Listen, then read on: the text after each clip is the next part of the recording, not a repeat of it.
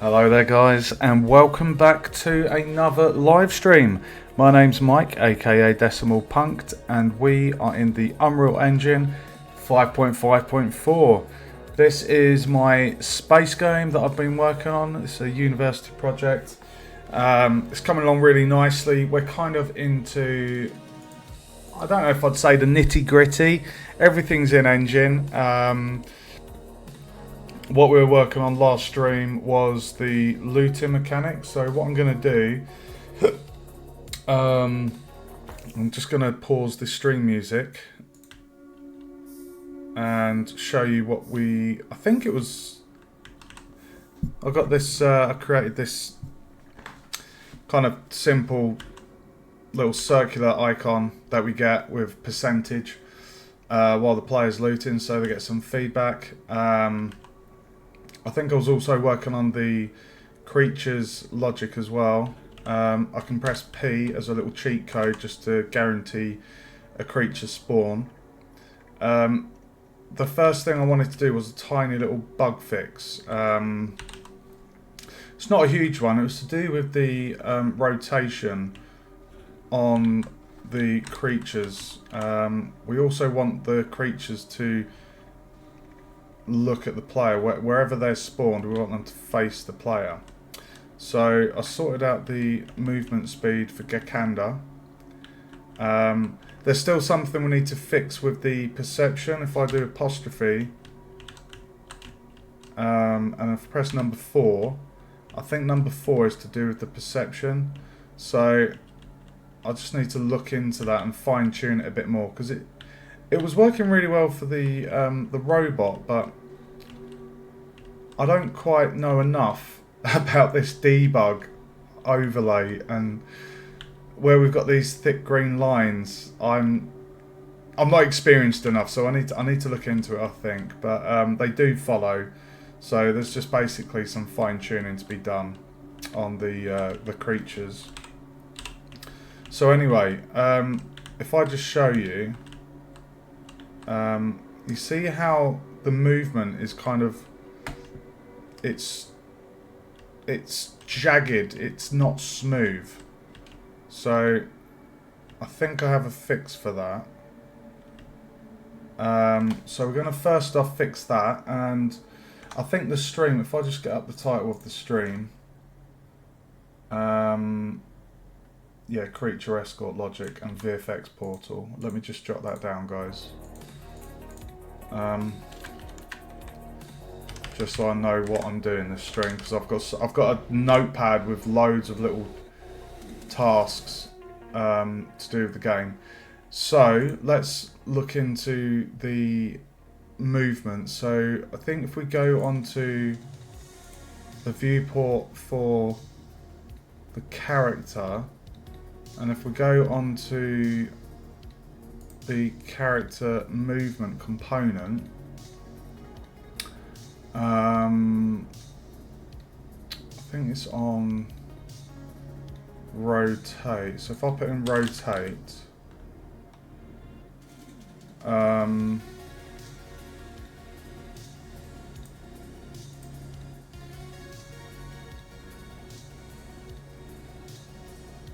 okay, so if true, smoothly rotate the character toward the controller's desired rotation, overridden by orient rotation to movement.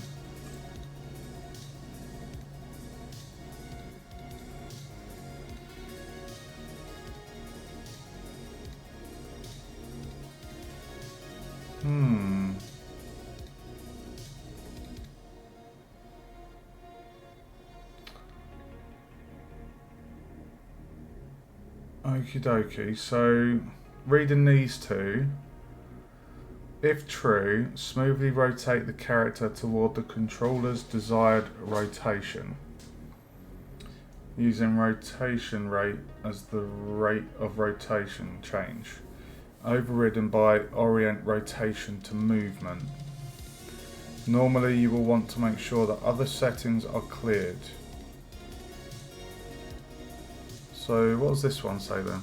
If true, rotate the character toward the direction of acceleration. Using rotation rate, overrides, la di da di da.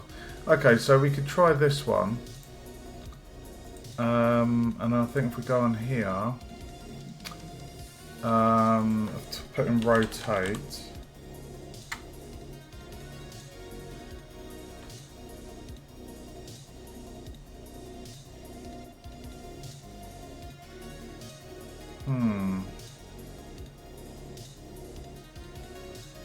I've seen this setting before.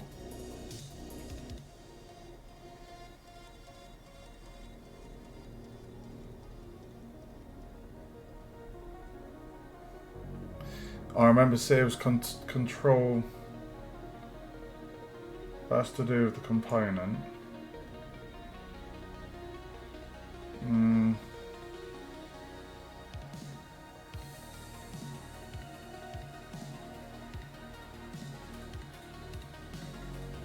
It was like a yaw. There were 3 tick boxes. There we go. Pawn. If true, this pawn's yaw will be updated. So I think I turn that off. So under pawn. So then going back to the character rotation. Welcome to the stream, by the way. So now if we compile, save and simulate. What we're hoping for is the creature to have a nice rotation and not that bloody awful janky janky looking rotation. So we need to get Gekanda.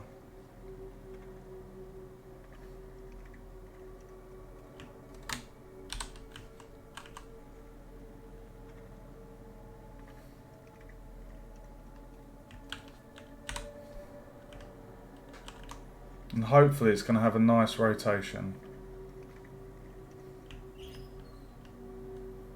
Oh my god, that's so much better.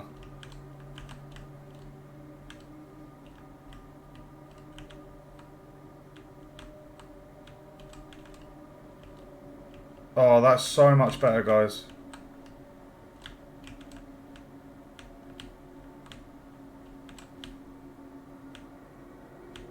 Look at that. Compared to what it was.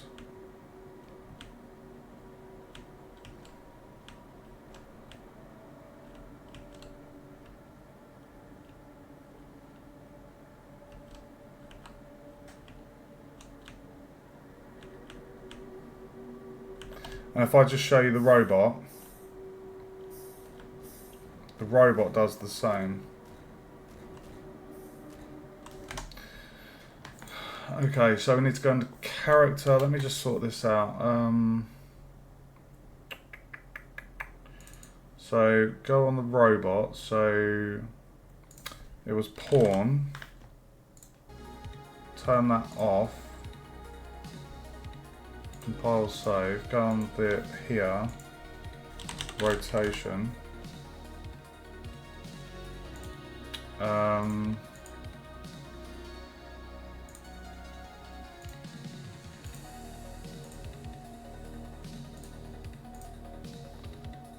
Okay, so that's aligned.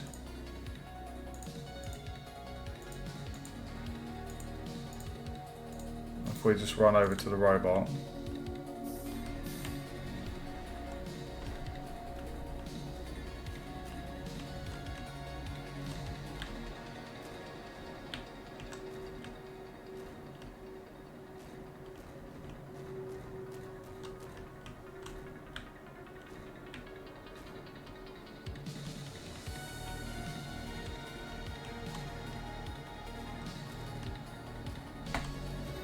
Yeah, I'm happy with that.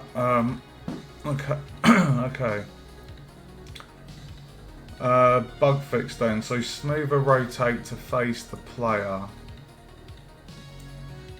I mean, that's done for the creature and the robot. Smoother rotate to face player on robot A. Smoother rotate to face player on robot A. Done that. Smoother rotate.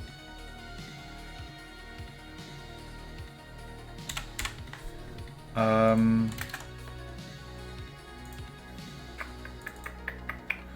I'm going to do is I'm just going to do it for the other creatures.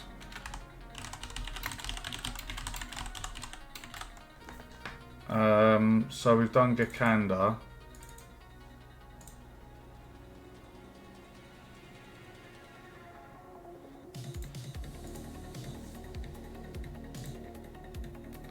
Right, so it was pawn. Turn off use controller rotation yaw. And then rotate. Use controller desired rotation. So that's Bear Coon done. We've done Gakanda. So do Gelatino.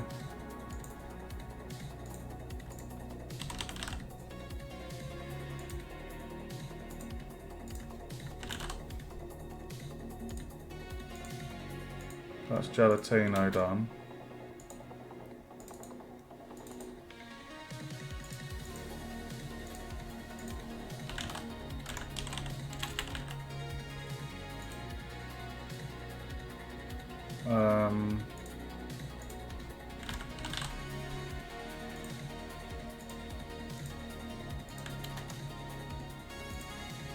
I think that's it, isn't it? Character movement, rotate.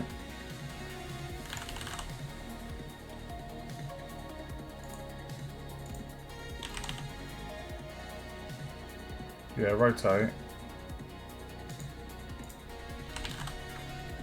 Yeah. Okay.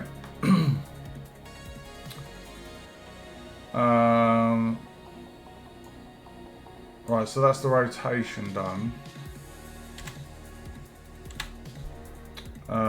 What other bug fix? Just while I'm here. Okay. Alright, so we've done a nice little fix there, smoother rotation. Now, this stream was going to be about sorting the creature escort logic. So at the moment,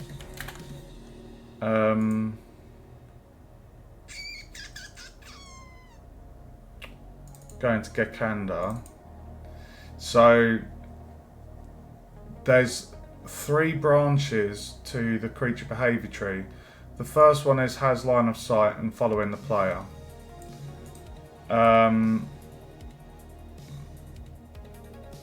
We need to have something else. So if the distance between the player and the creature gets past a certain point, this logic kicks in. And then a separate branch is for if the robot catches the creature.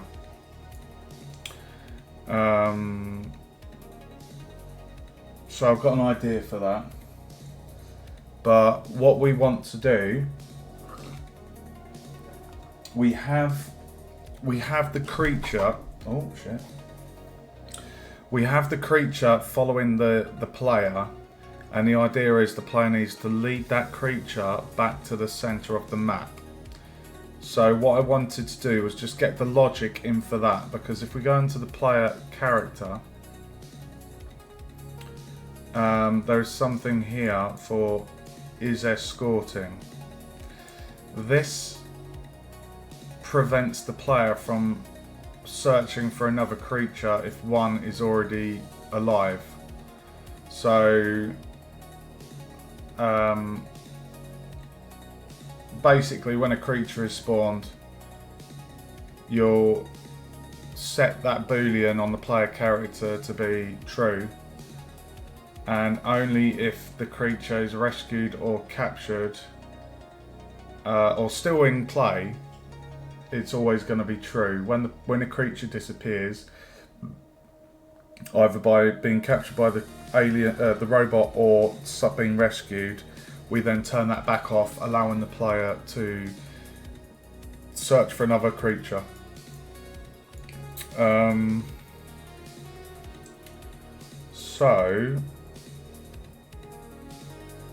then we're going to have four booleans on the player. So when they found one creature, will register a boolean, because there's only 4 creatures, so 4 booleans, and then the win condition is that all creature booleans are true. So I just need to have a look at the spawn manager.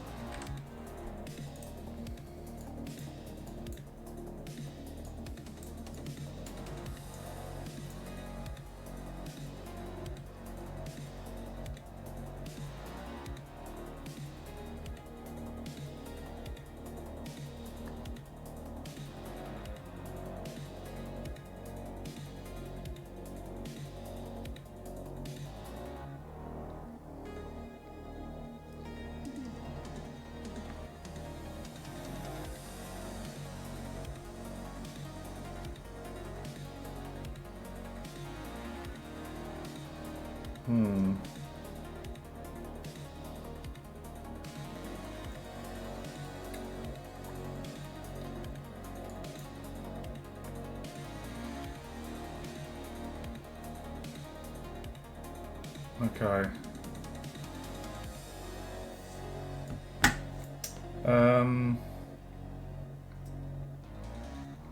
I guess what we need to do quickly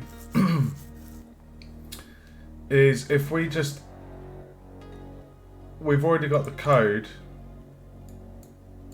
for the creature here.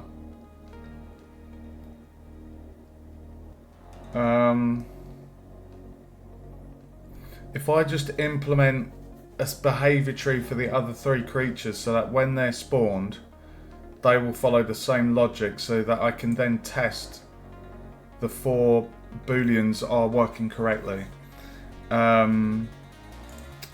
So let me just... I need to also do something. I need to... What do I need to do? Rename the behaviour tree task for the robot chase player.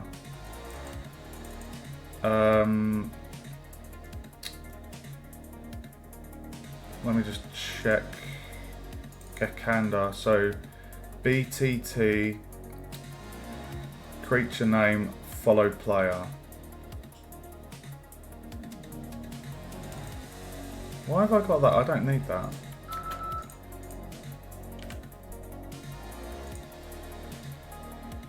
Okay, so this is going to be BTT underscore robot. Okay.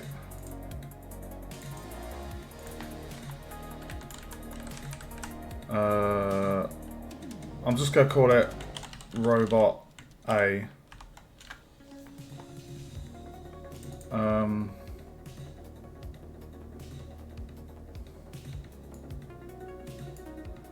Yeah, there we go. Because if we go into our assets NPC, we've got robot A, robot B. So now find random patrol.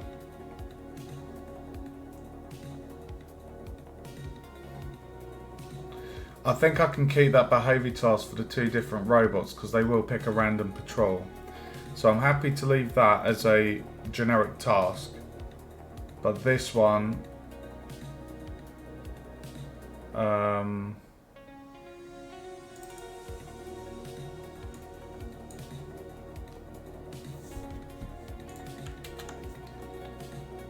yeah, sorry guys, there's a lot going on here. I've got a lot of complicated logic and all sorts going on. Right, so C.E.S.A.R's got all of that. Rename BTT similar. Yeah, done that. Okay. Right, so we're going to quickly create, we should be able to duplicate the blackboard and such for the creatures.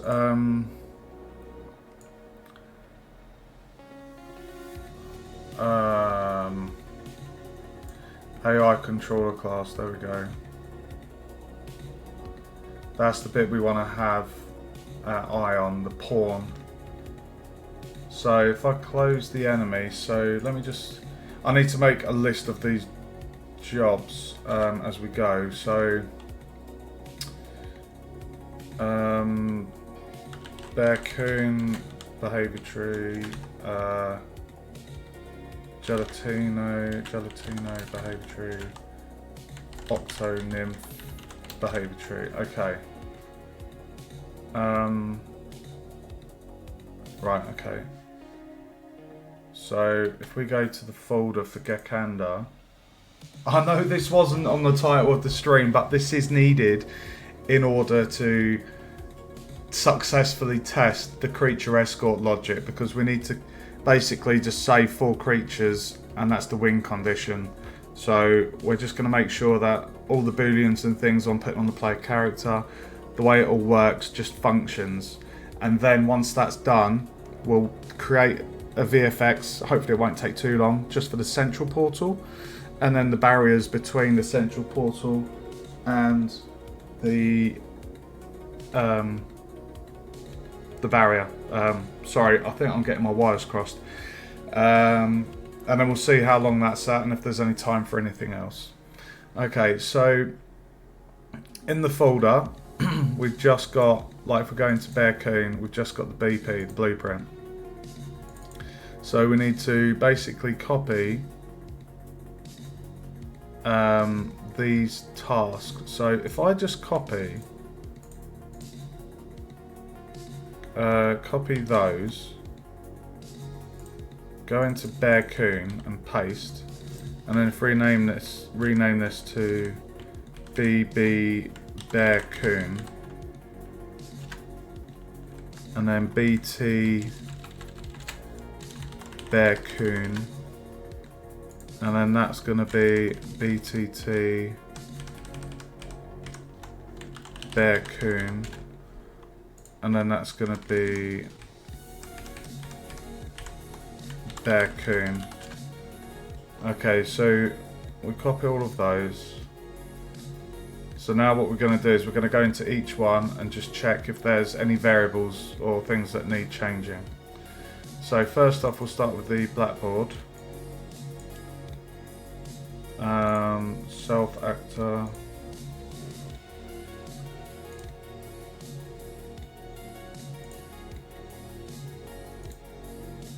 Okay. Now we're going to go into the Bear-coon controller. Okay, so run behaviour tree. So this is going to be BTT Bear-coon. And then we're just going to check all of this.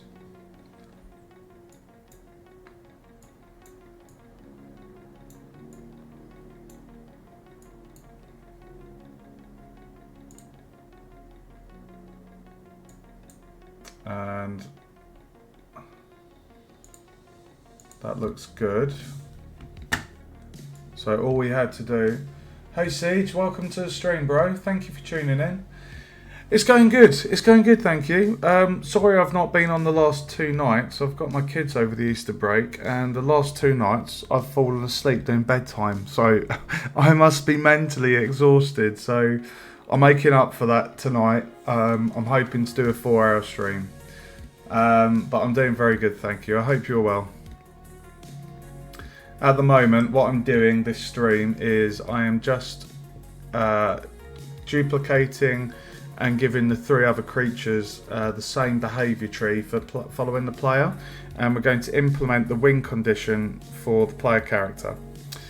And I've fixed the rotation on the creatures so it's nice and smooth now. So I'm just going through making sure everything's correct. So we've done the controller here. So the only thing we need to change on the controller is the BT asset. So we close that one. Now we're going to go on to the behavior tree.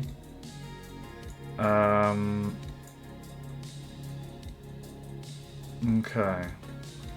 So on here, the walk animation needs to be changed to Bearcoon. So assets, NPC, Bearcoon, and this is the walk. So we're going to drop that in there. Bearcoon walk. Rotate to face the player.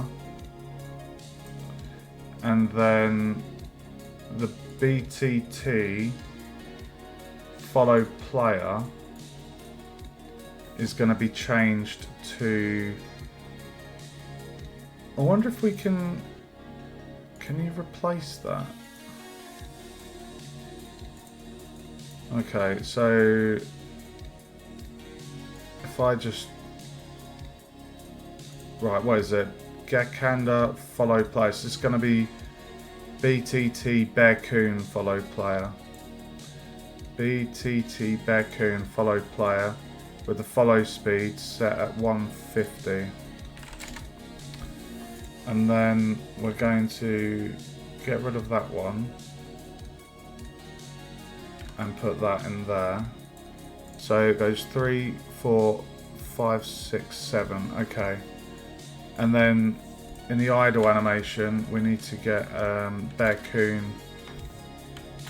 idle. Put that in there.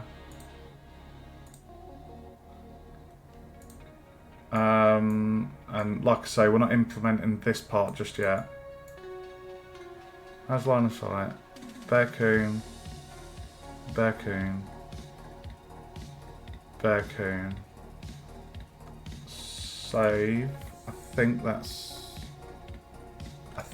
all good for the behavior tree. And then follow player. So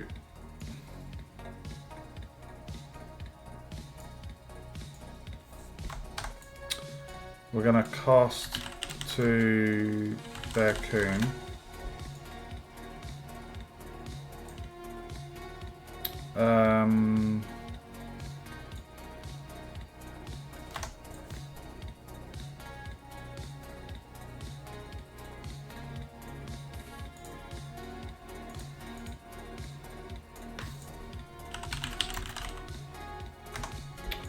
Oh.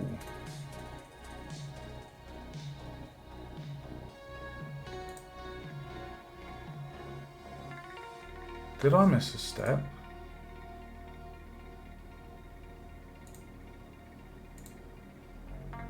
Cheeky bugger. I missed a step. Okay. So, why have I not got that BP open? Okay, we need to create the event for... Sorry, there's a couple of things going through my head here. So we need to create the update walk speed. So if I just go and get Gekanda, update walk speed. So update walk speed. Compile, save. And then we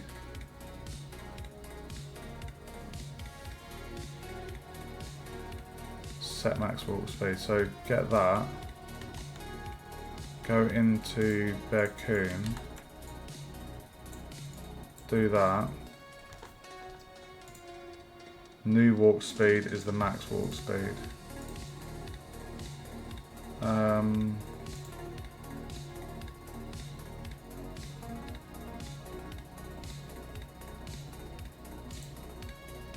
Inputs, there we go. Input. New walk speed. Float. Compile, save.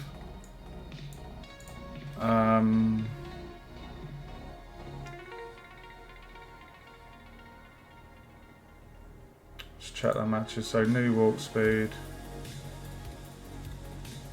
float. So new walk speed goes into max walk speed.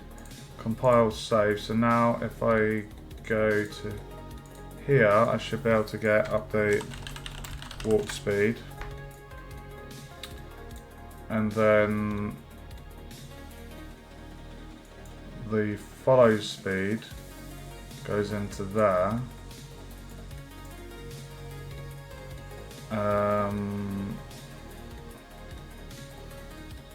So this one goes into there. That one goes into there. And that one goes into there. And then we'll get rid of that and compile and save. We've done a behaviour tree and we've just done the follow. So BTT Bearcoon, so we've got Bearcoon, update warp speed, finish the execute, close that.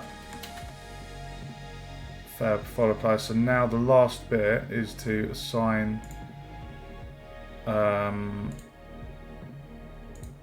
was the pawn here, the AI controller class. So let's just make sure this matches up. So we've got disabled, placed in world or spawned.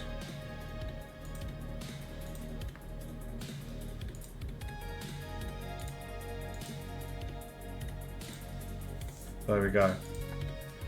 Right, so now we should have the exact same behaviour tree happening for Bearcoon. So we're going to test this.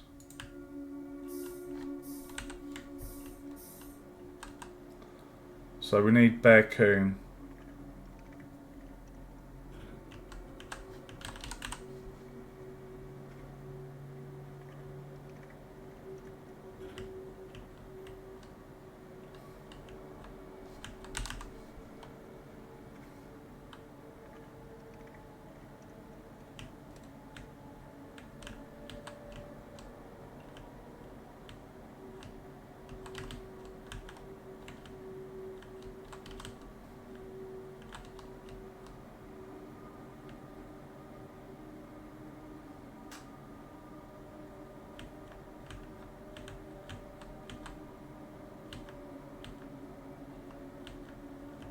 Okay.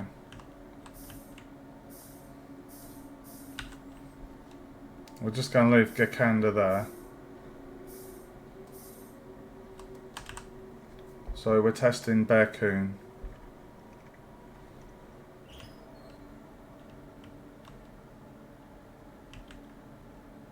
Oh yeah, sorry. We need to sort out the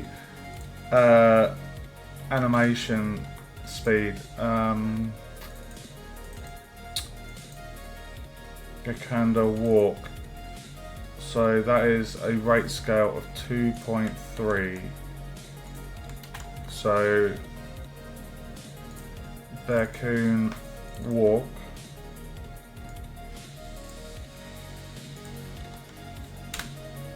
There we go. Save that. Simulate again.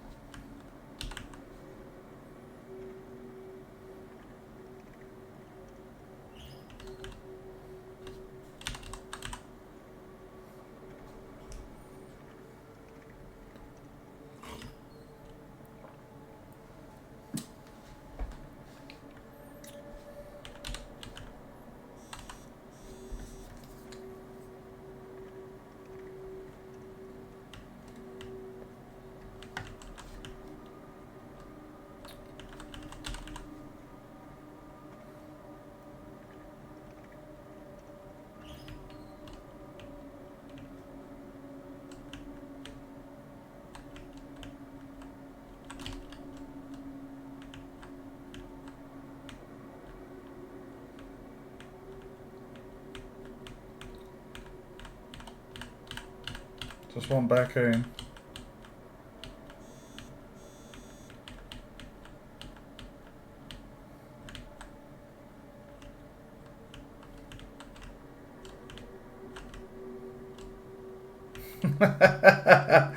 Okay, so they're following the exact same logic. We can see he's moving the same speed as Gakanda. He's ever so slightly bigger than Gakanda. You won't ever be able to escort 2 at a time. You're only allowed to escort 1 at a time.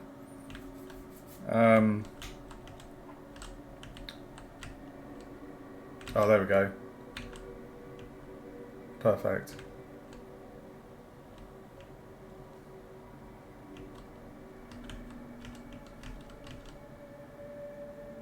Well, it's quite creepy seeing his shadow there. Watch this. That's quite scary. Okay.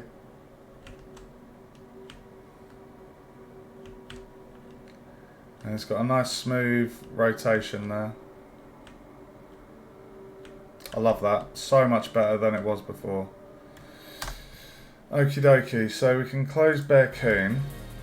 So what we're going to do is we're going to go through the 2 remaining creatures. We're going to duplicate the behaviour tree, do the same as what we just did.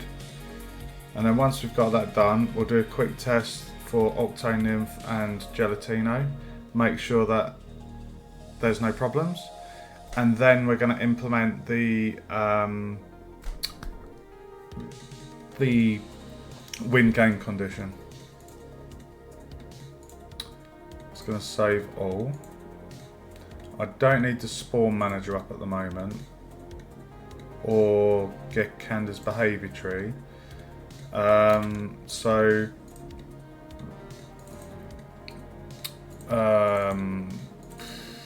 so it was copying the Blackboard controller, the behaviour tree and a behaviour tree task. So we're going to Control C. And we've already got Candace, so we're going to do Gelatino. So I'm going to paste, and then we're going to rename these.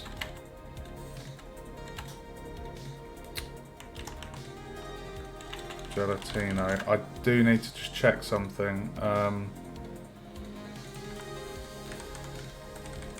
Just remembered something.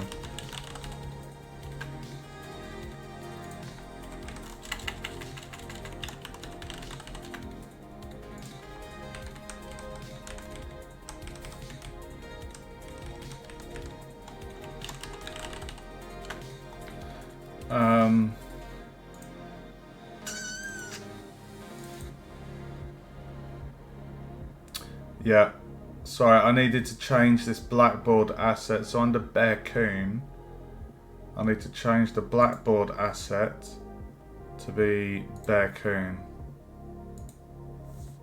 So if I just quickly go into Gakanda, he has the behaviour tree Gakanda, Blackboard Gakanda. Going to Bearcoon, behaviour tree Bearcoon, Blackboard Bearcoon. So that's all correct now. So let's go back to Gelatino. So we're just going to check this.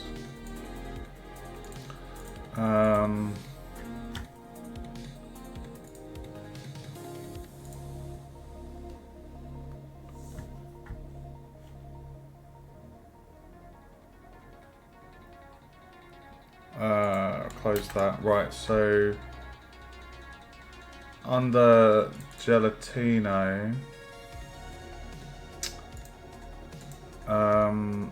we need to go to pawn.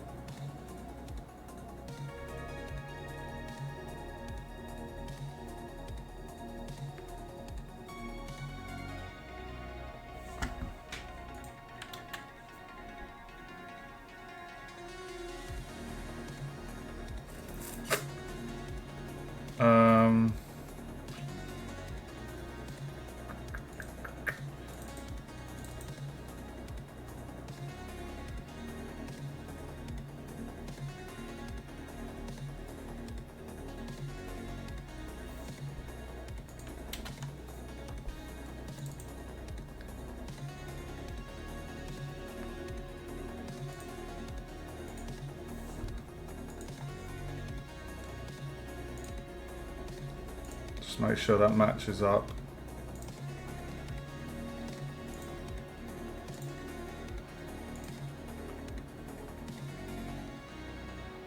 And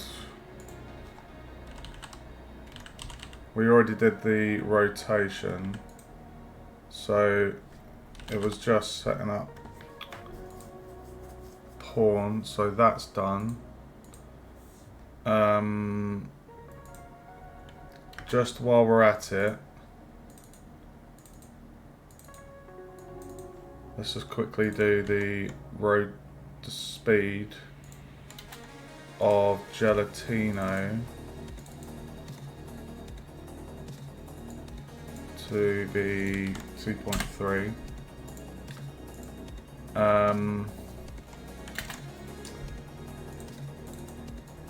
Okay, so we've done the blackboard. Nothing needs changing in there, to be honest. We've done the controller for Gelatino to be Gelatino controller. Gelatino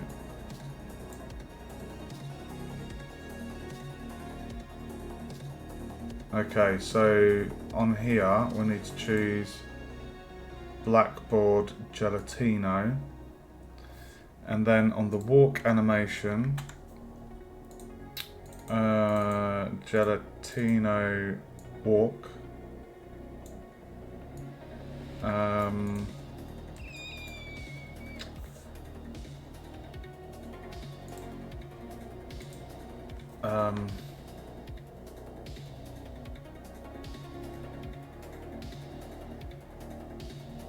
Do the idle animation while we're here.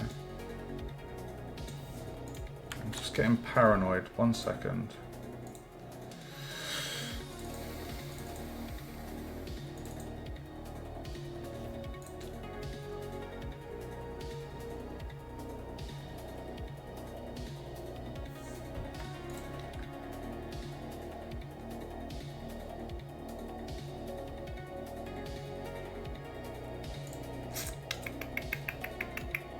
So we've got Gelatino idle, Gelatino walk.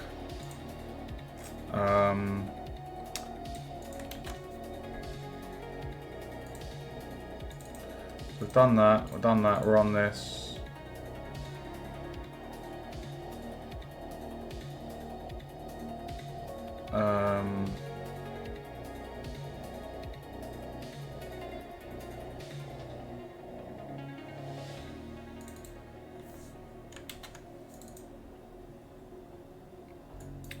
This needs to be BT Gelatino.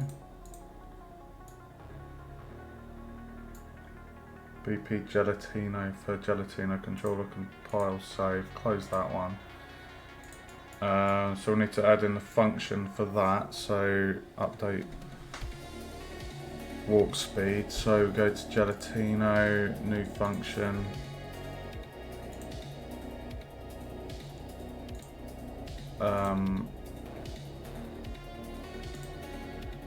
Update walk speed.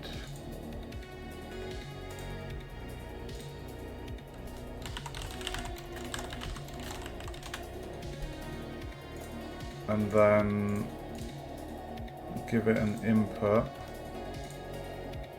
and that input is new walk speed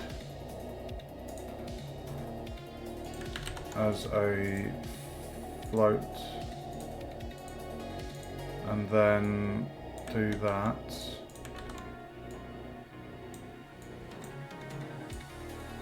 Compile, save.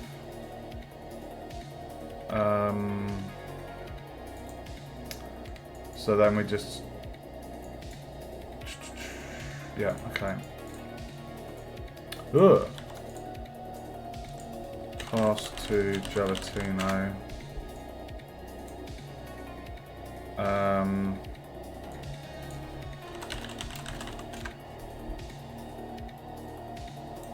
That goes into there. That goes into there. Cast failed goes into that. That goes into that. get rid of that. Compile, save. And then now what we do, under the Gelatino behaviour tree, we're going to call Gelatino follow player. Speed is going to be 150.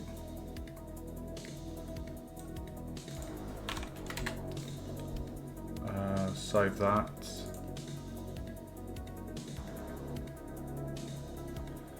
Gelatino follow player 150. Right, I think I've got everything done there. So now what we can do is test that and find us a Gelatino.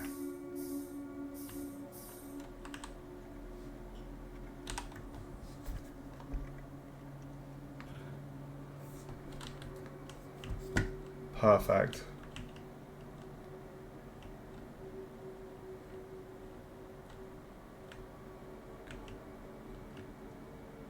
Oh, it's so nice having a smoother rotation there.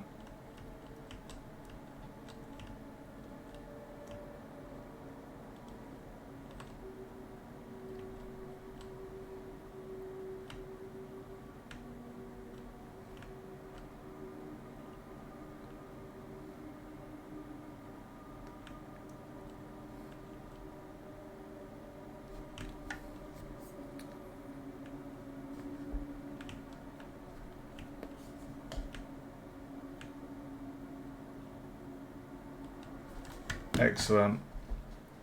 Oh, sorry, I didn't check his idle. I'm pretty sure he did do it. His idle animation. Right, we don't want you, mate. We want your buddy Gelatino. Oh God.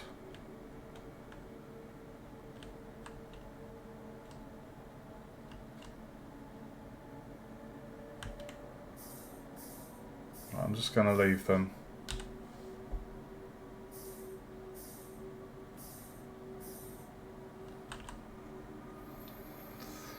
Who's it we need? Gelatino.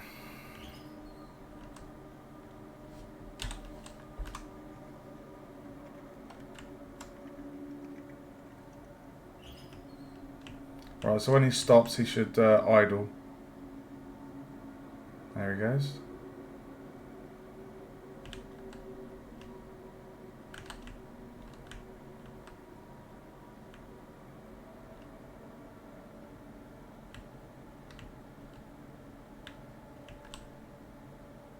Lovely. Okay. Right, so I can close the Gelatino behaviour tree. So now what we need to do is just copy, copy, copy, copy. Copy those, go into the last NPC.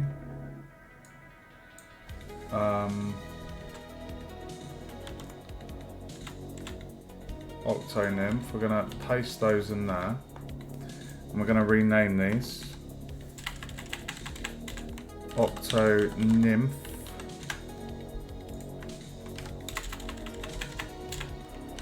Octonymph.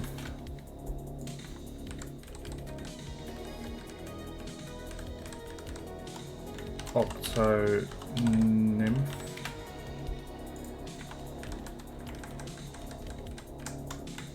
Octonymph. Okay. I'm just gonna sort out the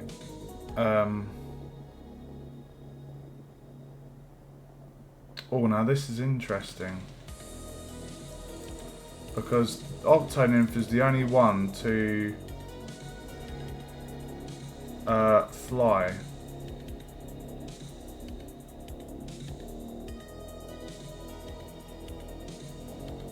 Run. That's the retreat logic.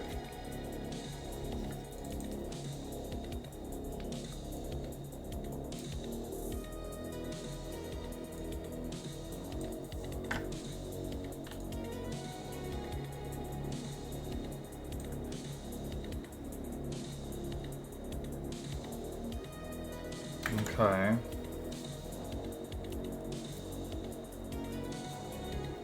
I think it was 2.3, wasn't it, for the other ones?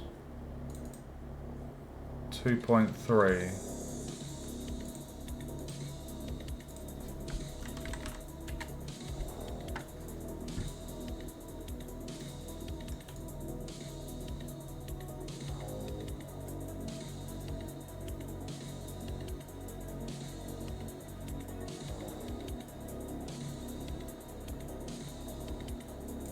Yeah, we'll leave that as that. So sorted out the animation speed. Right, so let's start with this. So we're going to go in here, and if I remember, nothing actually needs to be changed.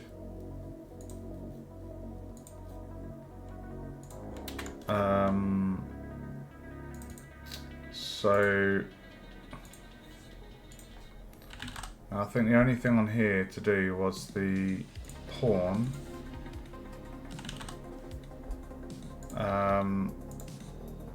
So place the model spawned, and this is going to be Octonymph controller.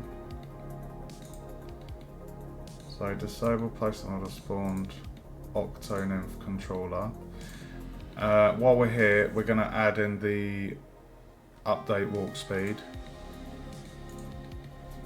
Update walk speed. Input, we're going to add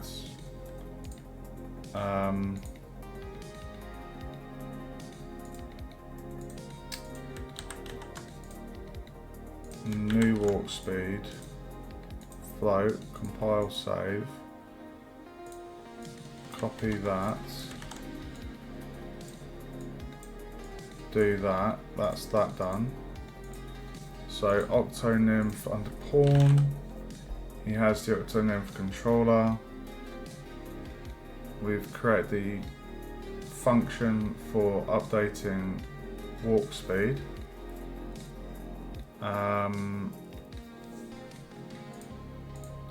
So I think that's all we need to do in there. In the let's do this one. So the Octonymph controller, the only thing we need to change up here. Thank you for the spam view, White. The only thing we need to do here is BT Octonymph, compile, save. So that's the controller, and then if we do this task first and then update the behavior tree. So we're going to go on here and we're going to cast to, if I just type in Octonymph,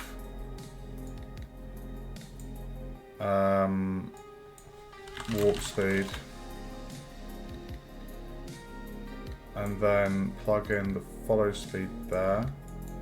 Cast failed goes to there. That one goes to there. That one goes to there. We'll get rid of that and we move that down. Compile, save. So Octonymph, update the walk speed. Compile, save, and then we go into the behavior tree for Octonymph. The Blackboard asset is going to be Blackboard Octonymph, and then we're going to drop in the walk animation, and on the idle it will be that one. So we've got Blackboard Octonymph, the idle Octonymph, and the walk for Octonymph, and then on here we're going to get Octonymph follow player with follow speed of 150. We get rid of that one and we just move that in its place. We save, we close. Now when we simulate, if we get Octonymph, he should be following us. Let's go, baby! I've got Gelatino. That's not the droid I was looking for.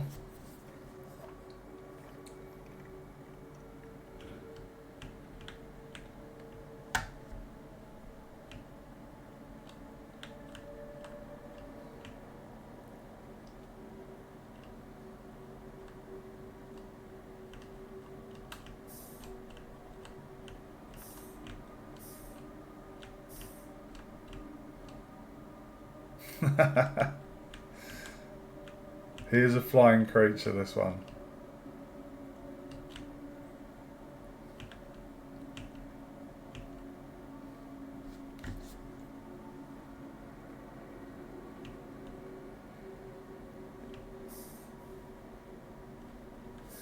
Now I think there is something you can do to make the animation switch a little bit smoother. So you see at the moment how it just jumps from... it's quite a sharp jump. I think there is a node where you can have a blend. I'm not sure how you would do that in a behaviour tree though.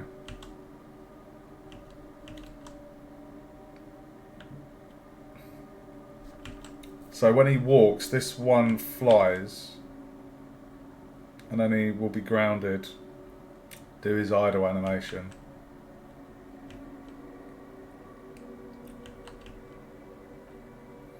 So what we now have, guys, is we we have all of the behaviour trees acting the same. So if we just bring up Gikanda, just because I did him first. So we have all of the creatures following the player, provided I have line of sight.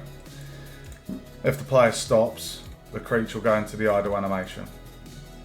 So let me just check my list of jobs. So Octonymph behaviour tree is done. Creature escort logic. So we need to block other. We need to block other looting. We need to destroy the creature when they hit the center of the map. And for creature, each ball. Okay, so we're going to have 4 booleans on the player character, 1 for each creature, and it will just be called the name of the creature and then saved as the name. And then what we need to do is when a creature is spawned, we stop the player from being able to loot. So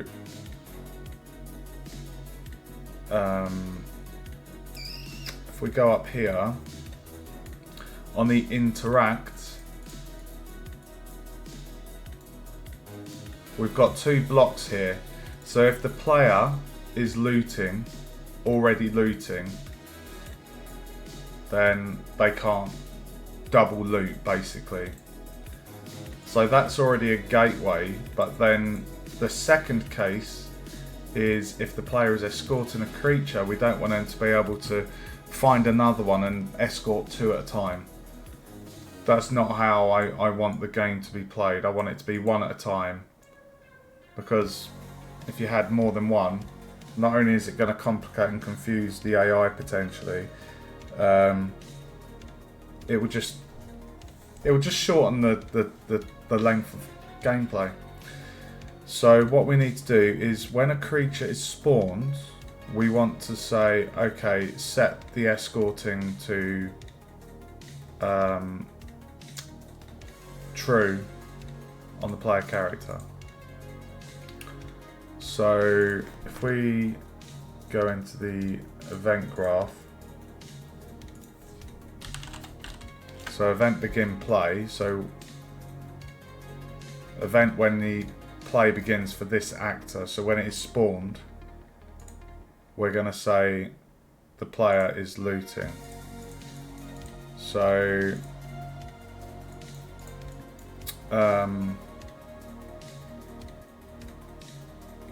I'm going to create a reference here as well. So I'm going to cast to first person character. Oh, hold on.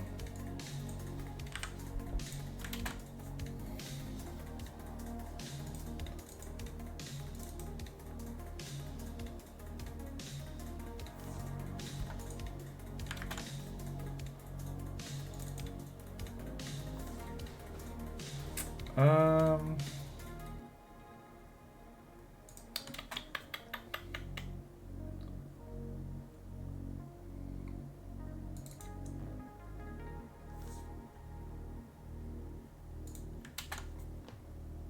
hmm.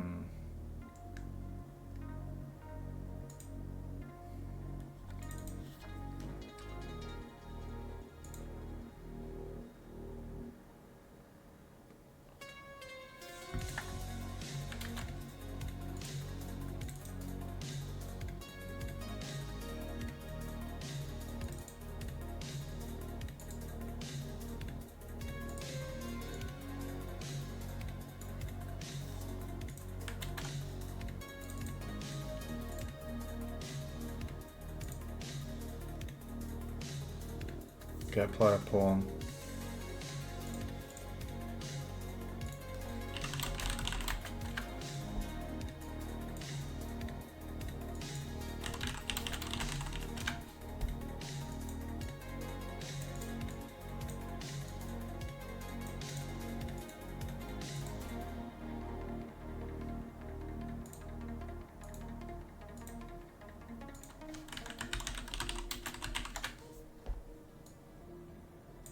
There we go. So when Gekanda enters play, the first thing we're doing is setting the player reference.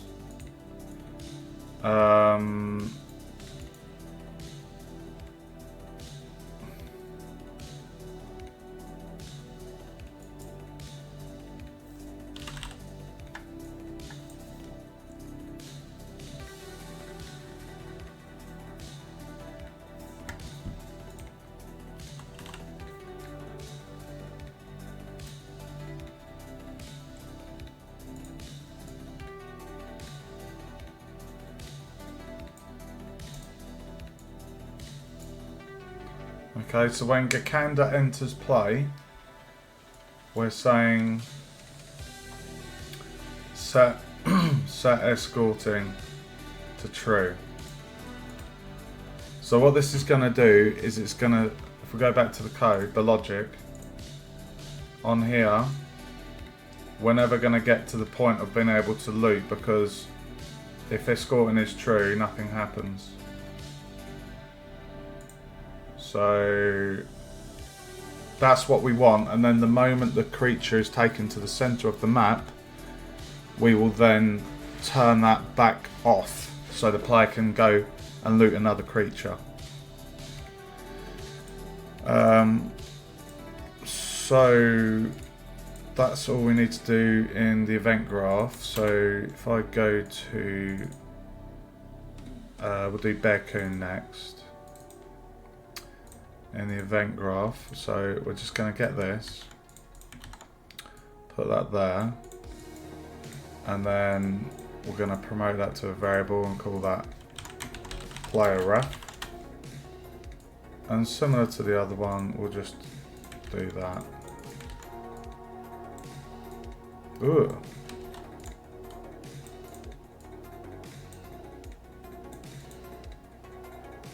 Compile, save. Open up Gelatino. Event graph. Do that. Do that. Promote to variable. Player ref. Get that. Post that. Compile, save. And lastly, octonym.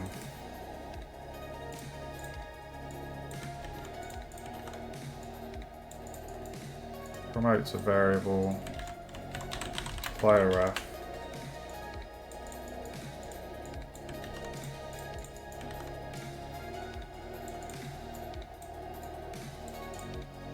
Compile, save. So Gakanda, Bearcoon, Gelatino, Octonymph. They've all got the same thing there. So now what we can do is we can simulate, and what should happen is if we get a creature, we know that the code is going to say we've got one. So now if I was to go on this, the line cast isn't working. Line trace, sorry, because we're already escorting a creature. Okay, so our job now is to guide this creature safely back towards the center of the map.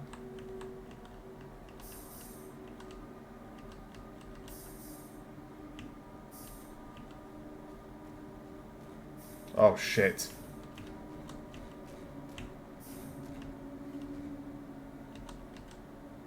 And there he goes. And that is what we need to do, guys. So now that we have the creature following us, and we know that the, if we go through here,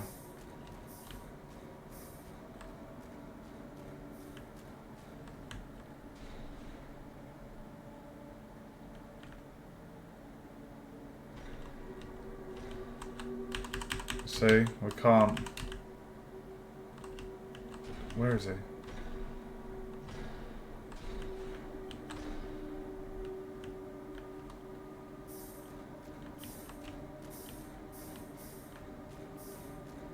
Okay.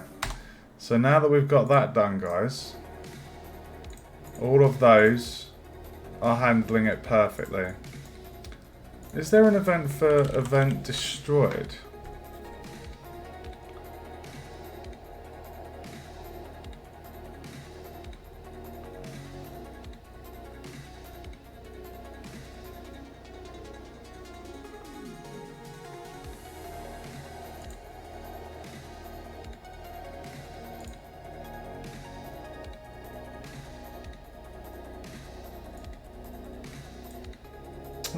Okay. Right, so we can close those 4 creatures. We'll leave Gakanda open. So now what we need to do, guys, is we need to create a kind of portal effect for the center map. So it's basically going to be an actor, and we'll call it BP Portal. We'll give it a Niagara effect. I don't think... Oh, I do have the folder. Oh, okay, we've already got Space Dust. So we need to create a portal visual effects, and this portal will be be in the center here. And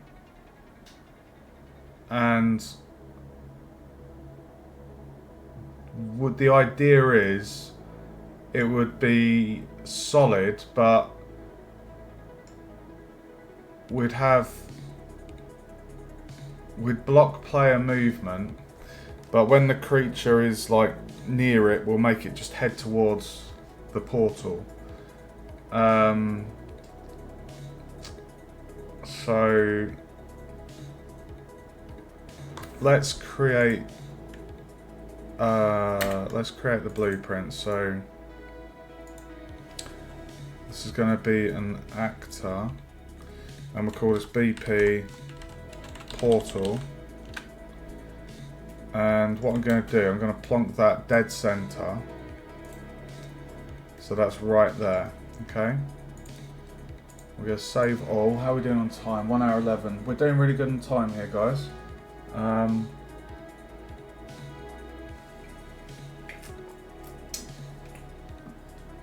What I'm going to quickly do, I'm going to add the booleans that I needed. So this is going to be I'm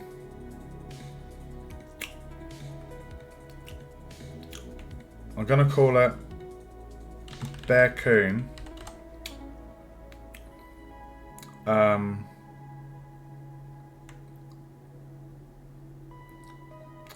saved,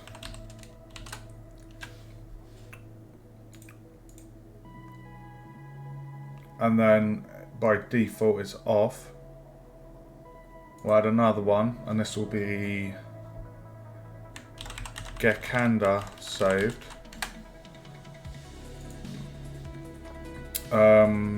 Gelatino saved.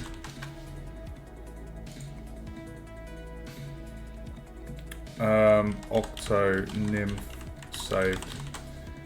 So we have 4 booleans there.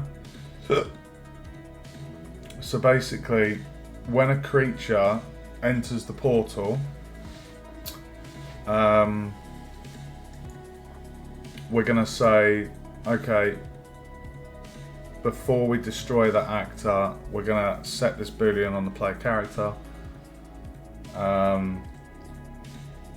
So then the win condition, when all 4 have been saved,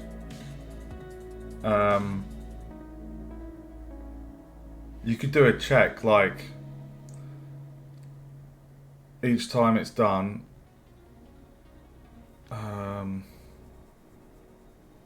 Yeah, so each time a creature is saved, we can also trigger a custom event on the player character to say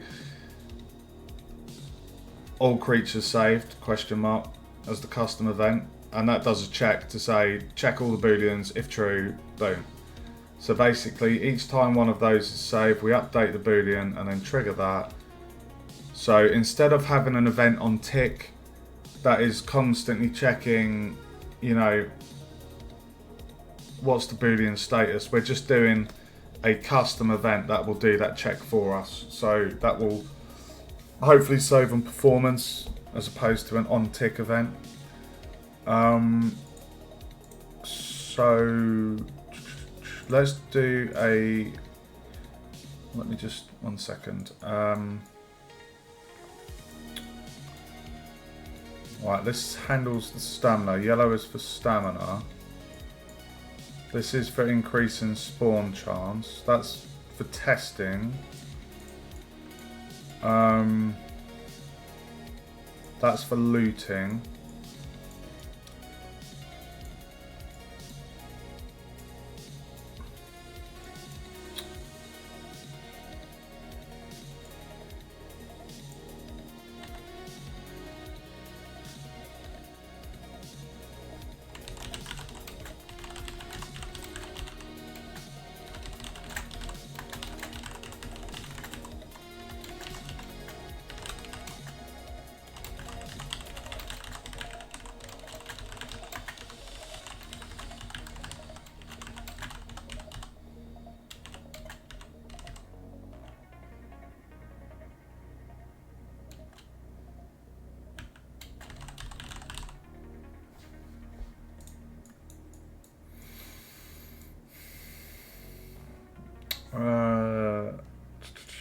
Yeah, so if player is escorting a creature or already looting a container, they cannot loot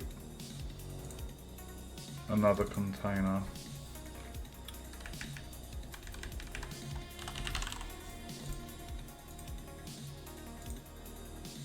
What colour shall we give that?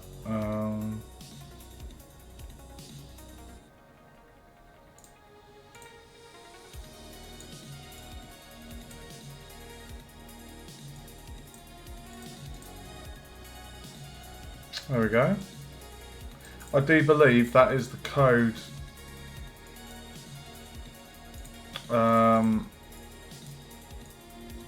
for that all done actually. I don't think we need to change anything else with the way that logic works. That's pretty much flawless. So let's do this custom event.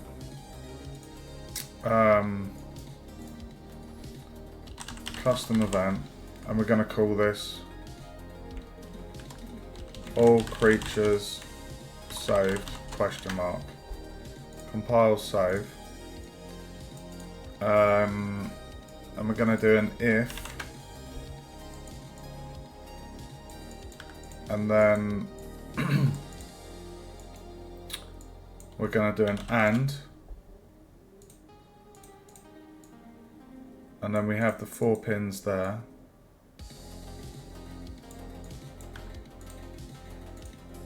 So do Bearcoon, Gekanda, Gelatino,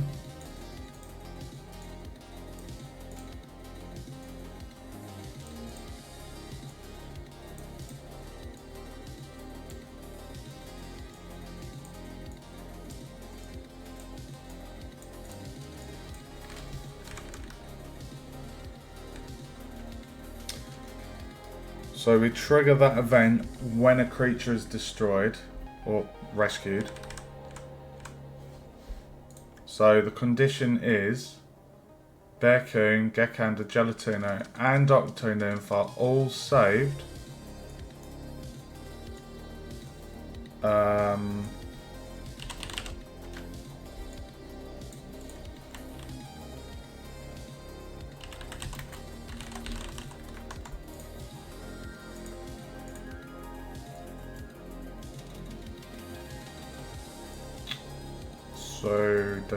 So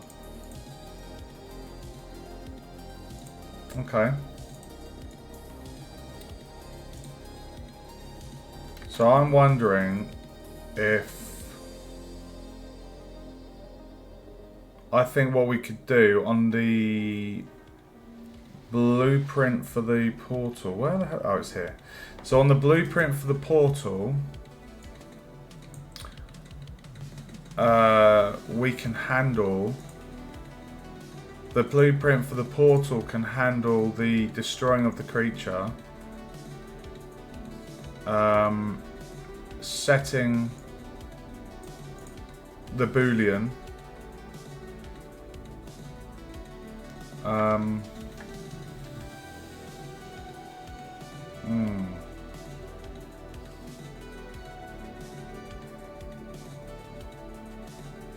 I'm just going to query this with AI because I've not actually used this node before.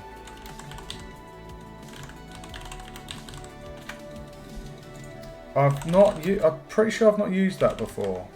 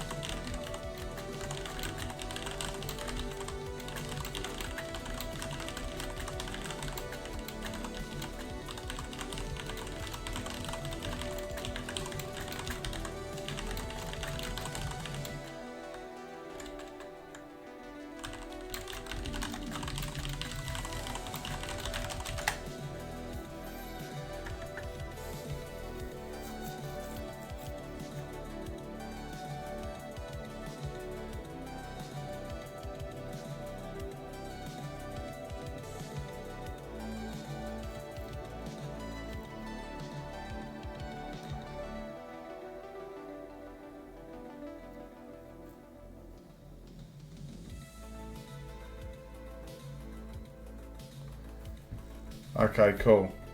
Right, so that is exactly what I thought it would do.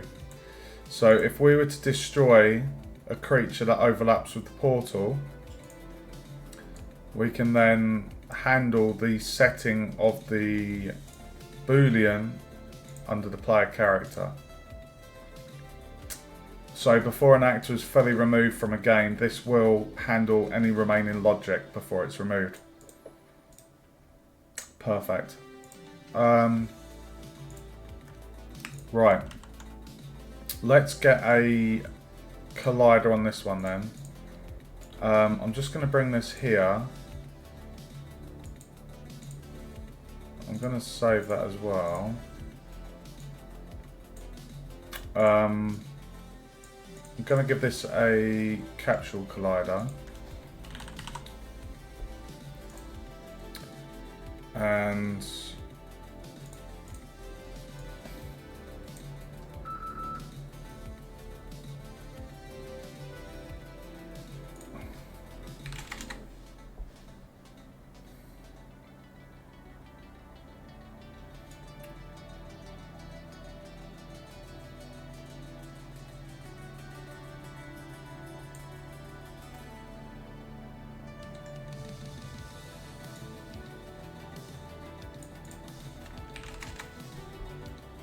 there we go, that is the exact height and span of that. Perfect. So 150 on the Z, and then the capsule half height is 150.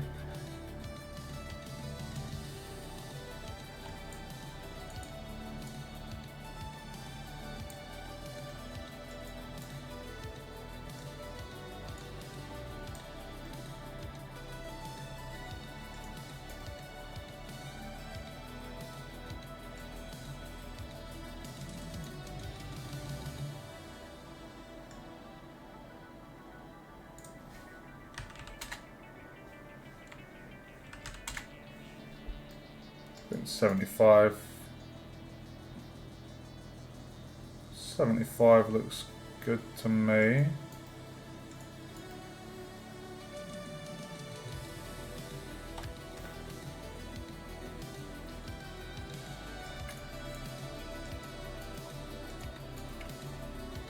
Now, we only want to destroy a creature that goes through that, so I should be able to do that going by the tag.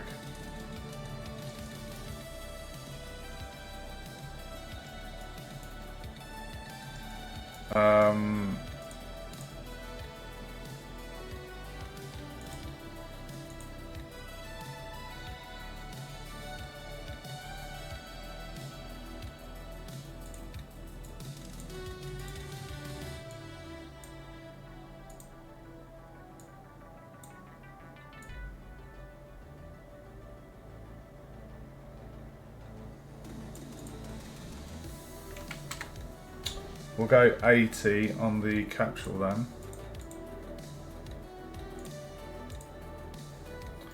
Okay, so 80 going by the top view. That looks like a good height. Oh my god.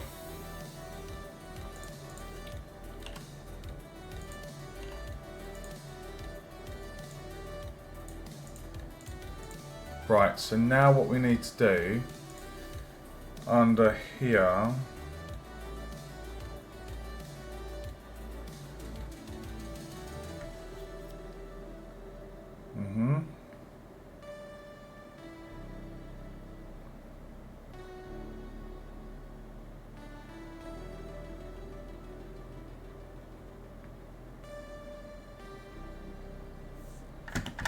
right, what I'm going to do quickly, guys, is just open up the creatures.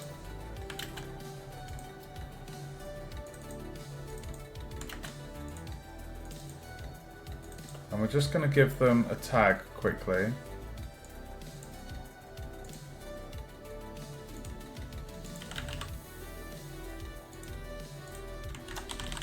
Creature.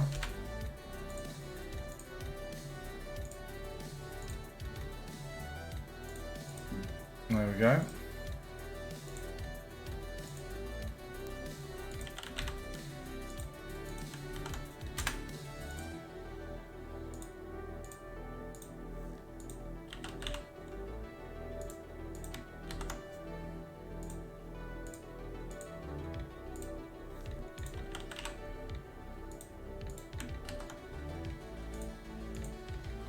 Right, so all 4 creatures have the tag creature. So now we need to hold on.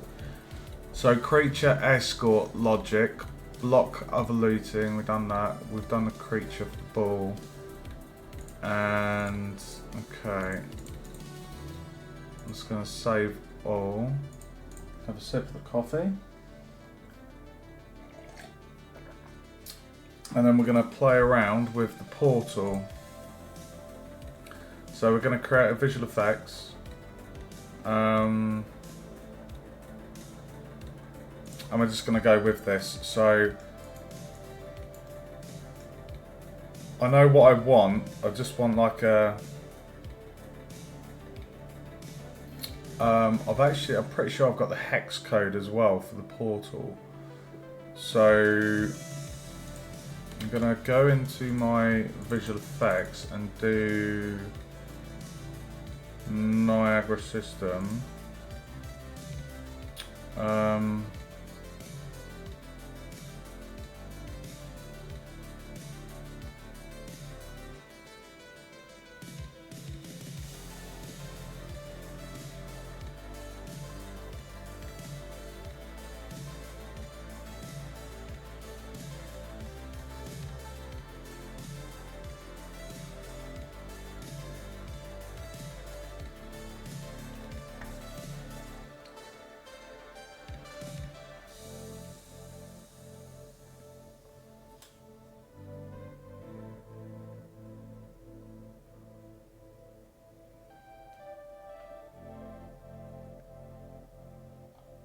Just wondering which would be best for a portal.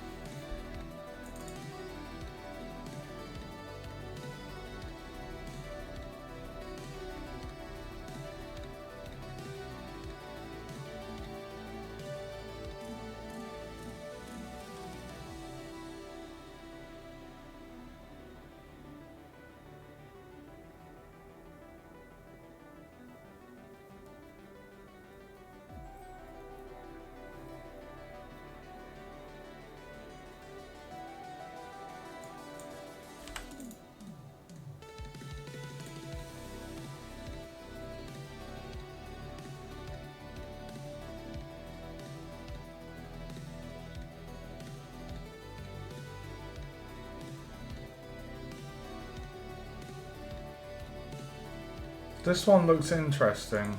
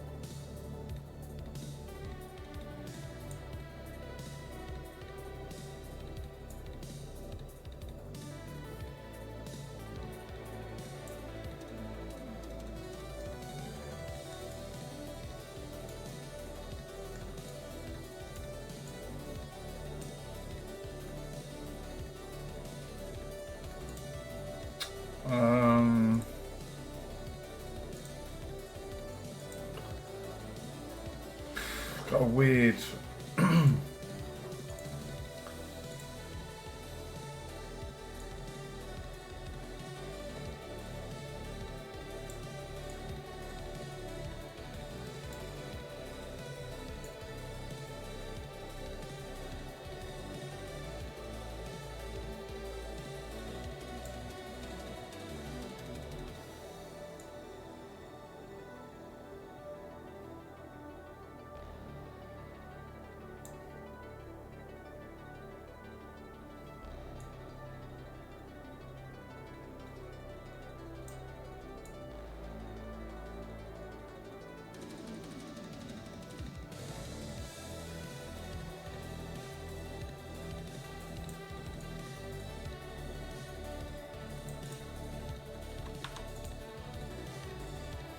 I don't want a bloody rainbow portal, I know that much.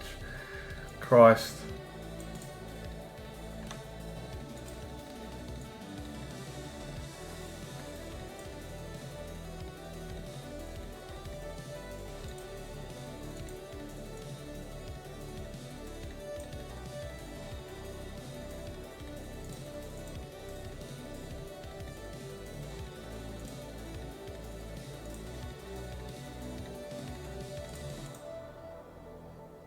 I only got the colour there. Can I not just turn that off?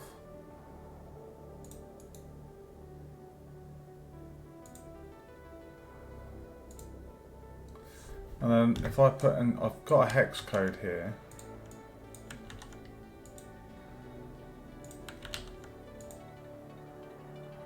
Which is weird. Why is that?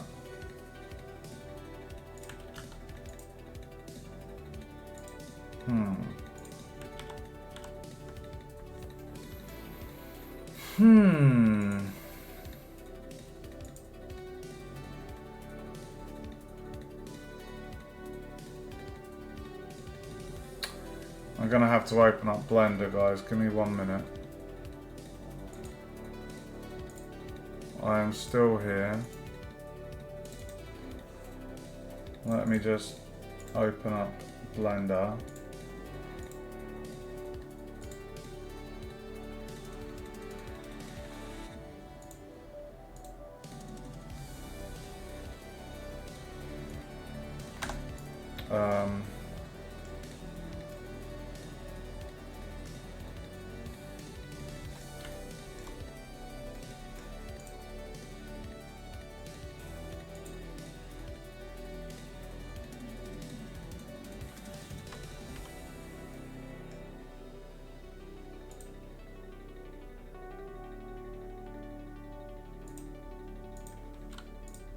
That's the colour. Oh wait, no, sorry, hold on. It was the centre.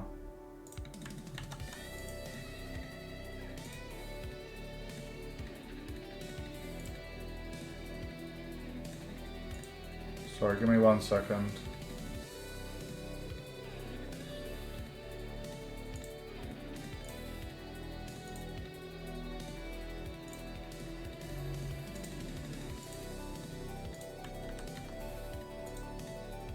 There we go.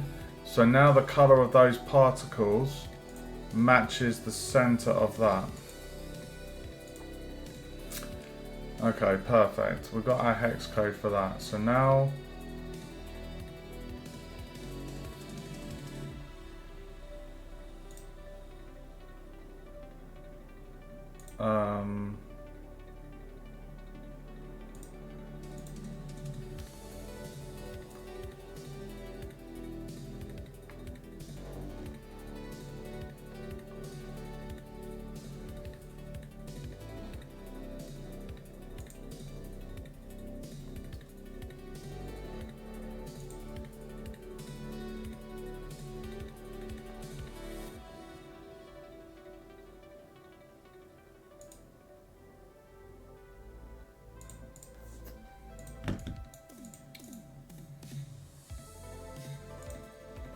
I'm just going to temporarily add one to this.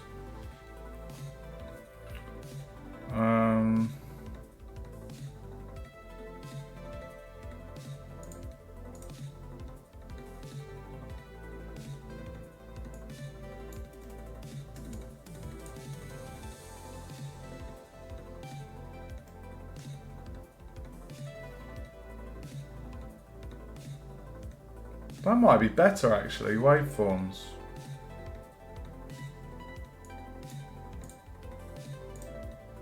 I'll just copy that.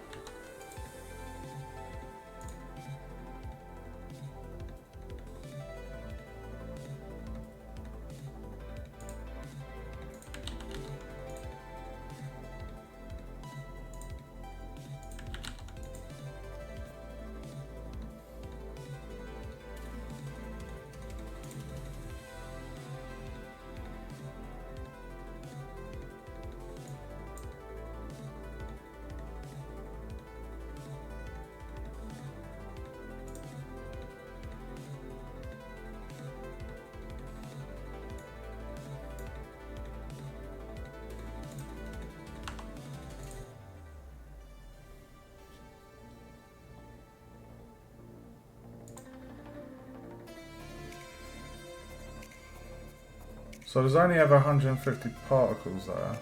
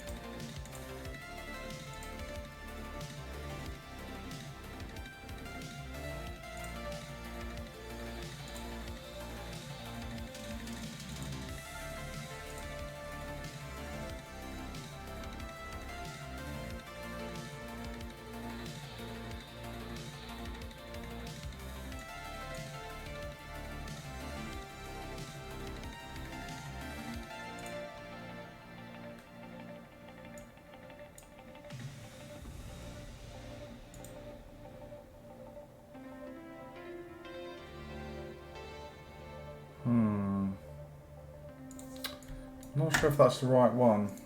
Welcome to the stream.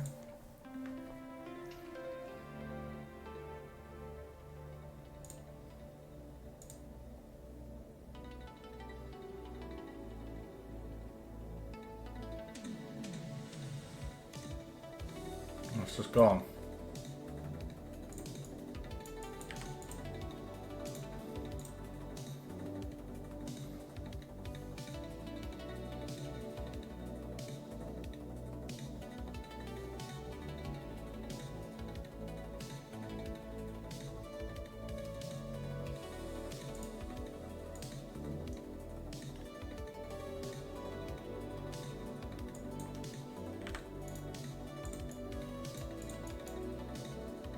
I mean, the grid location looks cool.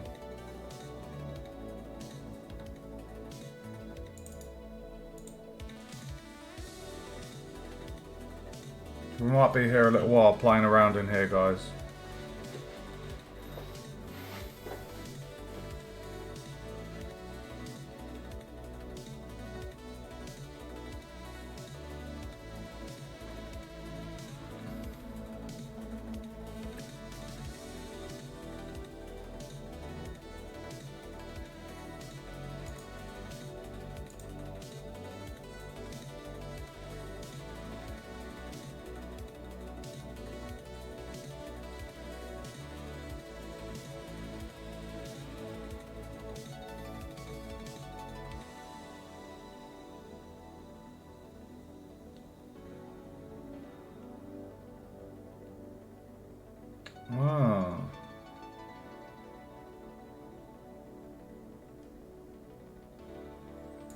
That's not good.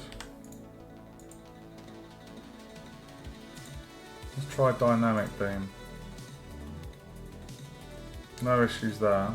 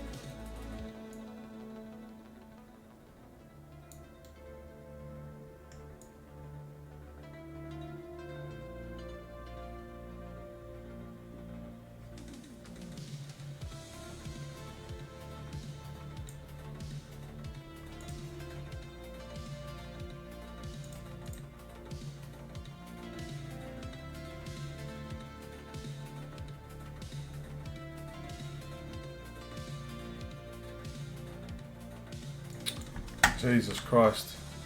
I'd rather not risk using that if it's going to potentially cause problems.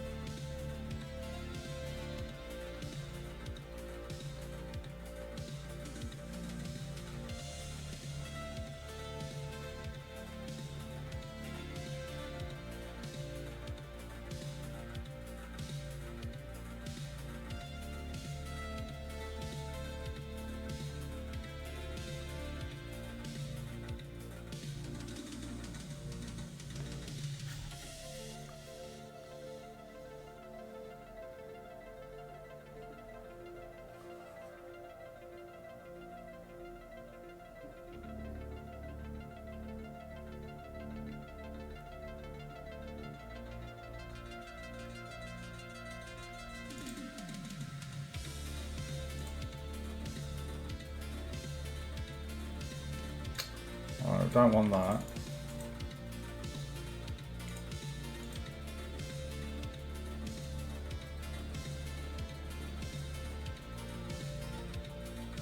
I do not want that.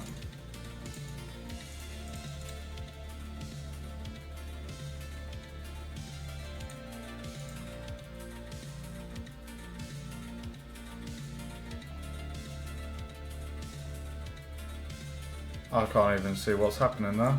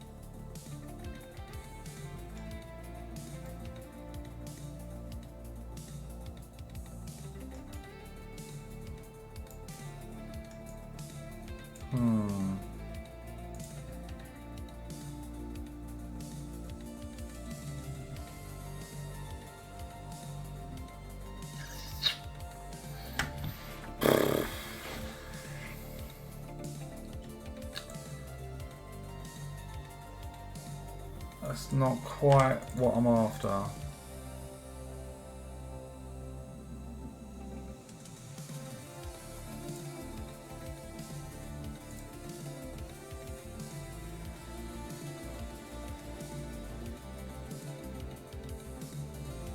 What is that? Okay. I know I could easily go and grab an asset on a store and have this done in seconds, but I want to do this myself, guys, so... yeah.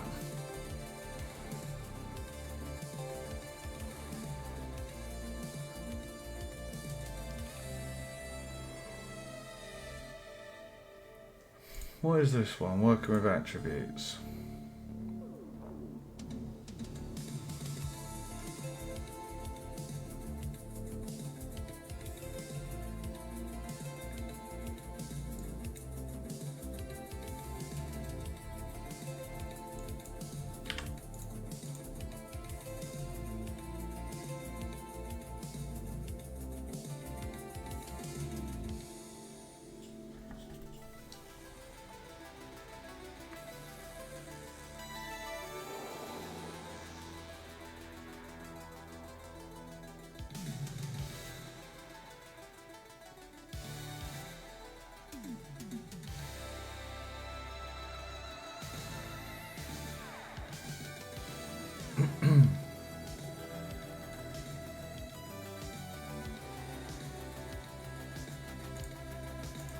Let's have a look at this one. WAV forms doesn't feel right.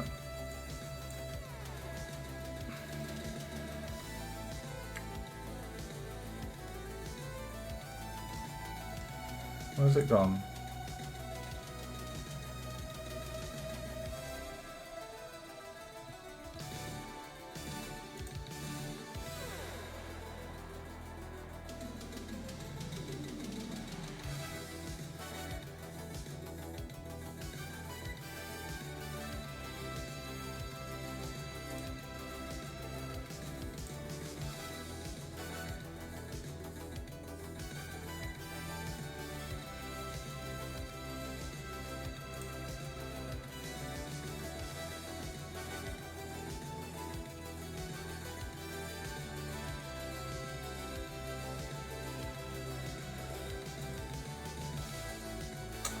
Okay.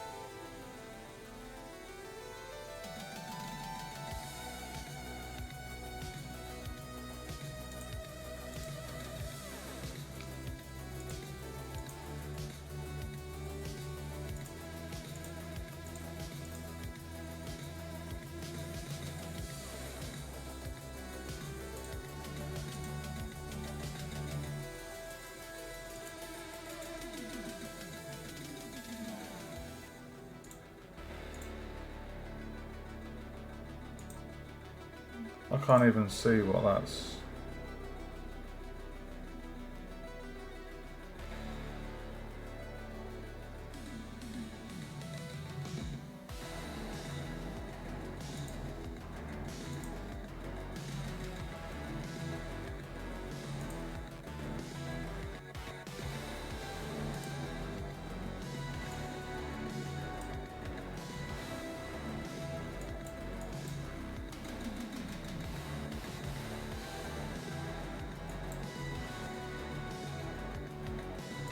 Let's go 50 on the ring radius.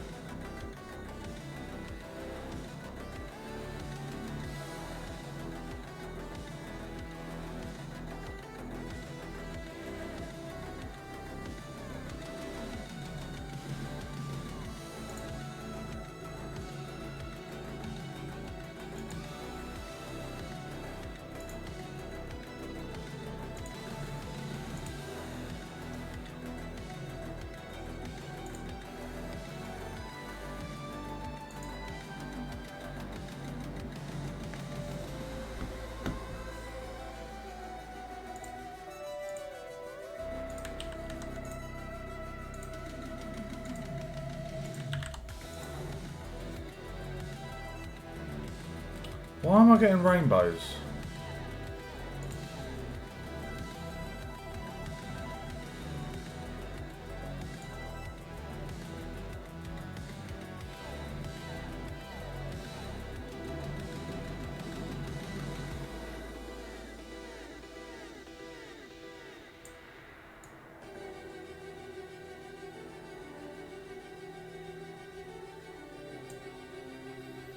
If there's a way that we can just kind of make these...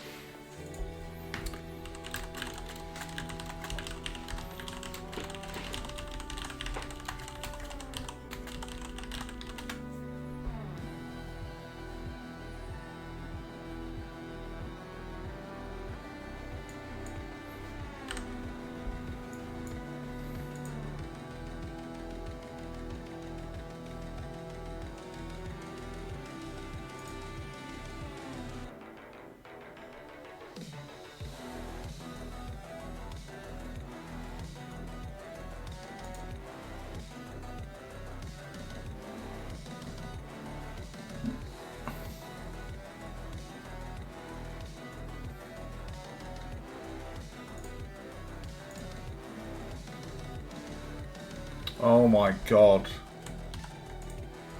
No thank you, what is that?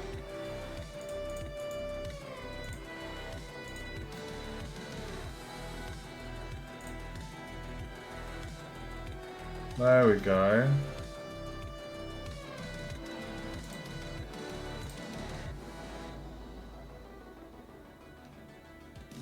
Okay, that's pretty cool.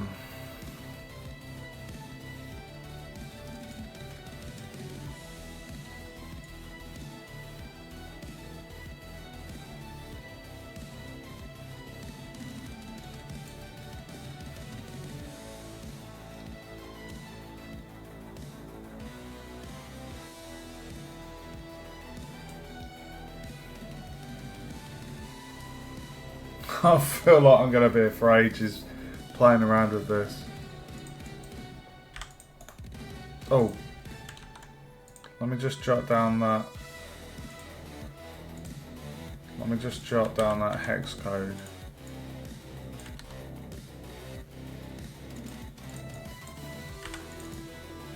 We will get one, that looks good.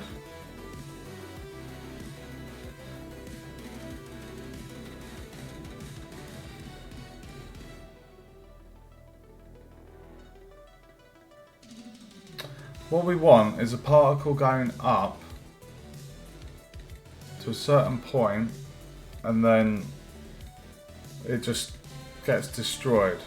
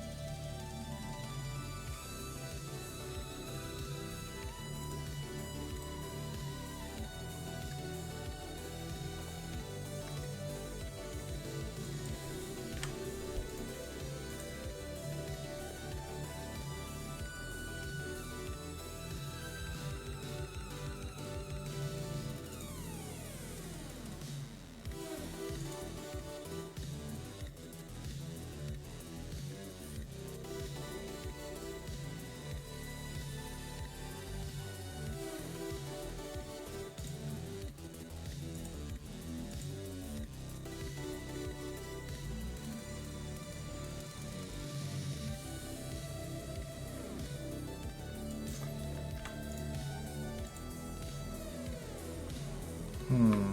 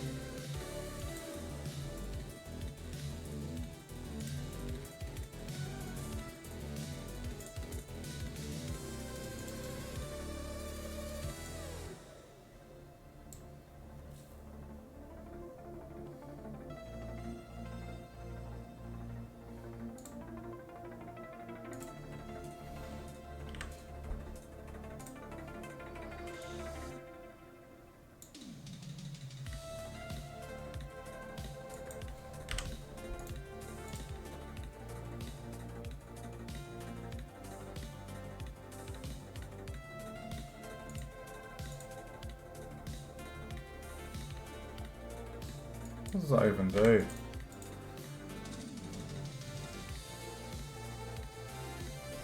I don't want to use the beam.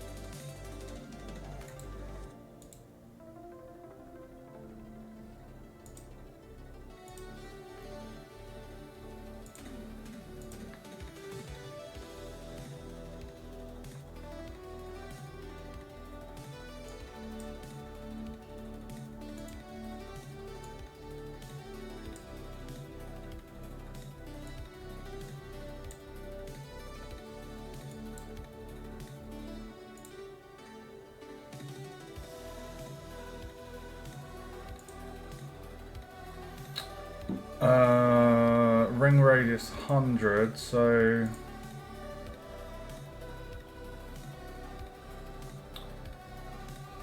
capsule radius 80.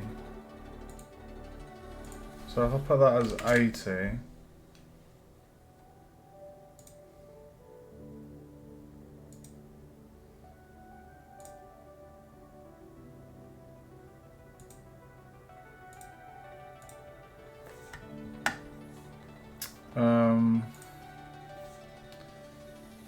paste that hex code in there.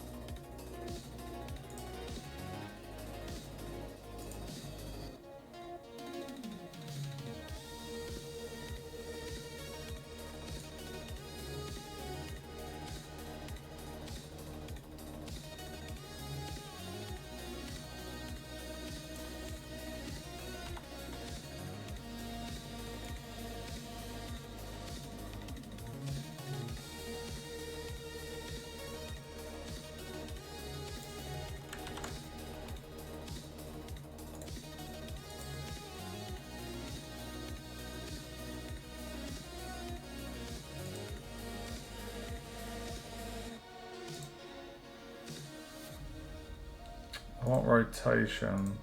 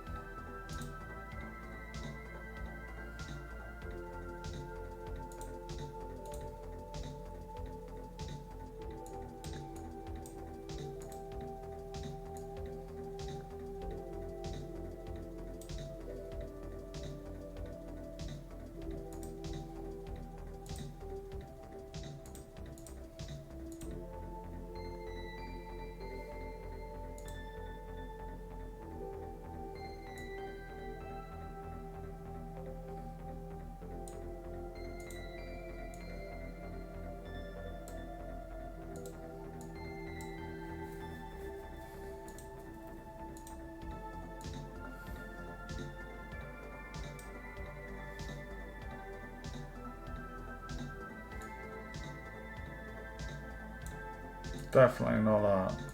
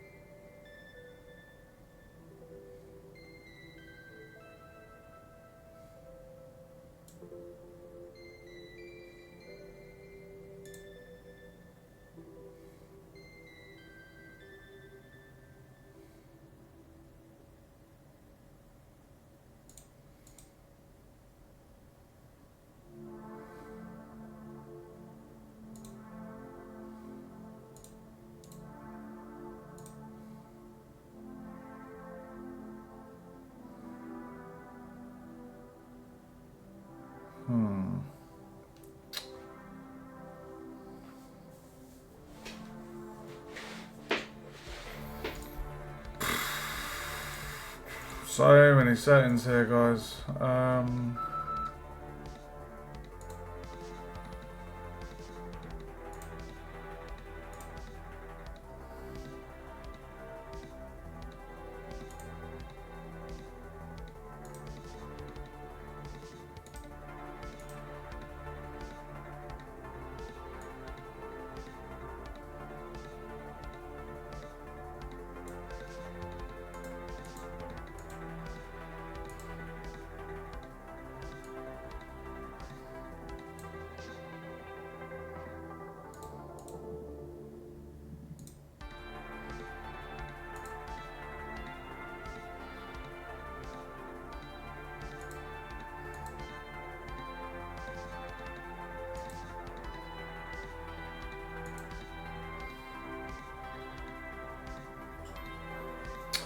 If there was a way that I could stretch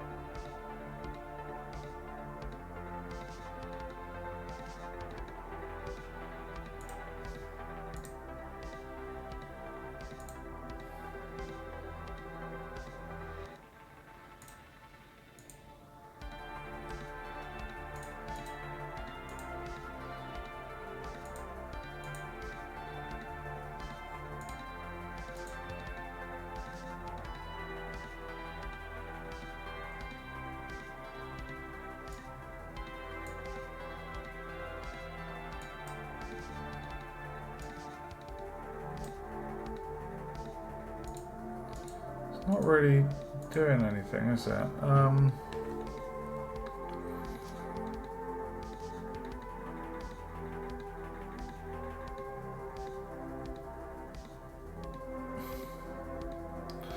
want to have them kind of 1.25.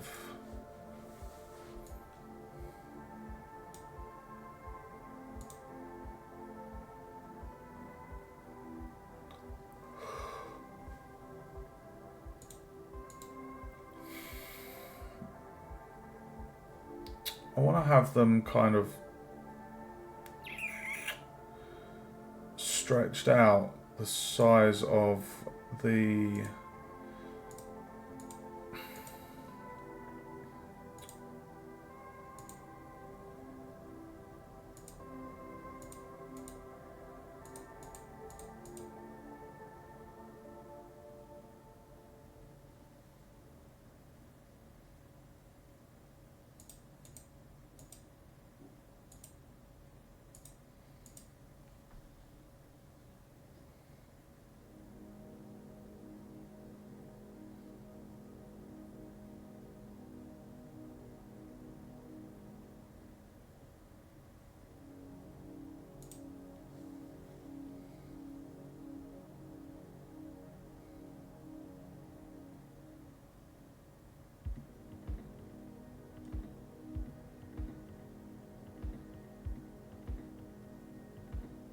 okay.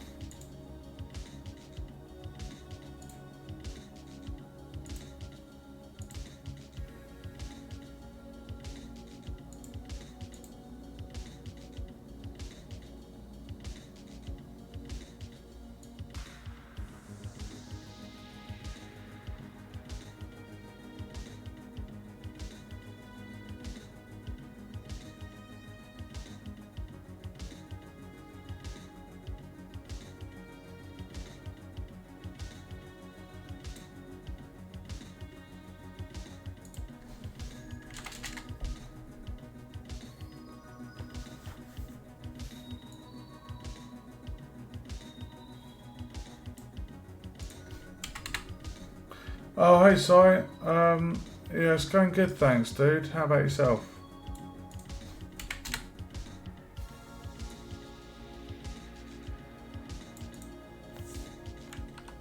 I'm just trying to sort out a particle effect for my portal at the centre of the level.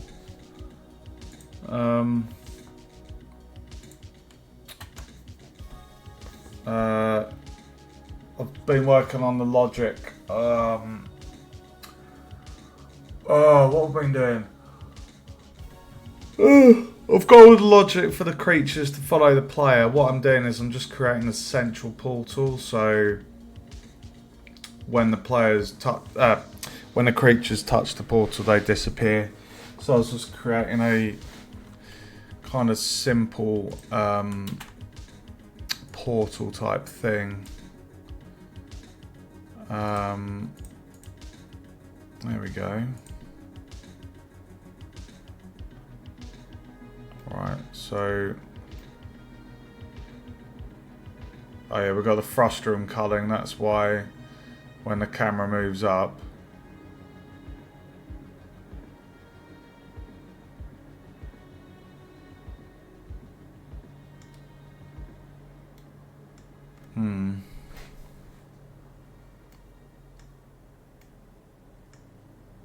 okay.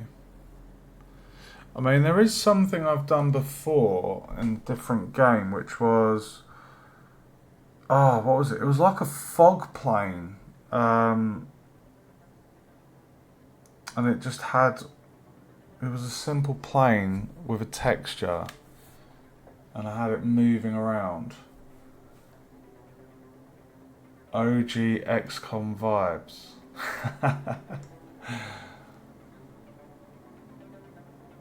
Oh damn, dude. Is that how much it cost? Jesus.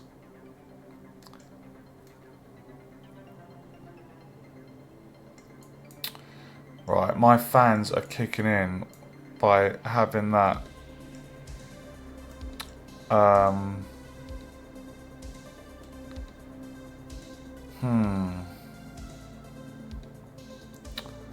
let's just see if we can fine tune this a little bit. So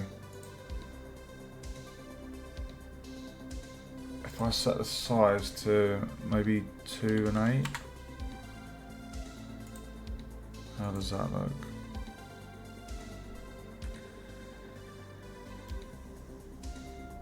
I don't want them going up that high.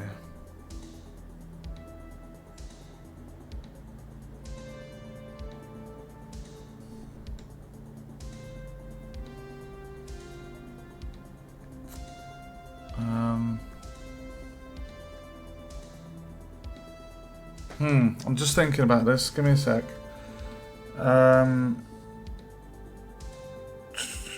If I opened up my other project. Okay, I've got an idea, guys, because I think I might be able to get the effect I'm after if I open up my other project, look at the code I did for the fog plane, and then if there's a way I'm able to kind of create a I should be able to create the effect I'm after, because I'm just concerned that with the particle emitters it can be a bit heavy on performance. Yeah, it's going well. Yeah, deadline's at the end of April, so I need to finish off this space game and then the group game, and I've got a 3 C.E.S.A.R, so it's going good. I can get it all done. I just haven't had much time while I've got my boys, so next week's going to be full on. Give me 1 sec, guys. I'm still going to be here. Let me just, what I'm going to do is I am going to open up my, sorry, I've just got a load of windows open, bear with me. Plague Vaders, try 2, no, no, okay, Right, Plague Vaders project. Copy that.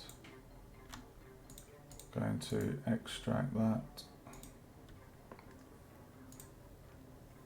Okay, so I'm just opening up another project I did in my first year of university. Yeah, trying, dude. It's been a bit tricky. But I've got a plan. Sorry, just give me 1 second. What I'm going to do is I'm just going to remove that system on the portal.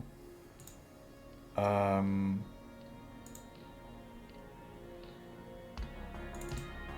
with me, the stream, I'll switch the stream back on in just a second. There we go. Right, so I'm just opening up my other project here.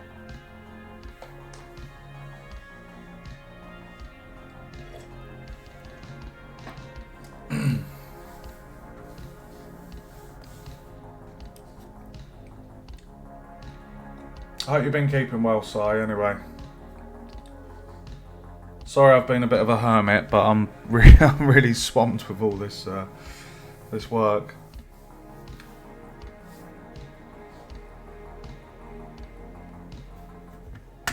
Okay, so what I'm going to do, guys, is I'm going to open up the top-down map.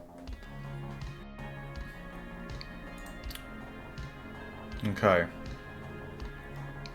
So this is what I was thinking of. Can you see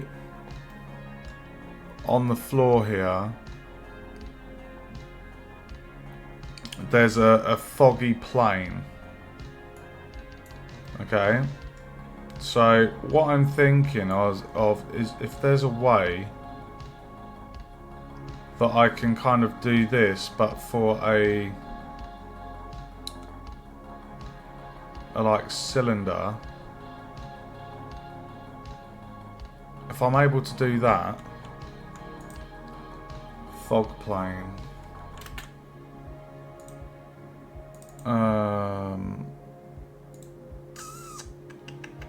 Oh my god.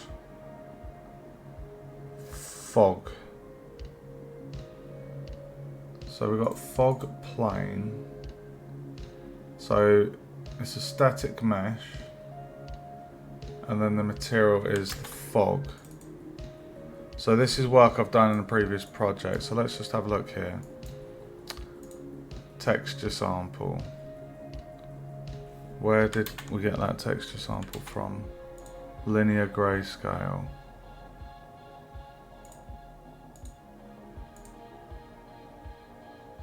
Okay. Okay, so it's quite simple. I'll be a lot less hermity when I've got these games submitted.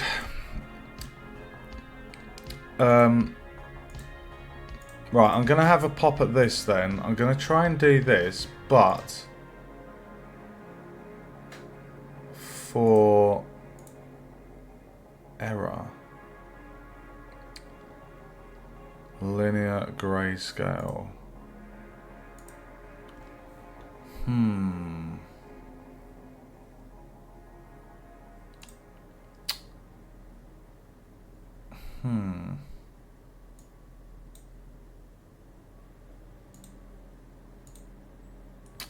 We don't want grayscale. We would like colour.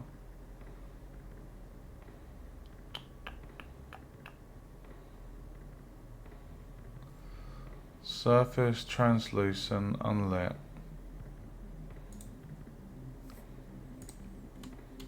If I oh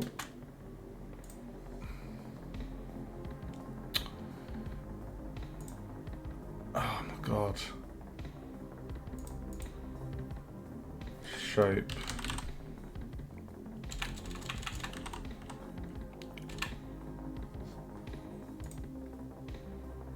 Okay, we can add a material. Okay.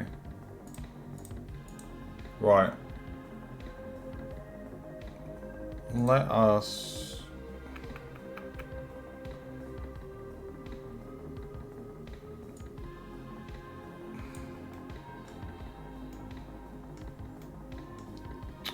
Right,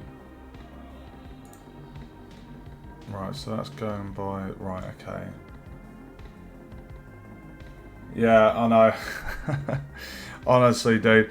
I've got a lot done. I don't know how long you're going to be in the stream for, so I guess I'll just give you a quick tour of what I've got at the moment.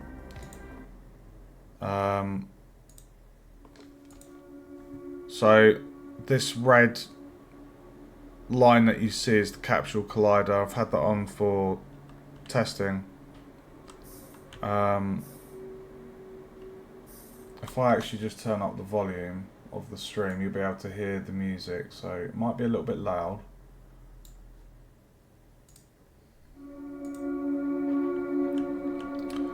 So this is what I was just working on with this portal. So there's a robot in there. Got the atrium. I'm going to be doing some work on the light, because out here I need to do some light. That's like a last minute thing. Sorry, that's a polish thing, just getting the light just right. But we've got a robot in here somewhere. Right, there he is.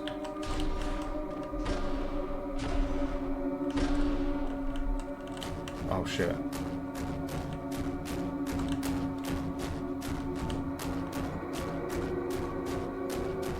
I could hear him.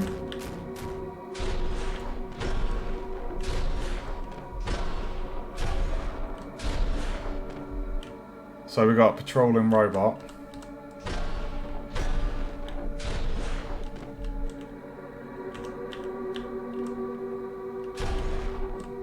Oh.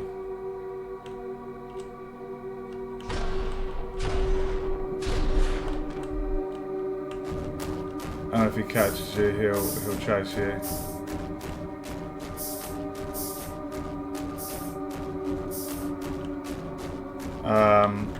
So that's the robot, and then the looting mechanic, or searching for the creatures. You go up to the barrels, and then you'll get a creature spawn. And then the idea is that they follow you around. I need to do some work on the line of sight, or just the perception values on the creatures, because sometimes they lose sight. And I've got this debug. If I do apostrophe and a number pad 4, you'll see all this data on the screen. So yeah, it's just making sure, just debugging it basically. So anyway, so you're meant to find a creature, and when you found one, you can't loot anything else. Like, you're only allowed to loot one creature at a time. Obviously, imagine it without the capsule colliders. And I ain't gonna do a bug fix so that they do open the door like that.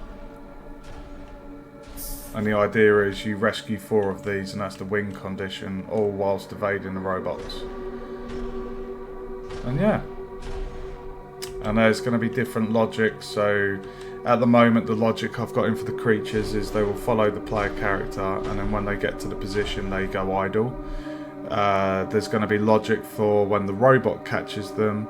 And also I'm going to have like a proximity detector. So if you're escorting a creature, if you go too far away from the creature, there'll be like a sensor at the bottom where I've got the sprint bar. If you basically move too far away, they'll kind of lose that following logic, and their retreat logic will kick in, where they'll, you know, run off somewhere and panic, and then they'll find a new spot and panic. So yeah, there's a fair bit to do there, but I've got it all planned out in documentation, so I know what I need to do. But yeah, I've got all the looting done, like all of the... I've got like spawn chance here. So let me just turn that music back down.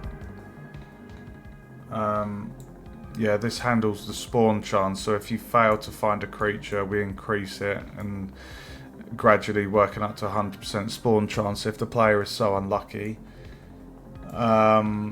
This here handles the looting, and then this is the win condition there. So yeah, I've had a lot of compliments on it, which has been amazing. And one viewer actually asked if I was going to put this on Steam, and I was like, I don't know, dude. Like, I'd need to speak to university, because they mentioned something, I think it was in the first year, about, you know, games, if we made any games and sold them, that there's something... I need to speak to the lecturers about it. Thank you, dude. I've gone for, obviously, sci-fi, futuristic, like everything I've modelled myself. It's meant to be like low poly sci-fi. So yeah, I'm really happy with how it looks. Yeah, I'm really happy. I just want to get this portal done so I can actually have a nice looking thing, because essentially all the logic does for this is when a creature touches it, they get destroyed, and we update the logic to say that they've been rescued. So that's what I'm working on at the moment. So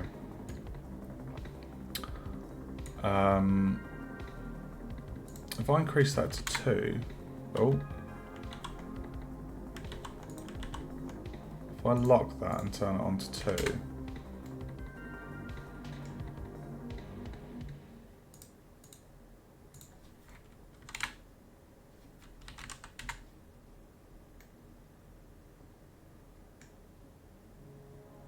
yes. Yeah, I've sourced some really good sound effects. So the robot has this really like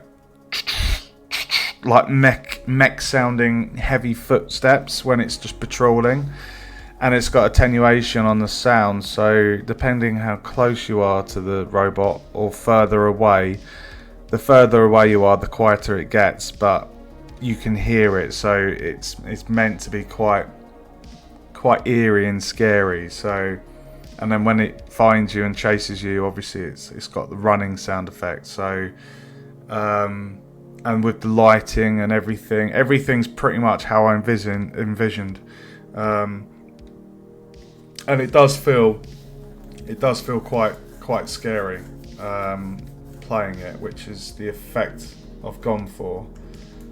So yeah, I'm super happy with it. I might actually enter into the competition in June, but I feel it's good enough with the design and things. I think 3 was the right height. Oh yeah, that is the right height. Oh, okay, here we go. We're getting something now. Okay. Let us... Ooh. So if we go top, we basically want to get this. What's that gonna be? Are we going 1.5? Let's see how that looks. Okay, so we need to bring that in a little bit. So if we shrunk that in so it doesn't clash with the model, let's go 1.4, 1.4. Ooh.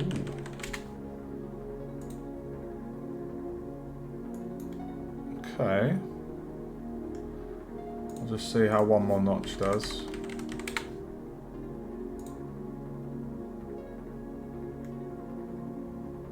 That actually fits quite snug in there. Obviously ignore that top bit, the player won't see that, that's where it's touching the ceiling. But that looks pretty cool. Let's just save that and just...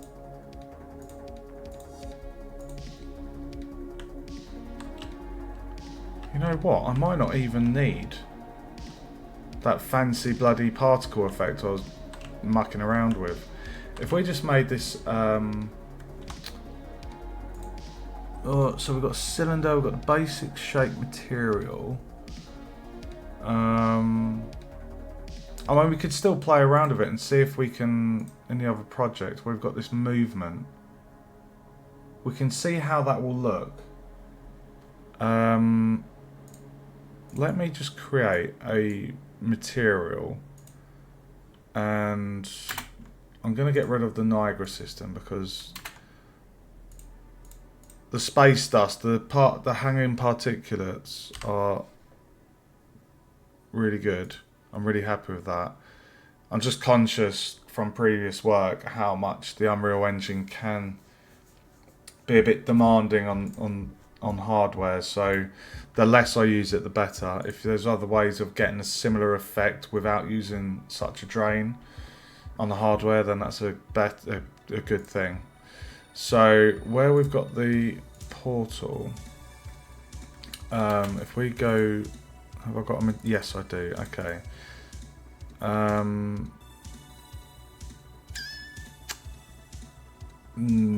Where's material? New material. So I'm going to call this M portal,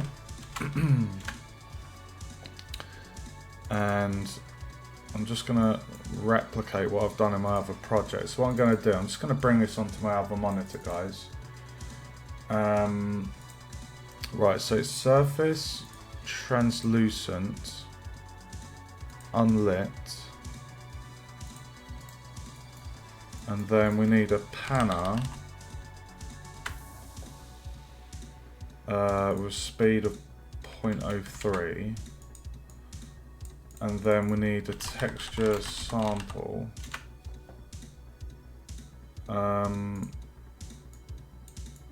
We plug that into there.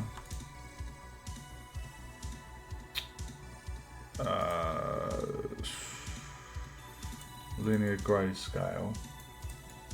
And then off of the RGB, we'll get a multiply. And that is 0.1. That goes into the emissive. Why am I getting an error? Missing input texture. Where did I get the... From texture asset.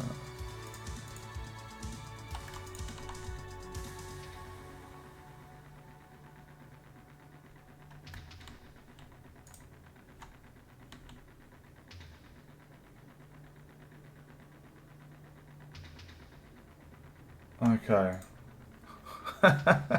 So I've got a texture asset. This text can be a regular texture, 2D, cube map, or a movie texture. Expression outputs from a texture.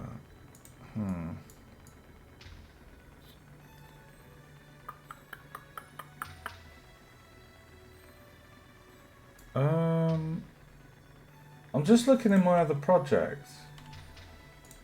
And if I click it, I've got a good... It's called Good 64 by 64 Tiling Noise High Frequency. It's an engine material.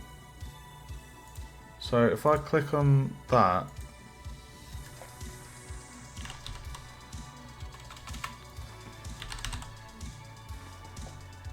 I need to turn on engine. There we go.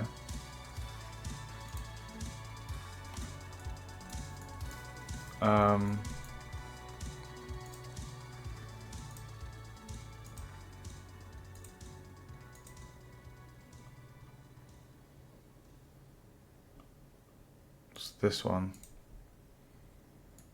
And then the opacity, scalar parameter. Let's call this opacity. We'll give that 0.1. Right, and then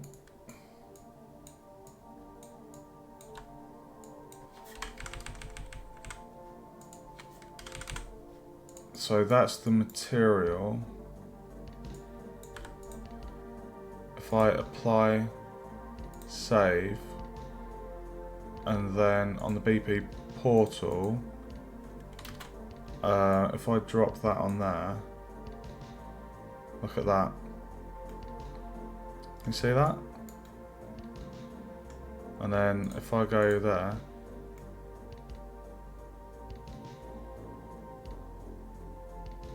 so you can see, compared to what I was doing with the Niagara, you see these little dust particles. That's the Niagara system, hanging particulates. I love the effect that's got. It's very, I'd say, common in sci-fi and games that involve like abandoned places just with dust motes and things. So I'm very happy with the effect from that. So let me just see how this looks. So you can see there we've got, so if we just play around with that now, obviously using the grayscale texture makes it grey. Sampler type.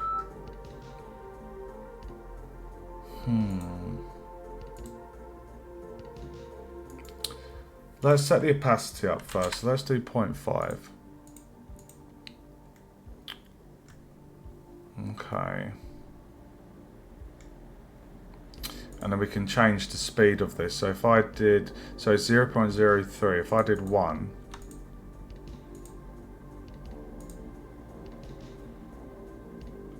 oh, that's way too fast.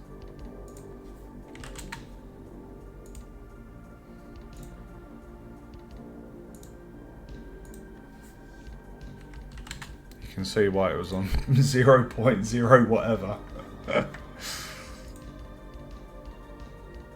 So just having like a animated type thing there, and then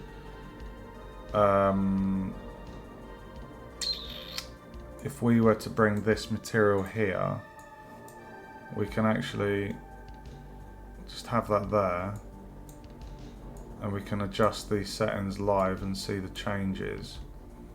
I want it in color though, so texture sample.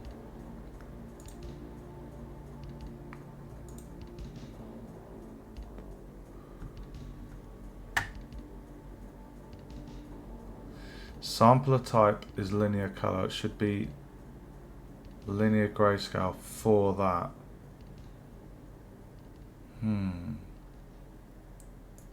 I mean, if I just had,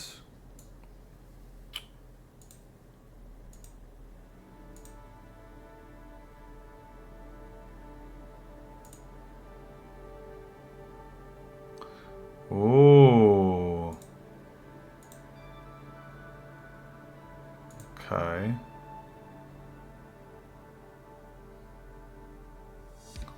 Alright, so we've got a lot of engine things from Unreal here.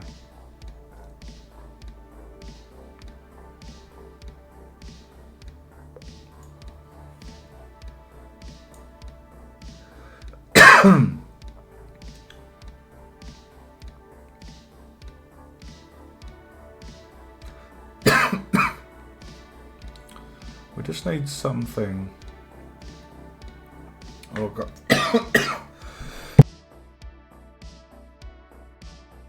Sorry guys, coughing my guts up.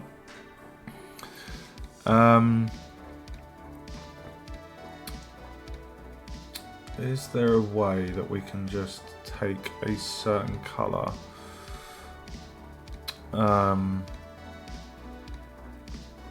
What about that one?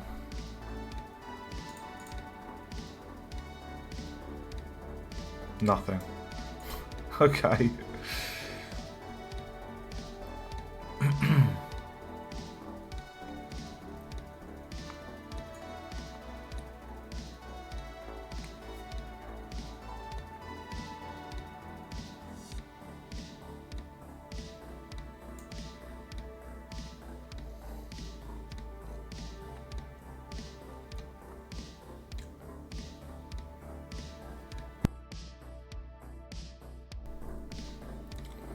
I'm just wondering if I should just hop in Photoshop quickly and make something. But you can see the kind of effect we're getting here.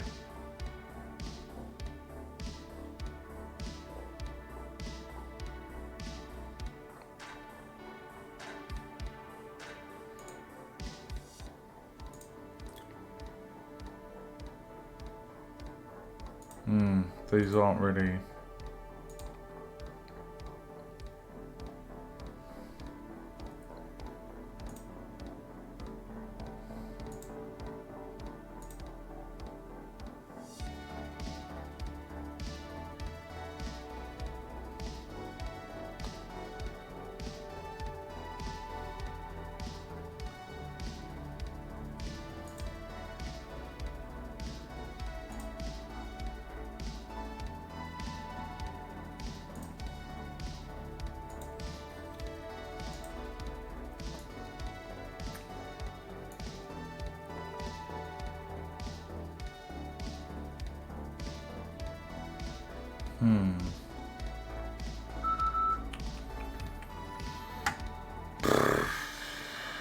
So I think here, guys, give me 1 second.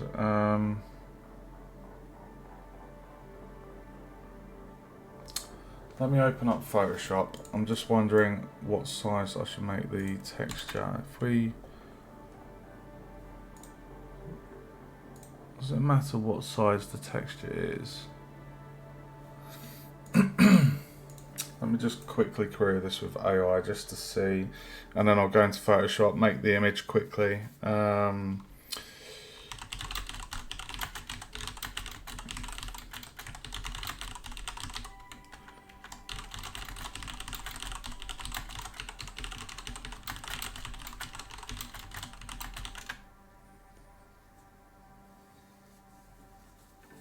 512 by 512. Okay. Alright, we're hopping into Photoshop quickly. Give me 1 second, guys. I'm still here.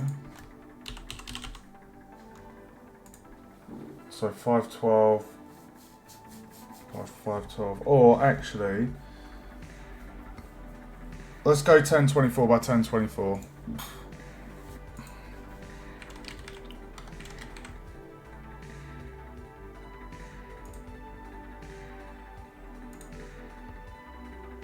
Okay. Right, so I've got my hex code for the color. So basically, the base of that portal, the bottom, obviously the emissive green light from the outer ring there is given a green luminous glow, but the actual inner color of that portal is blue. So we're going to do a new layer here, and I'm just going to get the paintbrush and put in my hex code. Why is that not working? You're taking the piss. That is the code.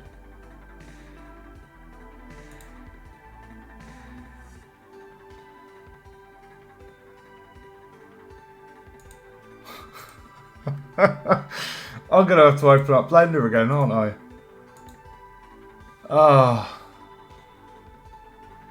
Give me a minute, guys. Right. Shading. That colour. Centre.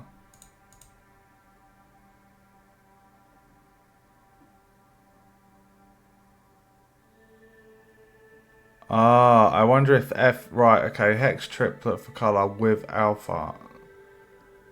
Red, red, green, green, blue, blue, AA. So the last bit is the alpha. So I only need that... I think that bit. That's actually quite handy having that broken down. So if I just go back to here and just put in that. There we go. Christ almighty, guys. Okay, so we've got the colour of the portal. So I'm just going to go to the filter gallery. What I'm going to do, I'm going to dupe this.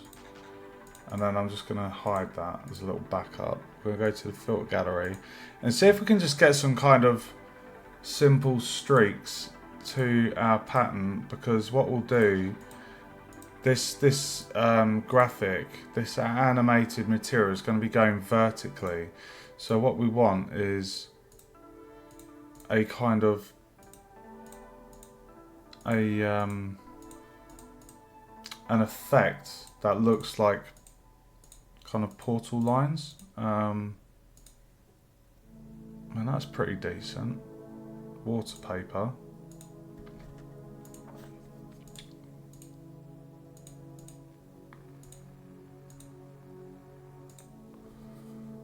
Fiber length.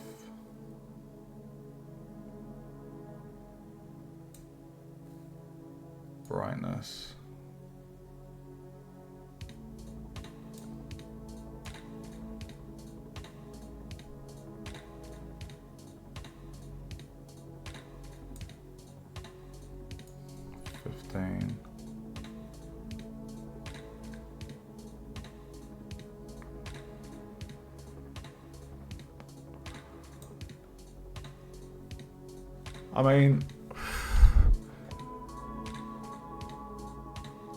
I mean that looks portally, doesn't it? A little bit. Let's give this a quick go. So,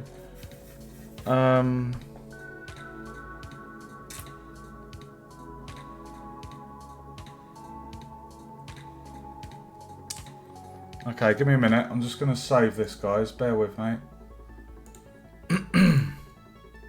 So, export as PNG.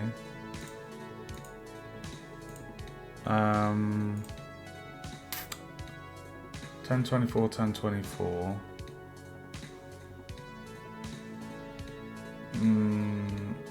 Export. And if I do this as texture underscore portal. Right, I'm gonna come back. I'm gonna close Blender.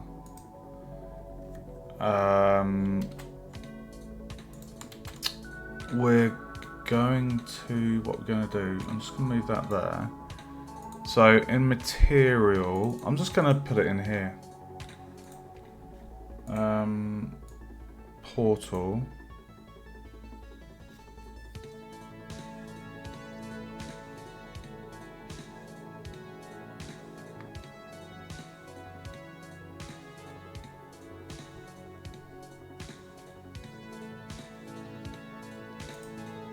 Okay, so we've got our texture there.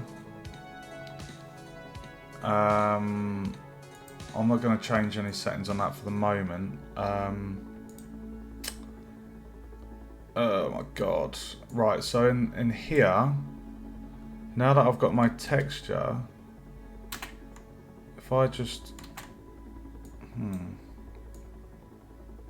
Hold on. If I... Oh, that's so annoying. Turn off engine content and put in portal. Apply, and then...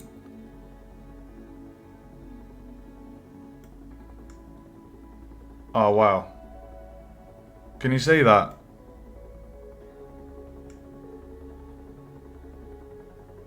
Can you see that, guys?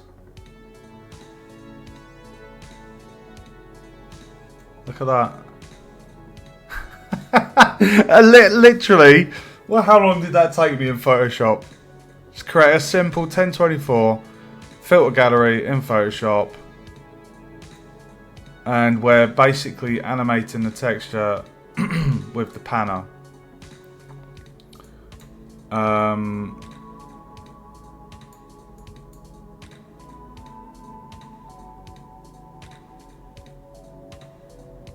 Yeah, so let's save that. If we move that up there.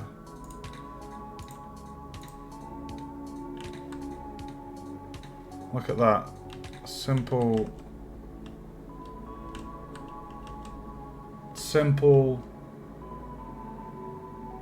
Like, that is literally just a material. There is no Niagara system with that. So, and you can see, if you just stand here looking at that, like, we can increase the speed of that. And you're right, Si. Simple is, in a lot of cases, very, very good. I'm going to increase the speed to 0.3 and just see how that looks.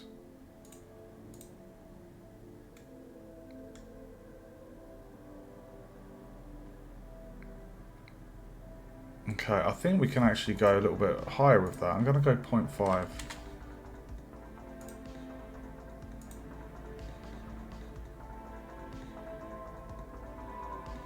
There we go, look at that.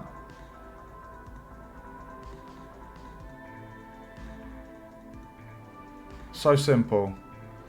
I want it to be a bit more emissive, so I think at the moment that's 0.1. If I do 1, that's probably going to really, really glow. So that was 0.1. Holy crap. Yeah. So it was 0.1, so let's do 0.5. So this is going to be given off of that glow. It was 0.1. Let's go 0.3.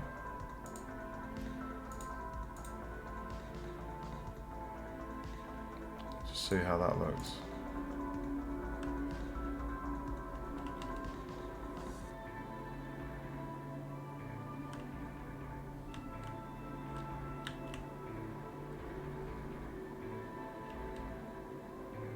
I like that because you can see through it.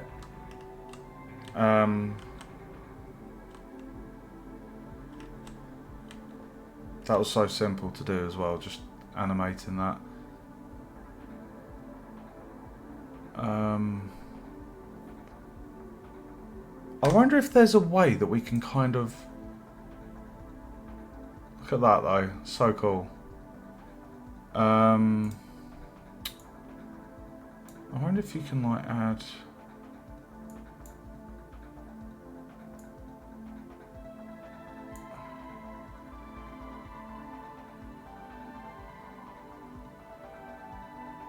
No, I don't really want to mess with that anymore. I mean, it does the job. It's a simple animated looking portal.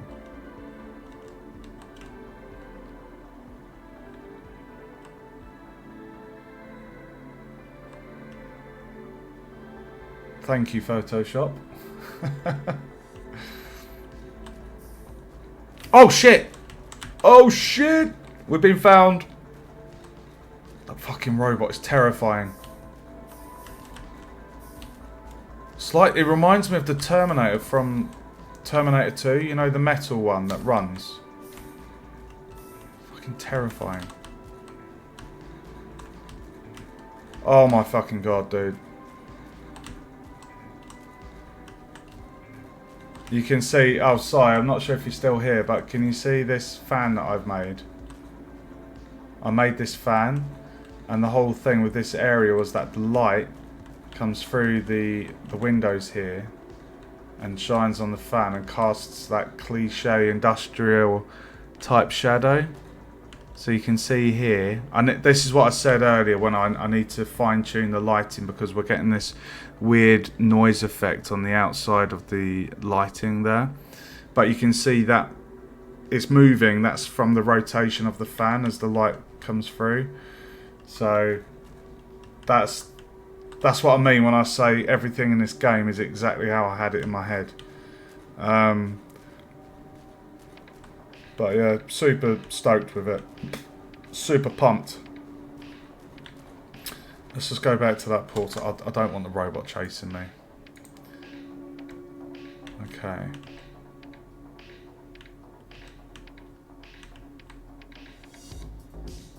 I'm just going to increase the speed a tad. I'm going to go 0.7.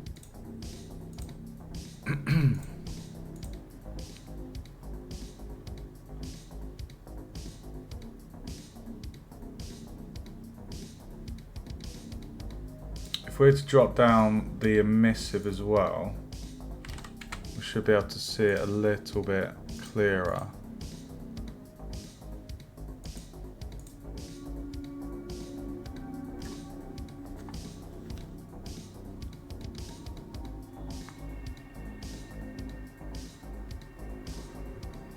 You know what we can also do? To actually make it look like there's, you know, all we would have to do is add a,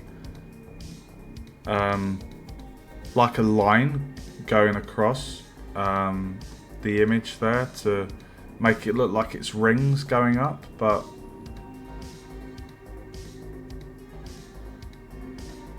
for the time being, like, I'm happy with that. It does the job. It's moving. It looks like an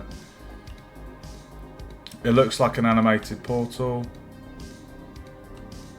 And the thing is, I can always take that texture and just create. I can fine tune that texture if I get unhappy with that. But for the time being, I think it does the job perfectly. Simple, and it doesn't use the Niagara system. What I'm going to do, I'm just going to quickly save the texture. I'm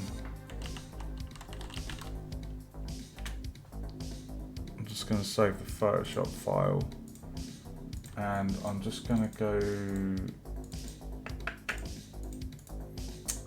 I'm just going to file that away quickly. So that assets, that'll be material, or actually that's texture. Sorry, bear with me, guys.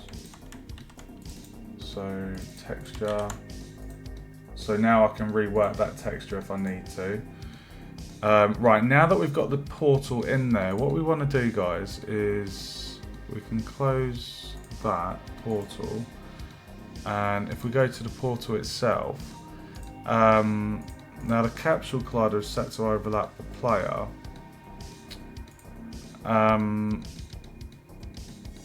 If I was to set this to pawn, no, hold on. It was block all dynamic. If I just go no collision, I want to see what happens if I just stand in it. Yep, so it disappears. I knew that would happen. Okay. So on that basis, we shouldn't allow the player to go over it. So I'm going to go back to there and just do default there. So it will block the player. Now the robot, guys, the robot isn't meant to, they're not meant to, they're not going to be able to go in this area. So you see where this area here, where the glass panes are, there's going to be like another, kind of like a shield barrier. So the idea is, the player brings the creature through, and then when the creature hits the portal, we'll make it automatically go towards the portal. Okay? So what we can do is what we gotta do, so we've got the capsule, everything's the right size, so where's the robot? The robot's over there, capsule. So yeah, we should be able to at least get the collision to work. So I'm sorry for those of you that are with me while I was in Niagara trying to create a portal-like effect. The thing is with Niagara, it's super complicated and there's a lot to it. And sometimes it's not as easy as just playing with a few sliders and changing values. you know, there's a lot to it, and it's a whole new job in itself. So opting for this material animation is, I don't know, it's an alternative that has a similar effect and is less work. Right, so let's go back to the code. So we were working with Gikanda first. So if we go to the player character, so that our player character, we have a custom event here. So when all 4 booleans are registered as true, that's the win game state. Alright? So what we need to do in the code for these creatures getting destroyed, we register the boolean. Sorry, I can hear my kids moving. We'll basically register the boolean as true. So if we now go onto the portal, so we're in blueprint for the portal, what we want to do is click on the capsule, add event, and it's going to be on component begin overlap. And then if we go to here, where is my code? I've got code with tag. I think it's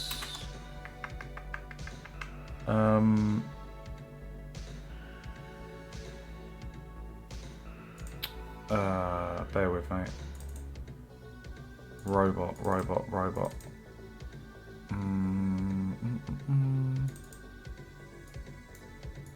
Here we go. Actor has tag. So we're going to copy that, go to the portal, other actor with the tag creature. So if the overlapped actor has the tag creature,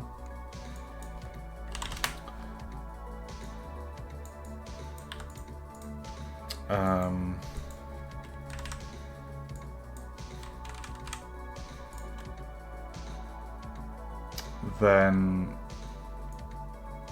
we're going to destroy that actor. If that's true, destroy actor, and the actor to be destroyed is the other actor.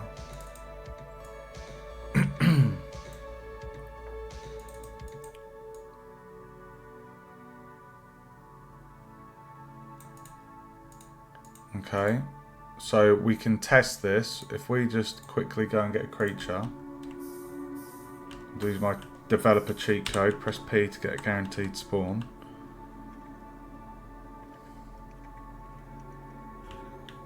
Get a little gelatino.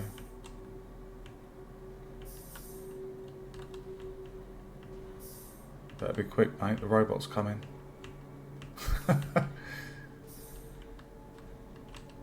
Alright, so when he collides with this, he should die.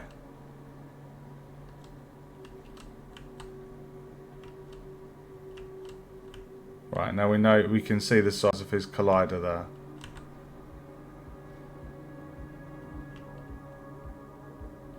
But do you remember I said the code, I was going to make it so...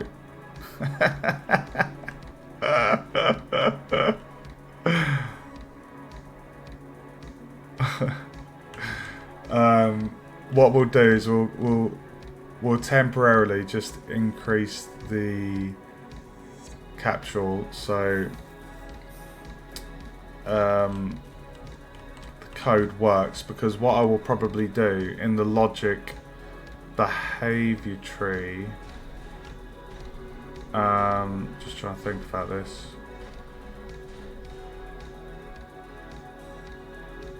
Because what we want him to do is to kind of move, the moment he comes through this bit here, is he would walk towards just go in a straight line towards the portal.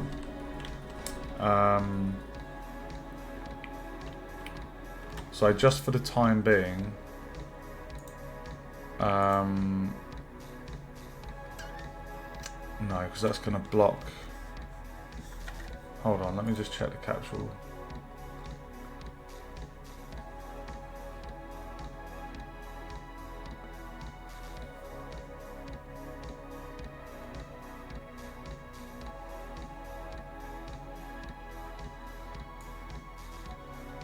So the capsule radius is 30.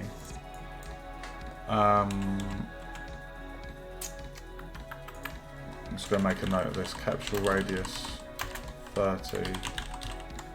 So if we just up this to 50. No. Let's just do 80 because we're testing.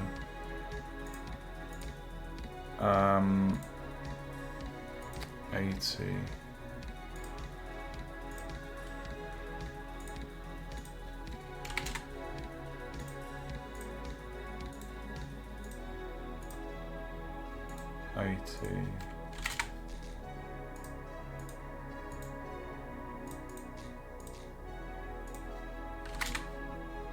Okay, and then test it.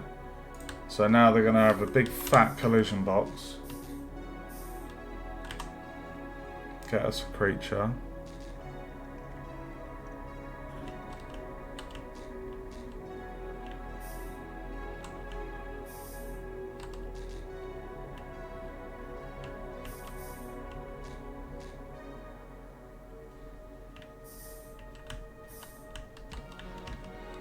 Come on, dude. Come to Papa. So when he goes onto this, he should get destroyed. There we go. He's gone. Perfect. Now, one thing. He was getting stuck by objects. But like I say, the code, I will make it so that when they pass through... If I just show you again, you can see here where we've got these glass panes, there's a thin gap just going between each. So what I'll probably do is have a trigger box. So if the creature, or sorry, when the creature enters it, they will automatically head towards the portal. They'll move to the portal, and in that process they will get destroyed. So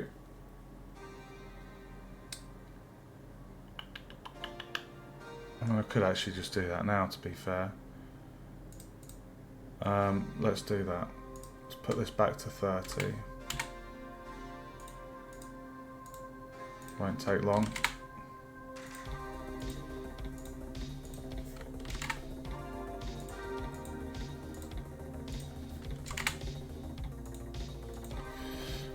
Okay.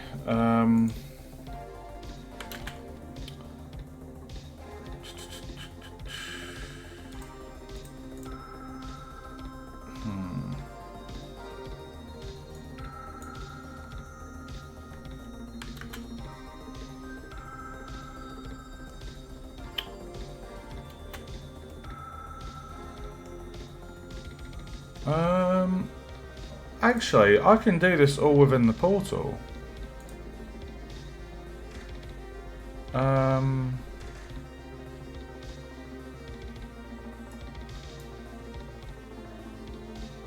If I just have a custom event. No, but it's not going to know, is it?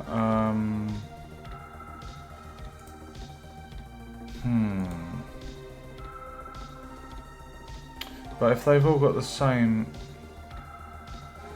event,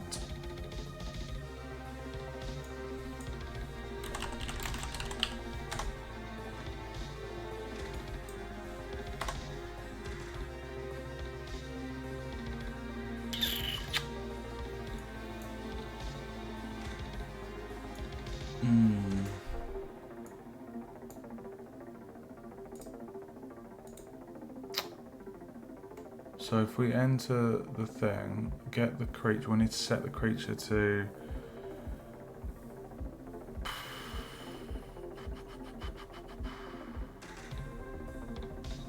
move towards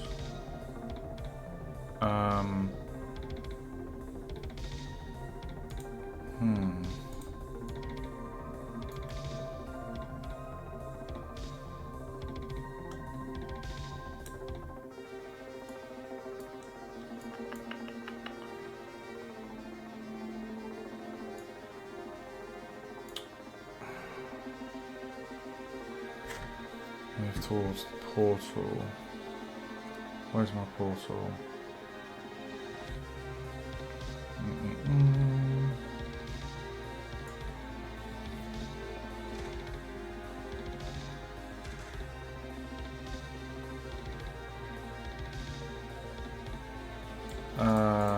Let me just have a look at the behaviour tree quickly.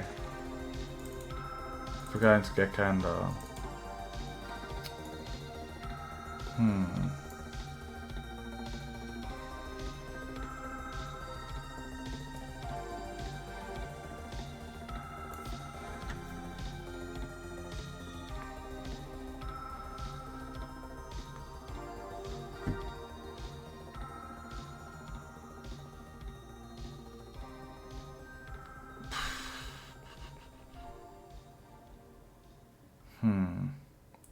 Bear with me, guys. There's a lot going on here.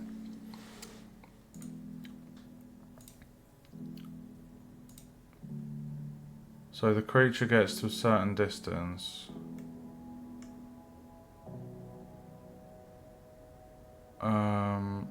Shouldn't be on tick. And this is the collision of that. That handle's killing it.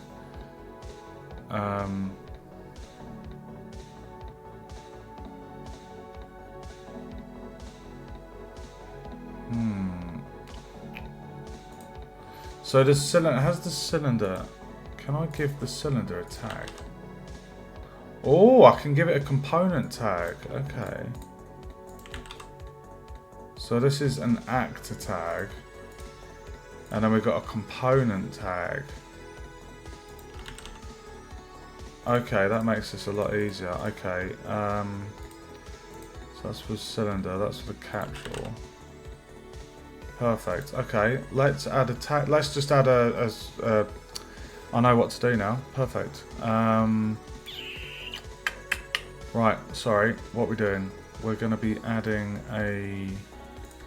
not a capsule collider, we're going to be adding a, can we do box? Perfect, box.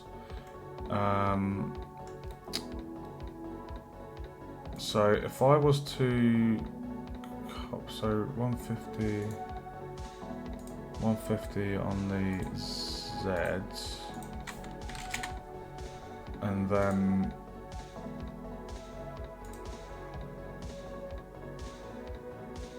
.3, 1.33. Let's just copy that. Paste. Okay, is that gonna be 4? 5?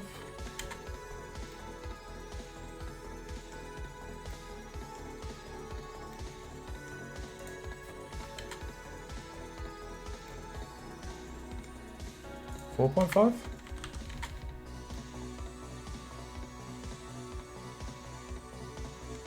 I mean, that's close enough.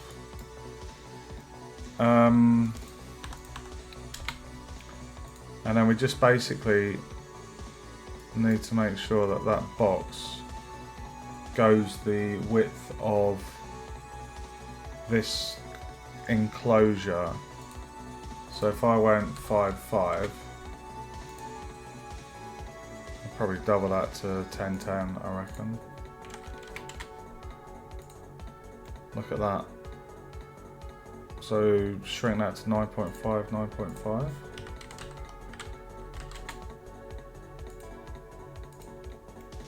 Oh, almost. Let's go go 9-9. Okay, so 9-9, that is pretty much...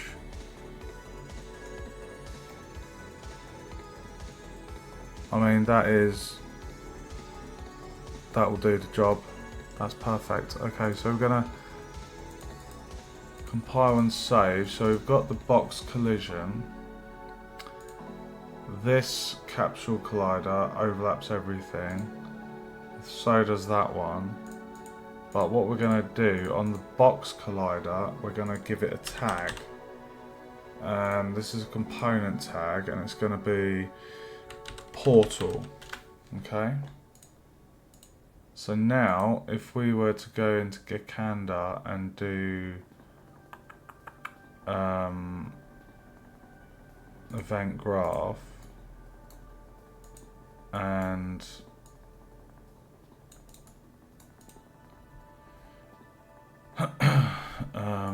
so move towards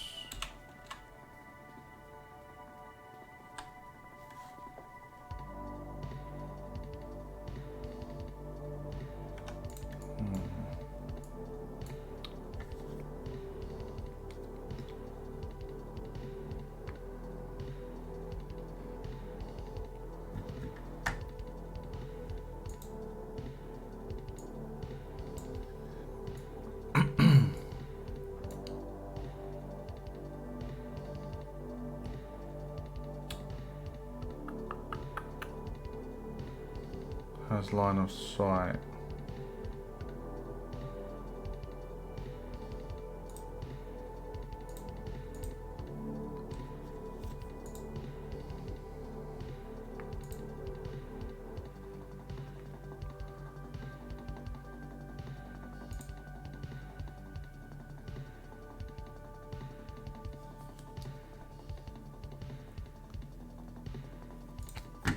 Give me 1 sec. It might be easier to do this as a behaviour tree task. So this is the follow player.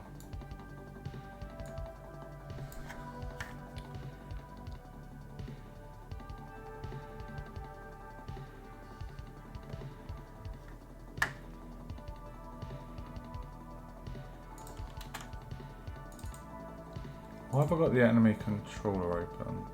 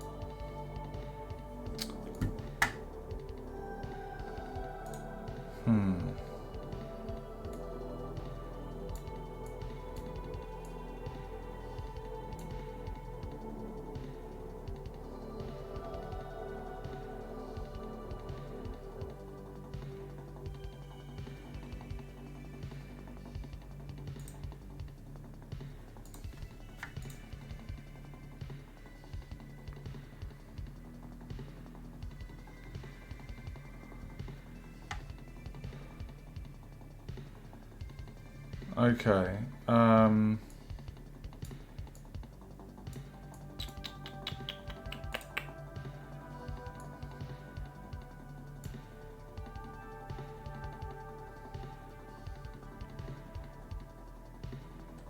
my god.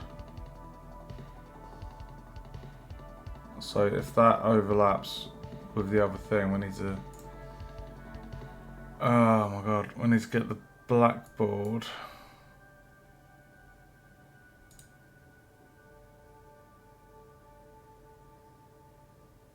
And if I had a ball to say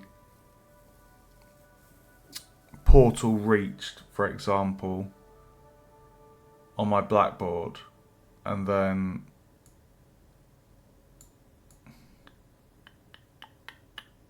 I don't need to have all this. This is to do with following the player.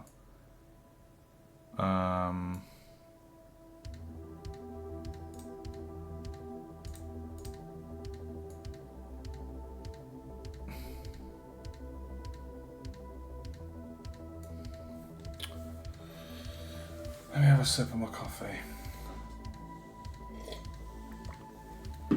Right, so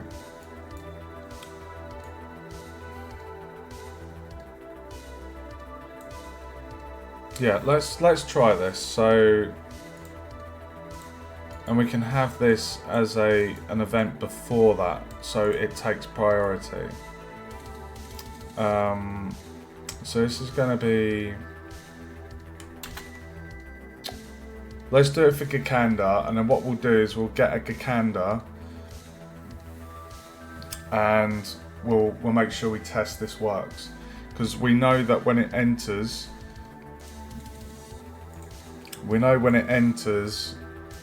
the capsule collider that it will get destroyed. So what we need to do is we need to, in the event that it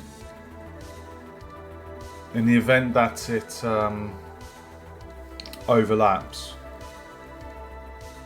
with the box collider, we're gonna kick in a Boolean.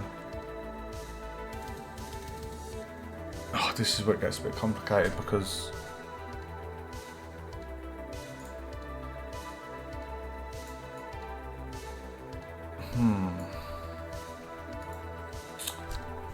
let's see what events there are.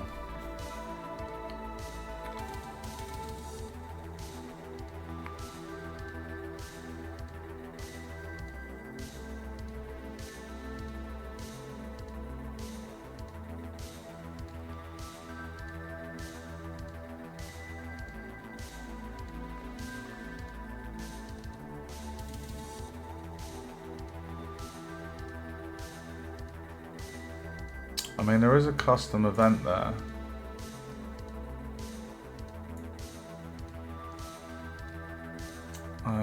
Gakanda controller. AI controller. So is there a way that we can kind of cast into... We can cast from the portal to the controller to say trigger custom event, which will set the ball. Because in this event receive execute,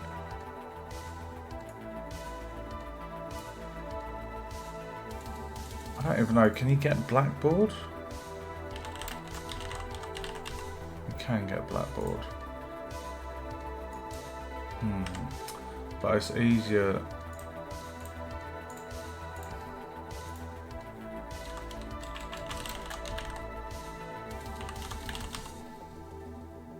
AI, get blackboard.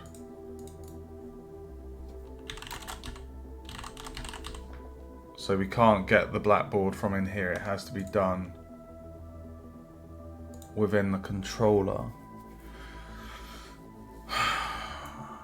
Let's just see if we can actually...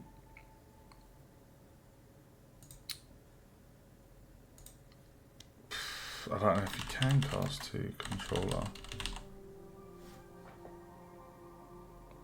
Cast to controller.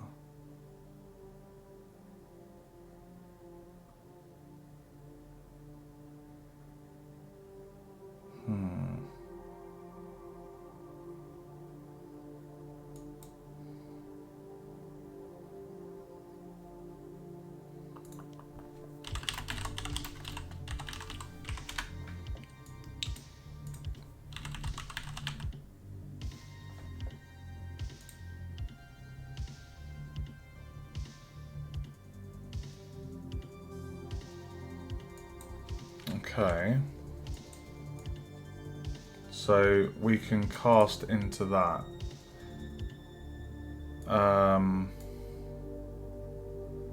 So when the capsule collider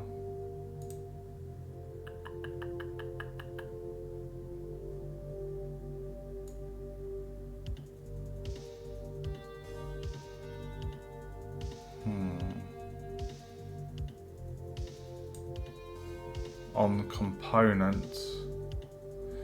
Event called when something overlaps this.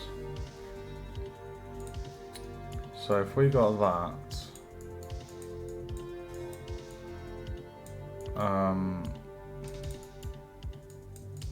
so for C.E.S.A.R,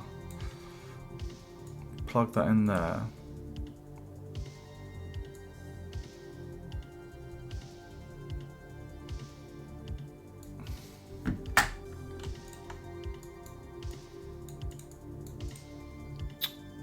Overlapped component. Component has tag.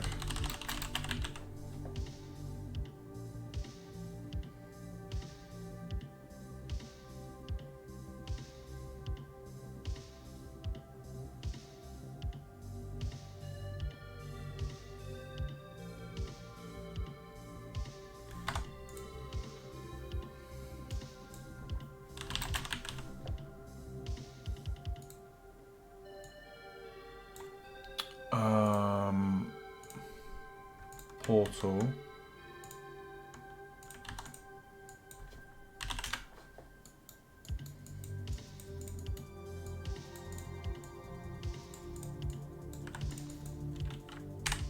Right, so when C.E.S.A.R overlaps with the portal, which we know is that big box. So when that overlaps, if that's true, we cast to the controller.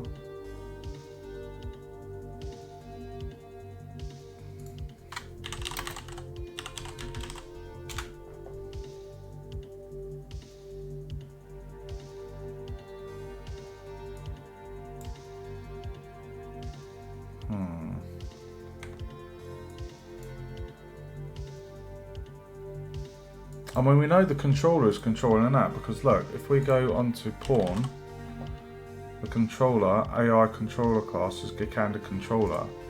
So I might not even need that. We just get the controller of this. And then I should be, if I unplug that, compile, save.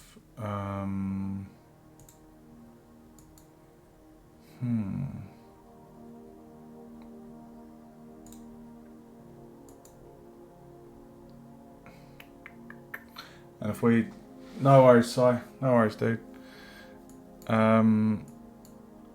So if we have a custom event in here,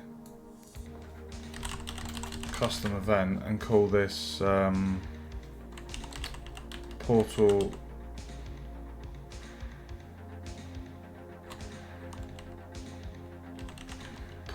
trigger, portal triggered.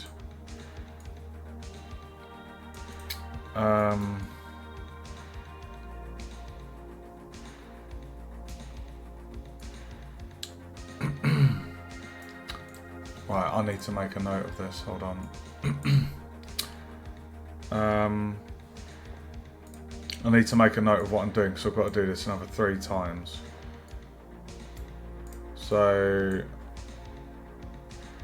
main BP,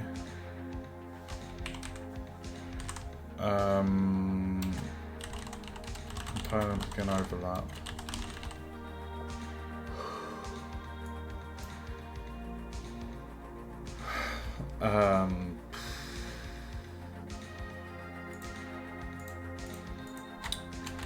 Custom event on controller for portal triggered.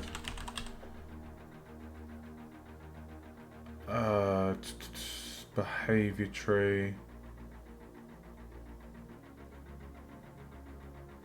Oh my god. I'm gonna set the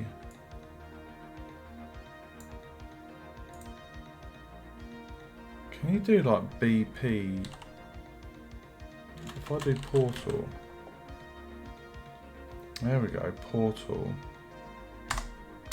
Okay, this is gonna be easy. Right. So if I go to C.E.S.A.R on the blackboard, we're going to add a key, add 2 keys, blackboard. So we're going to do a new key for object, and this is going to be portal, and key type, base class is going to be actor. So actor. So we're setting the portal object.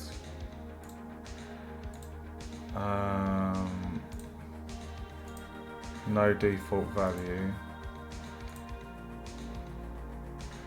And then we're going to add a ball for portal reached. Save that. I don't think we need anything else for that.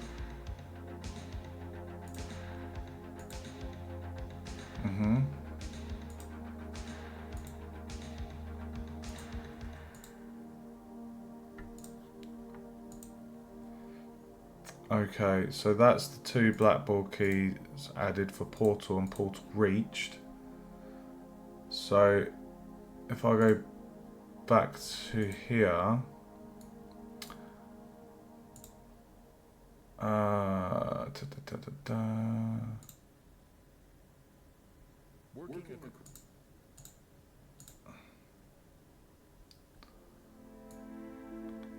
right, what I'm going to do, I'm going to bring this just up here.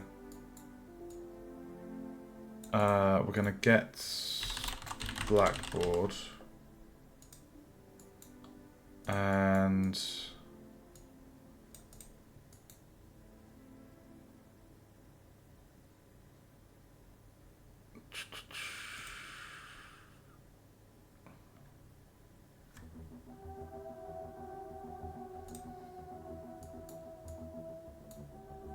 okay.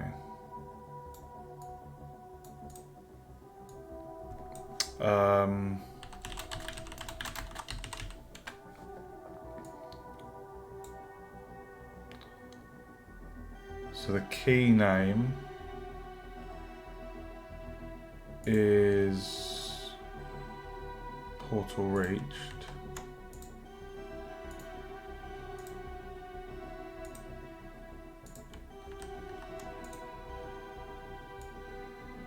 And we're going to say that's true.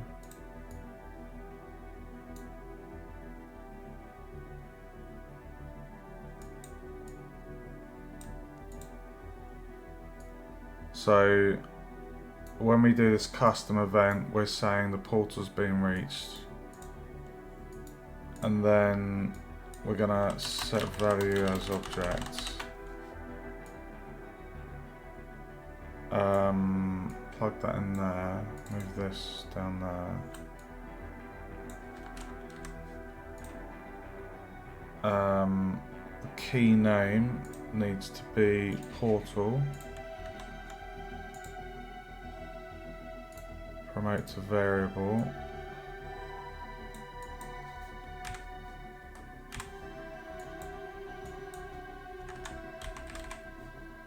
So the key name is going to be portal, and we're going to say set that portal as the value for that. So portal triggered, we're defining the portal has been reached as true, and this is the object for that portal. So then under Gakanda we're going to what's it called? Portal triggered.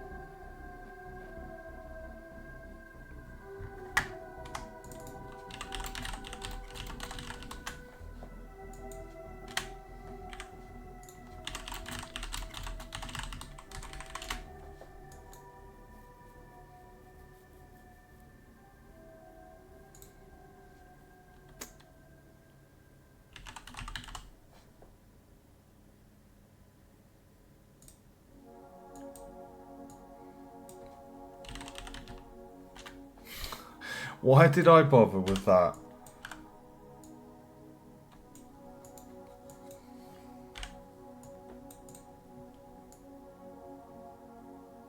Okay. So when our capsule overlaps with the portal, which is this big square,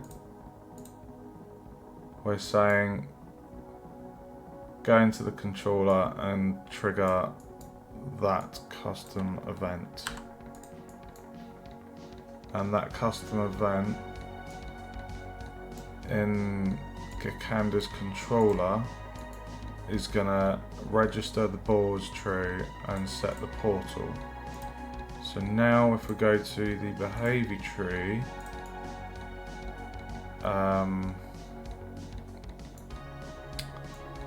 if I just move, oh, for fuck's sake. Dude, I just want to move. There we go.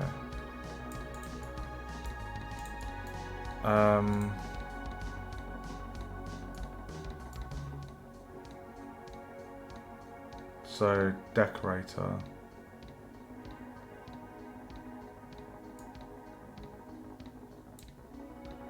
Sequence.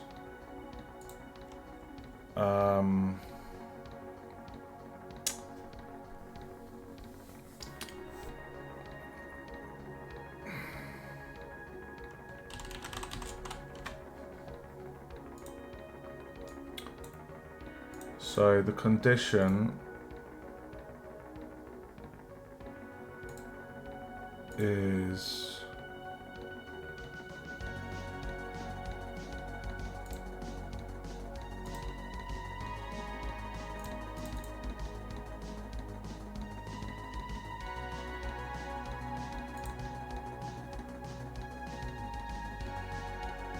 blackboard key.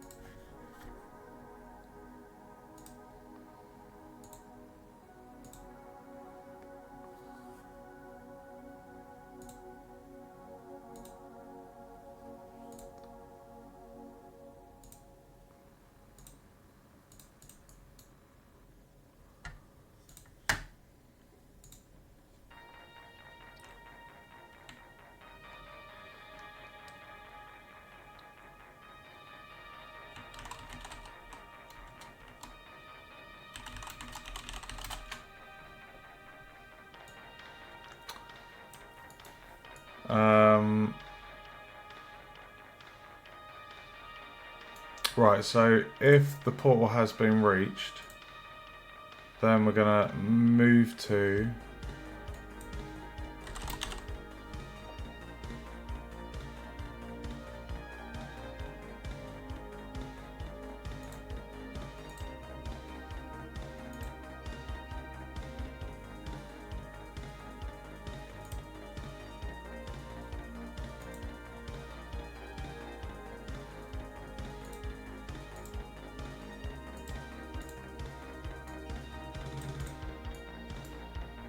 okay, so if portal has been reached, then we just tell it to move towards it. So I guess now, oh, welcome back, sorry. Now's the moment of truth. So this,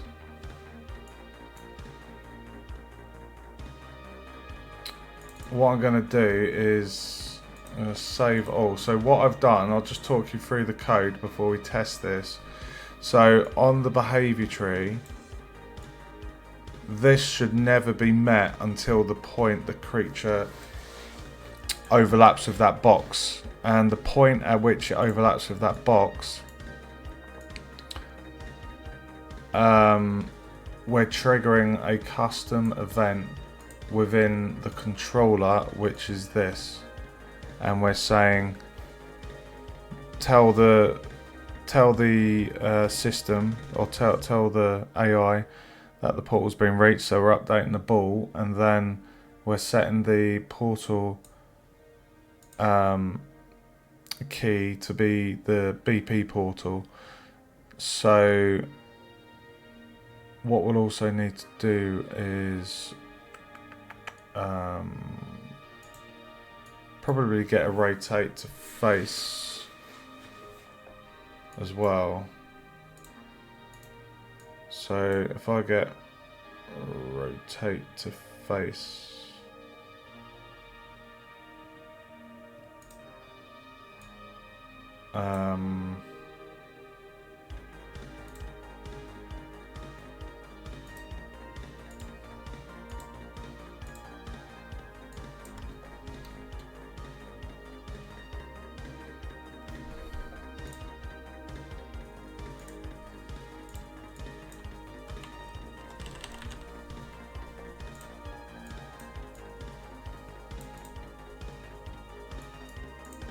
okay.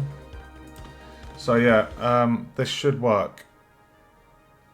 And what I want to watch, I'm going to actually drag this off.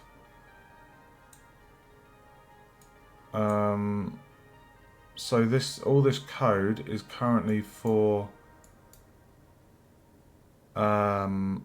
Gekanda. So what we need to do, guys, is we need to... Oh, you bugger. Hold on.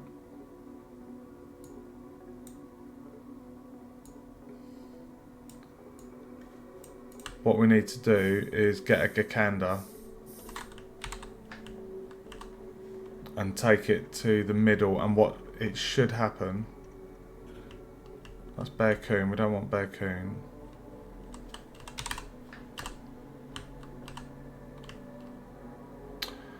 Oh shit. It's not letting me loot because we've got a creature. I've been stumped by my own code. We'll just do this until we get back Gekanda. That's Gelatino. We don't want that one. It's a 1 in 4 chance, guys. That's 2 Gelatinos.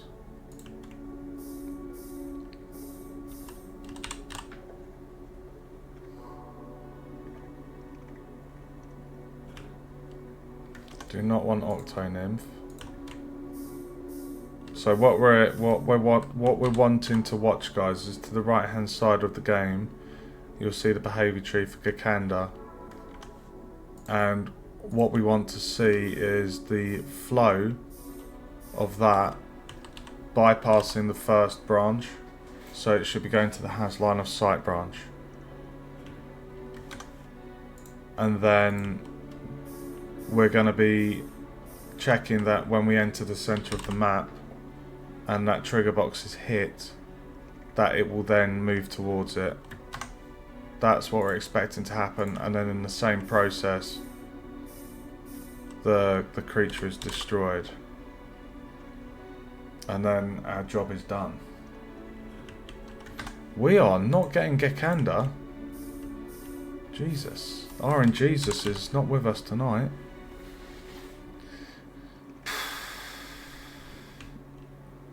God, the Bear-kun. We've had him about 3 times now.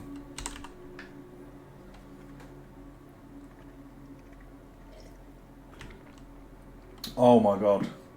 The curse of Bear-kun. Bear and Kun for the bear crossed with a raccoon.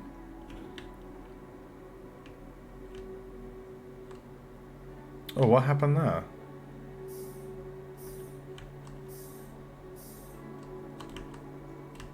Something spawned, but it didn't spawn. Oh, it's because of my spawn. Oh, sorry, I didn't do the dev cheat code for spawning. Why did I just try and loot an object that isn't lootable? Right, here we go. We've got Gekanda. Okay, so can you see there, guys, on the right hand side, the simulation, when we go to here,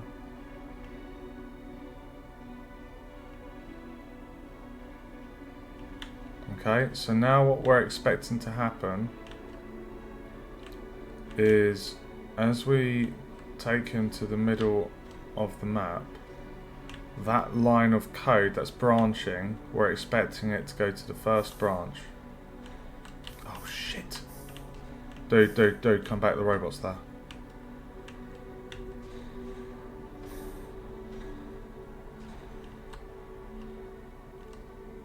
Fuck. Where is the robot?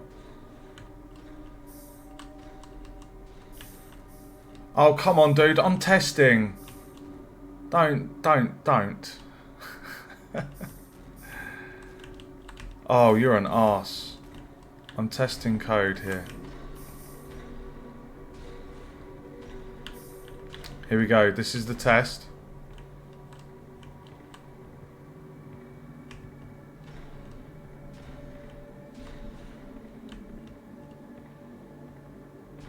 Just wait for him to bugger off.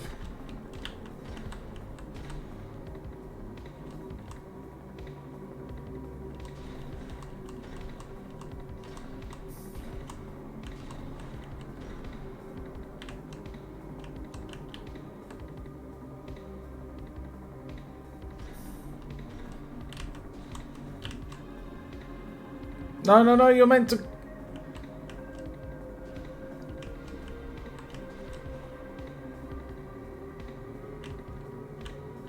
Why has that not worked?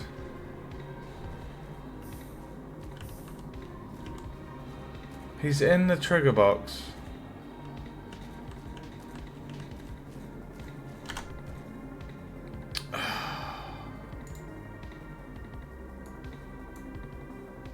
On component has tag, overlapped component.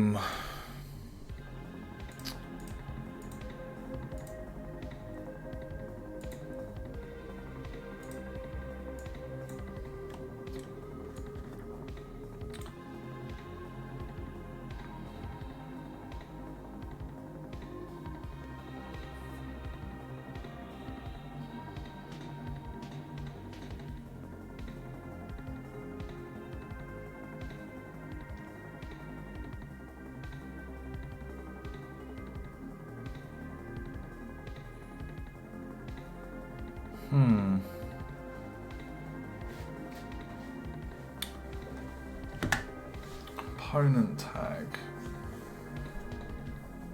Why did that not work then?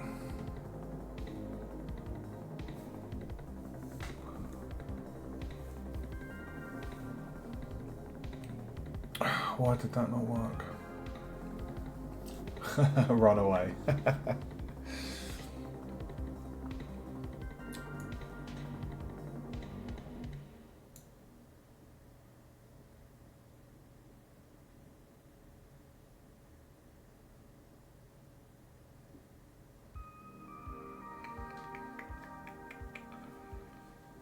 Why did that not work?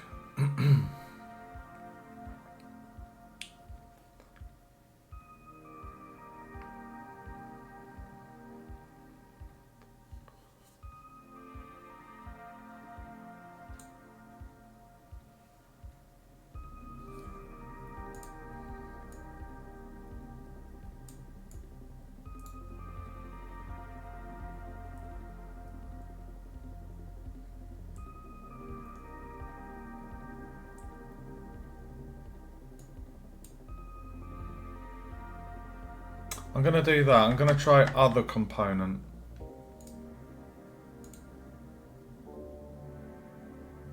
Because it was plugged into overlapped component. Let's see if other component will make that work. There's no reason for it not to work.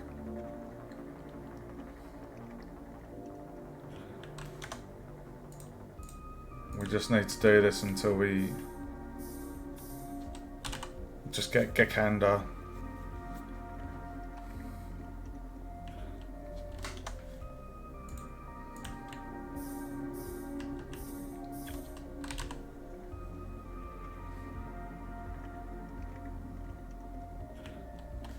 Oh, dude, come on.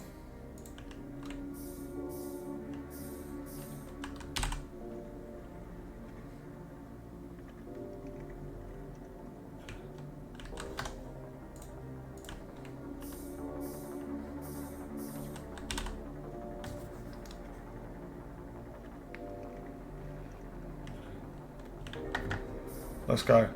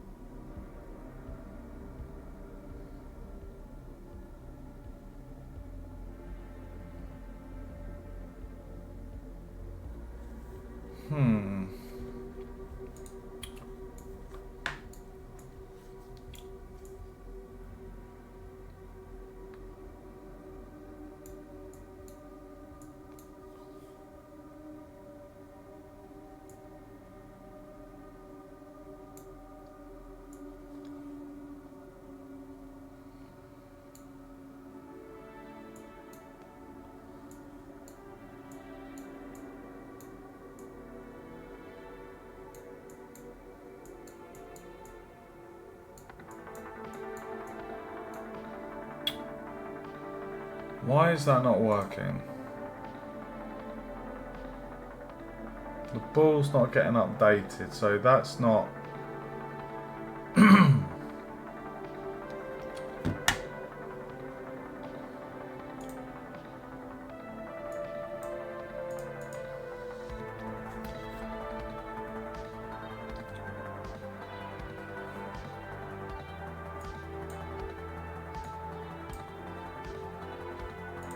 That's spelled correctly. Tag portal.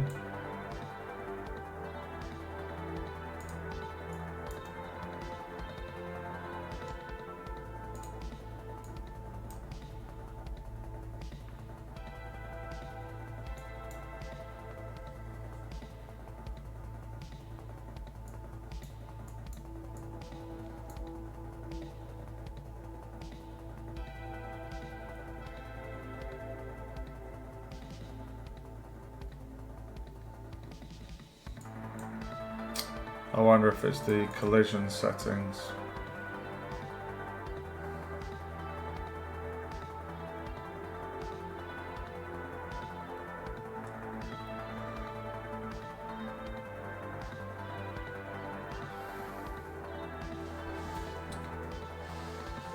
I mean, an actor is a pawn.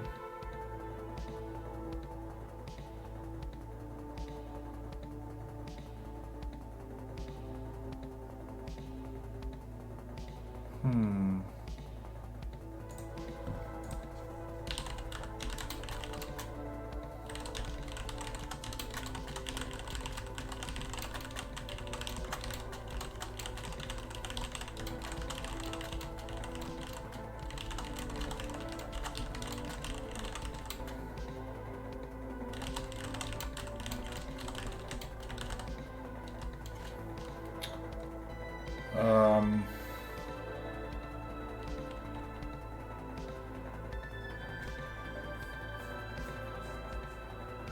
that should work. That overlap should work.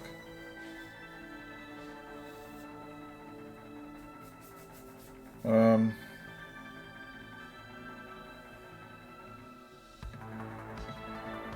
hmm.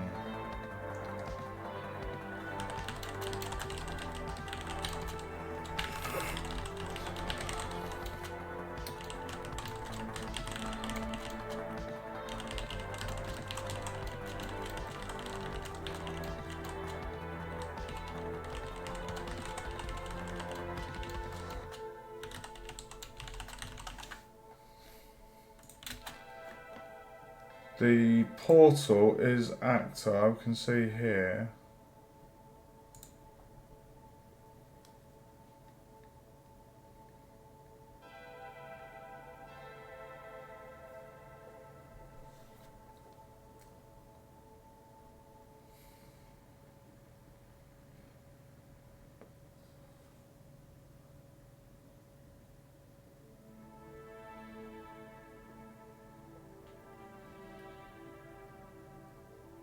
Why is that not working? I'm casting into Gekander's controller. Portal triggered.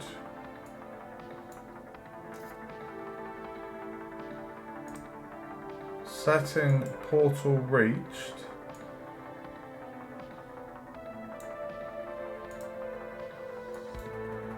And we don't need to...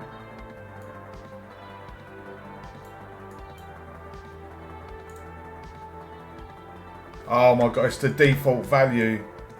It's the default value. What a pillock. Are you winding me up? It's the default value, guys. That's why it's not working.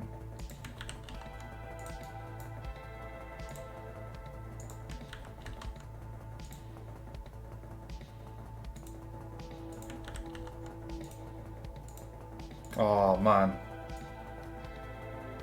It's always something so simple. This should now work. Oh my god, if this works now, it's going to be a slap on the head moment.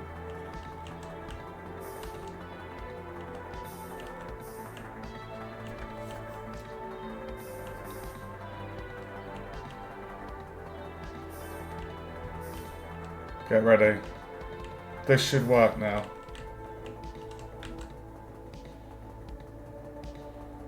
Are you fucking joking? You little oh!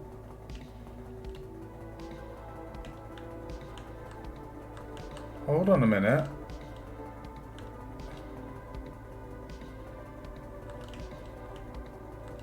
It looked... Let's just check that quickly. False.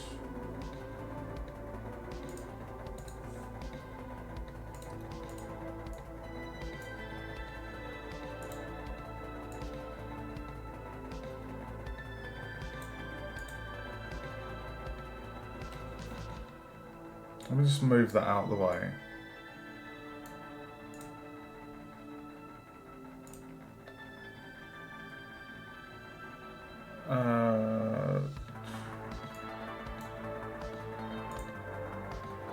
Default value.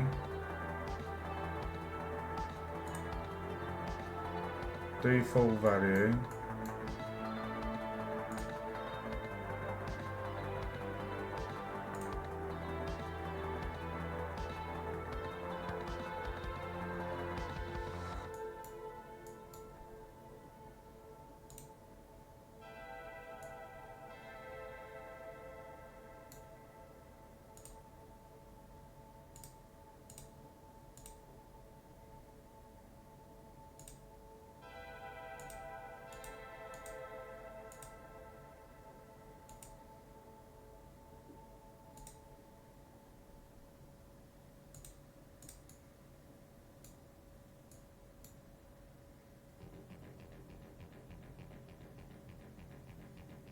Okay.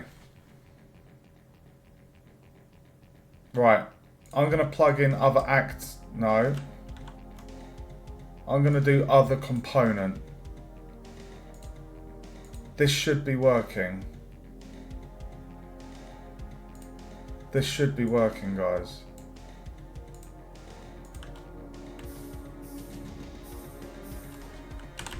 This should be bloody working. Oh.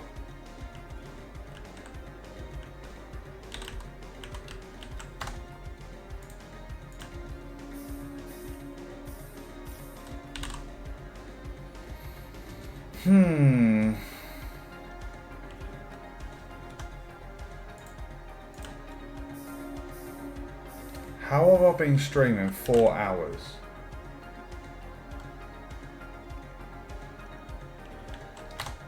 Come on, this has to work.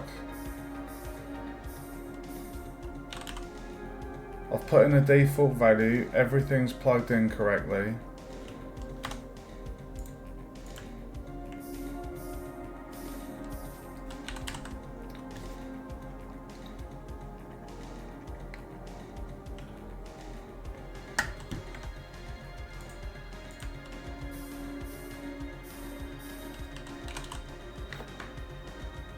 Just need Gekanda. Not Bearcoon.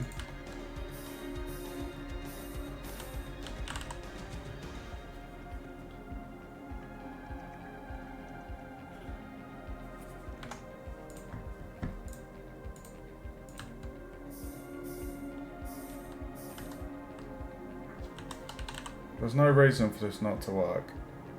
I'm pretty sure I've got everything,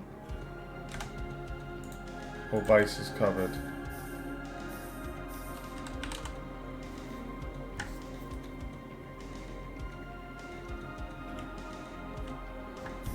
Right, let's go, mate.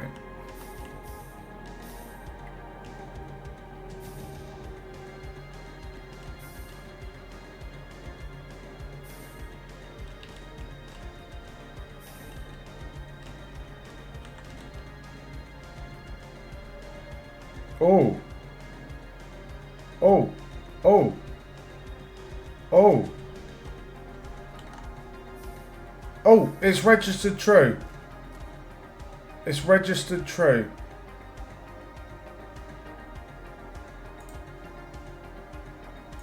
Alright. You need to go to it, mate. No, not to me.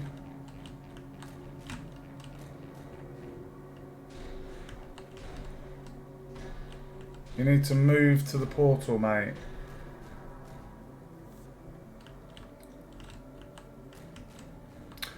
Ah. So it's working that time because I changed it from overlap component to other component. So it is working.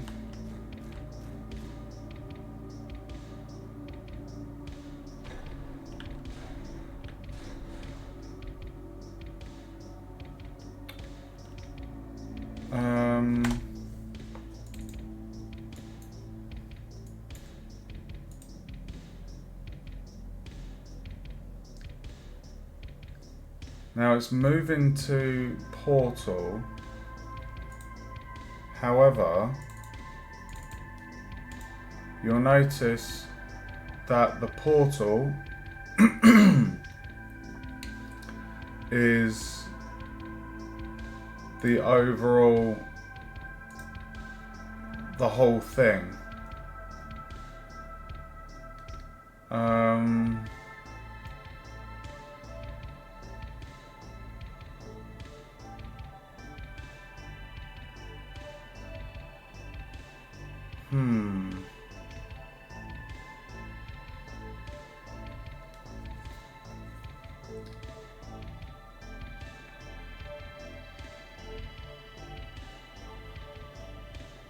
But we know that the world location is 000. So if I just said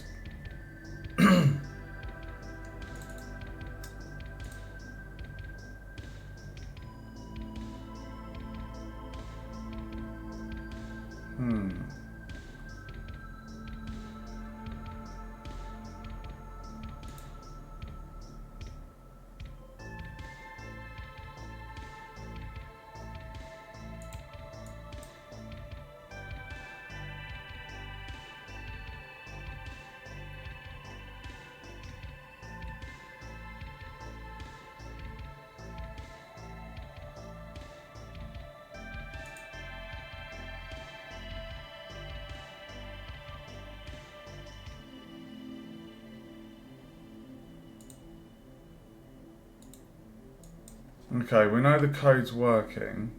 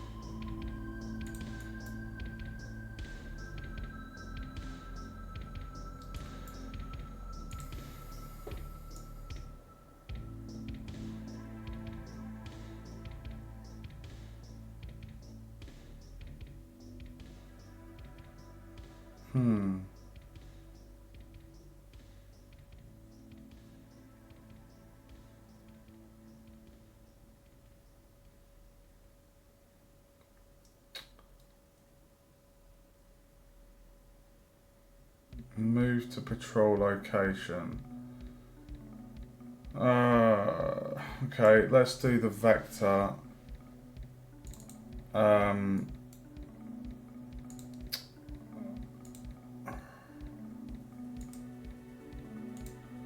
So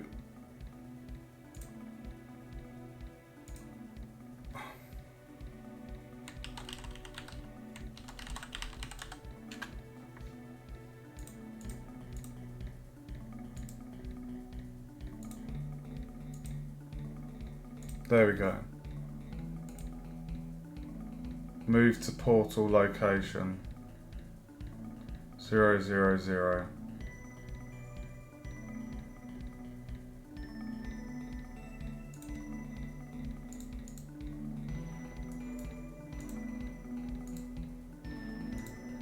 There we go. And then I'm going to set that to 0.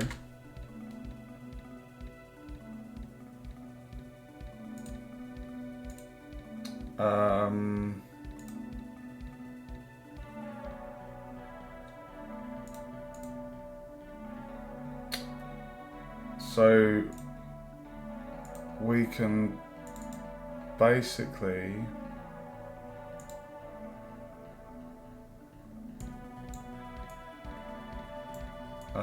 in portal triggered, we can get rid of that.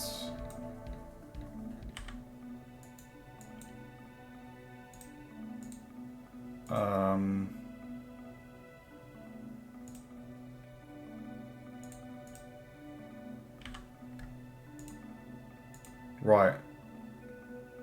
So the logic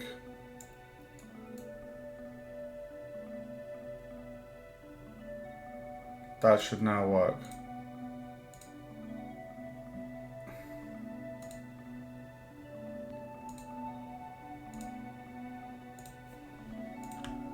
Oh, hold on. So it was registering the Boolean correctly now, but because that actor is quite the portal acts as quite big. It's not going direct, it's not entering the trigger point. So now that I've said 000, he should literally move straight to it.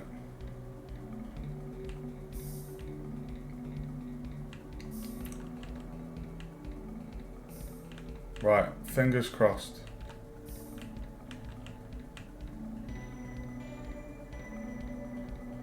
You little shit.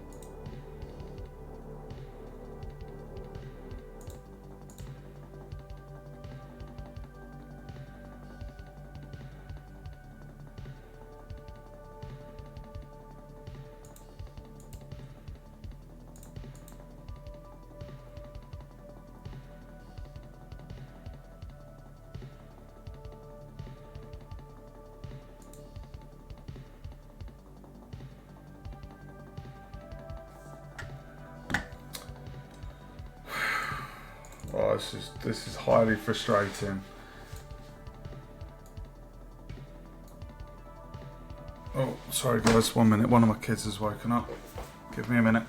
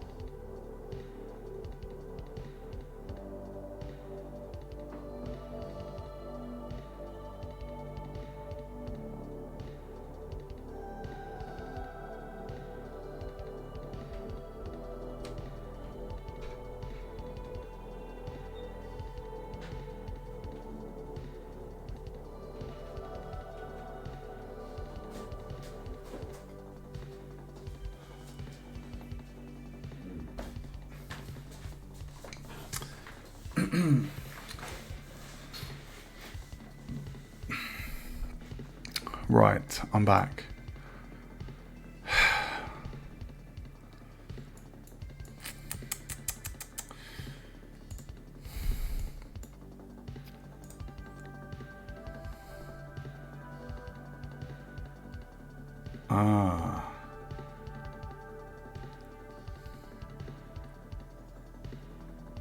Let me check.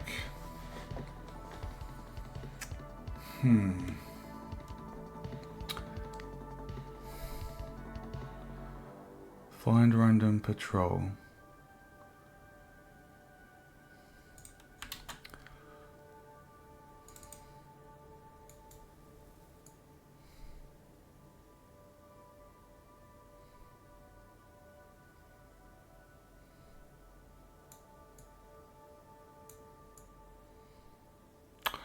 I'll just do set blackboard key as vector.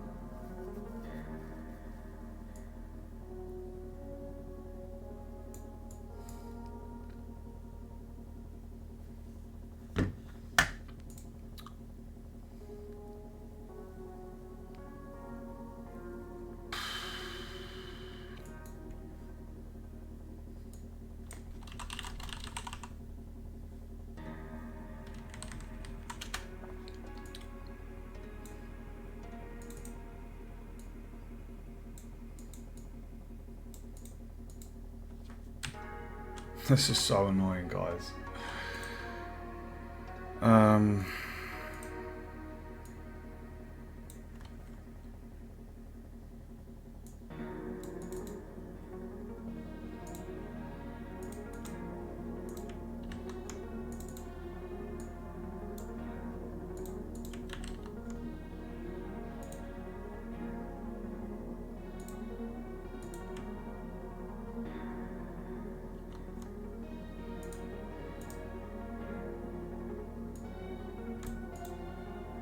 Portal location. Portal reached. Portal location is that. Please, please work this time.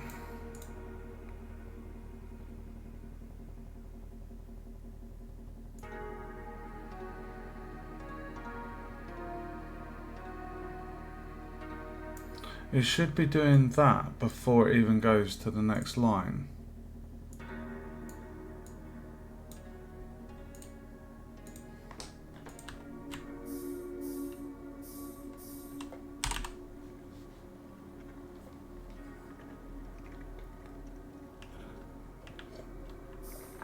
Excellent.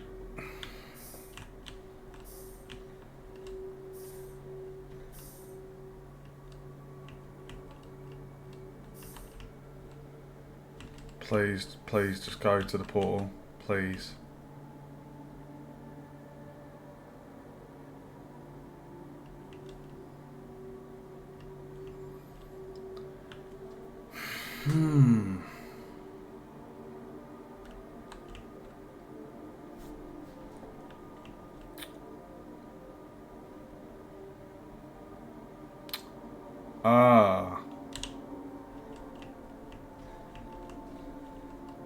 It's the nav mesh.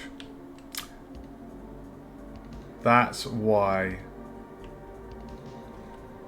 Why didn't I think of that? It's the nav mesh, guys.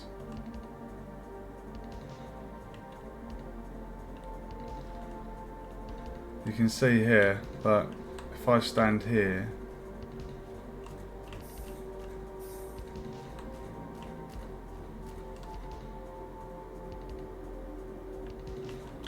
he's not actually able to touch it.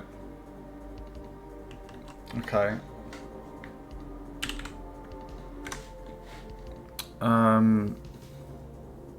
Alright, on that basis then, let's just expand the capsule on that. If I press P, there we go.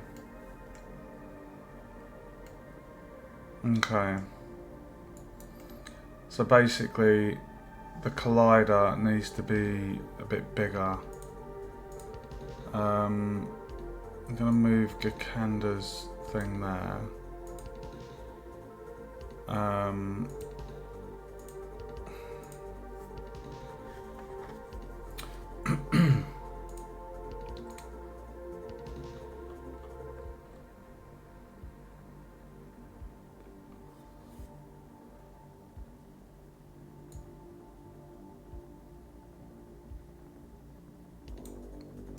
So capture radius is 80, so if I do 100.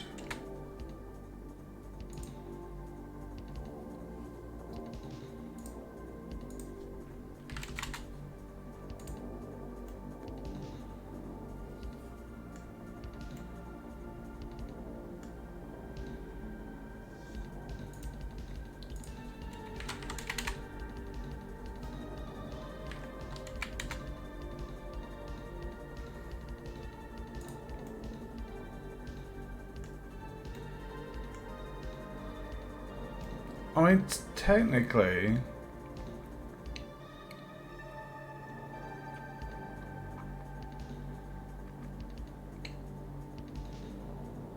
we know that he can actually walk quite close, so his trigger box should trigger that.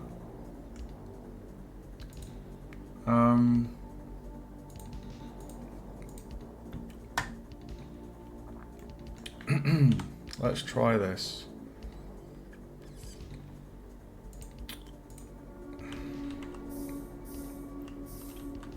Yeah, it's the nav mesh. Basically, there's, as you saw, there was a gap on the nav mesh where the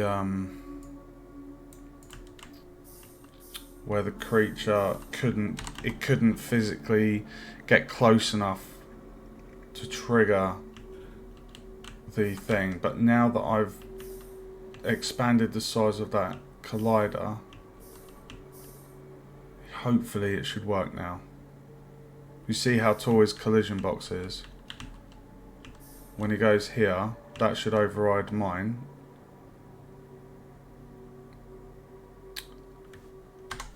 Oh! We don't want him to focus me. Why's the music stopped?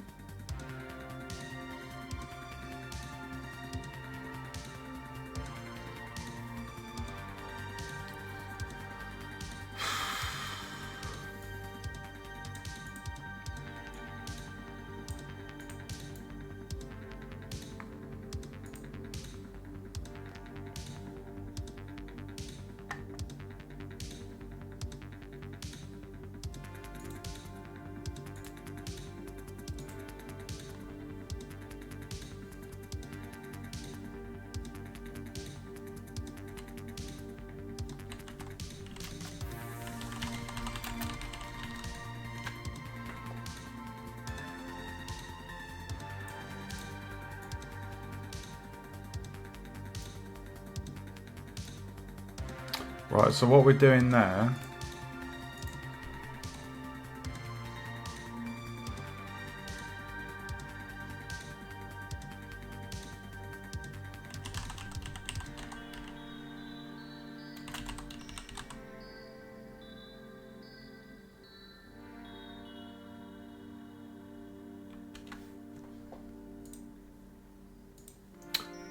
putting this in there,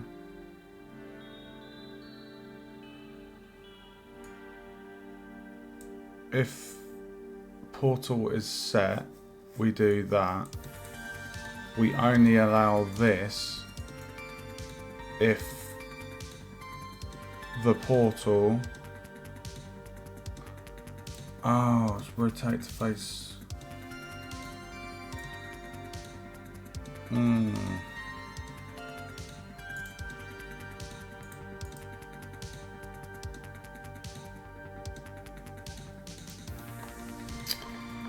Oh my god, dude.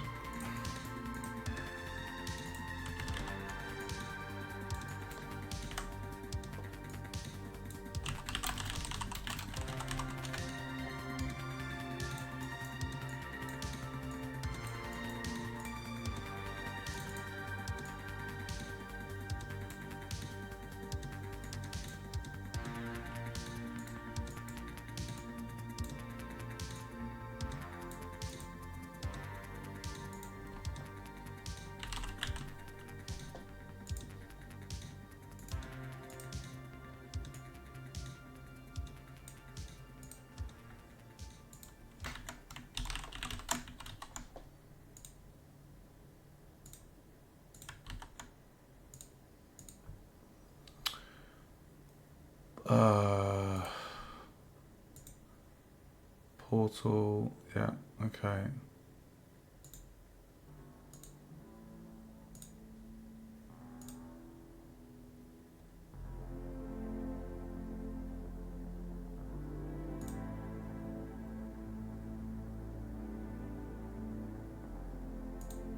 Right.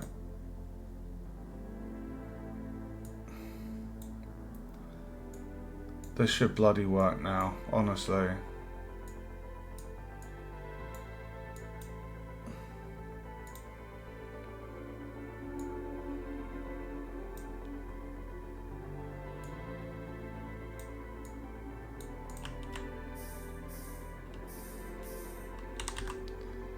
This should work.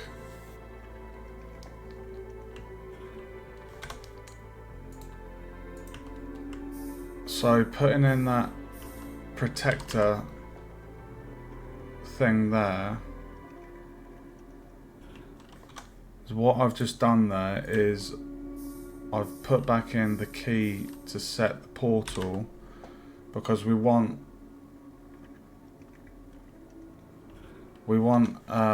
the creature to face the portal when it moves towards it. We don't want it like facing the player, and yeah. So we're just gonna get another Gekanda.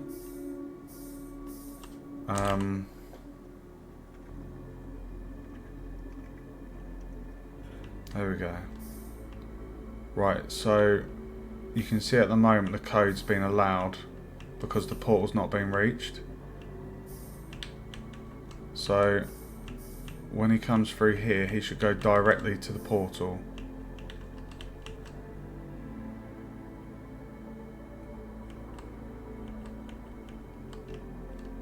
What? Rotate to face the portal. Invalid.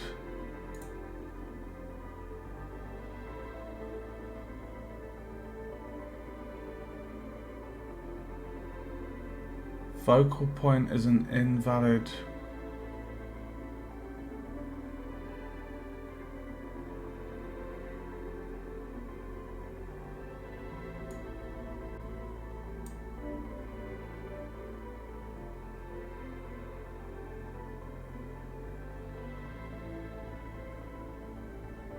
What are you on about? It's invalid.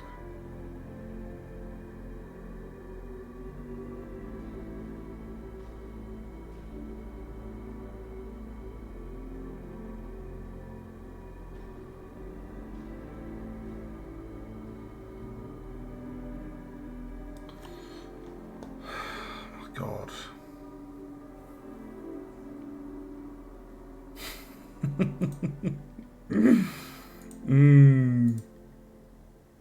You know what? I'm just going to put in bloody rotate to face the portal location. Just bloody do that. Oh my God. What a nightmare, mate. What a nightmare. Right, I'm going to get rid of that. I'm going to get rid of the portal key. Portal location, portal reached.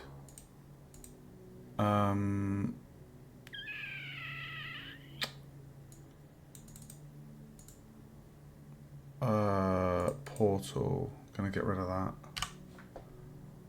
Right. Is this gonna be the 50th time lucky, guys? Rotate to face portal. And that's the portal location. So he's gonna rotate and face it. When you put in a key, it's meant to like literally turn and rotate, but for some reason it was saying that the portal was an invalid. I'm wondering if that's because, you know, I said how big the portal is. Like you can see here, portal is that. So it's almost like it's already within that overall size. So maybe that's why it was jabbing out.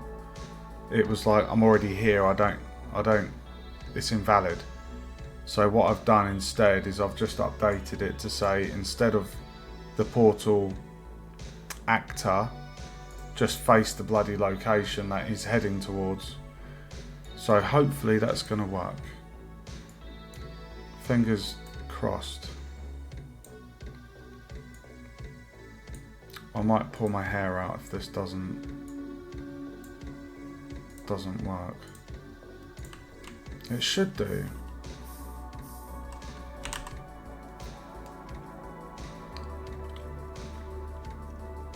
Oh, perfect.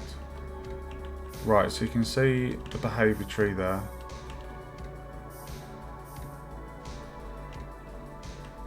Right.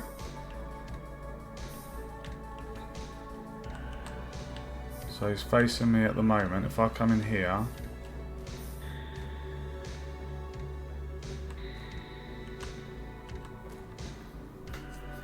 why are you jabbing out, mate?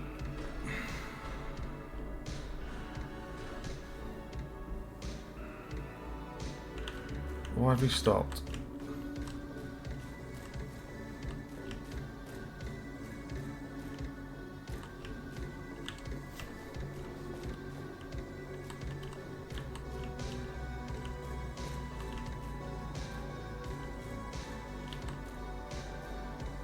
Oh, for fuck's sake.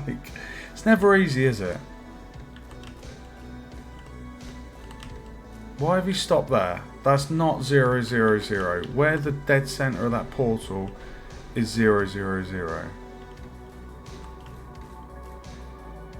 What is going on there?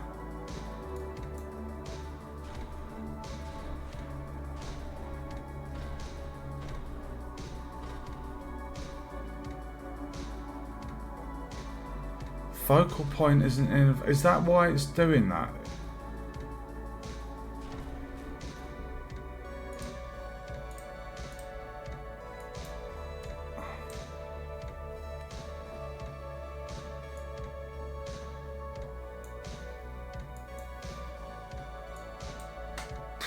I was gonna bloody get rid of that.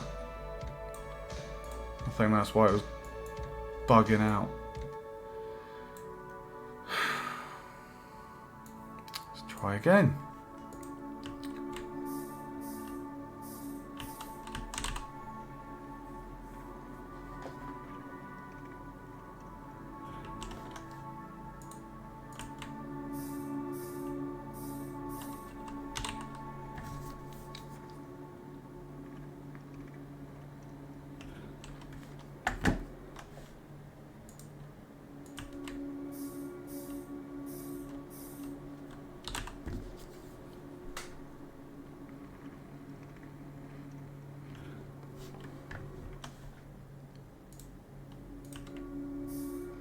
I think because that rotate to face thing is just because of that slight error. I think that's why it was just like causing it to glitch out and not go forward. So the fact that we're guiding him towards it, if I now move here. Oh, fuck off.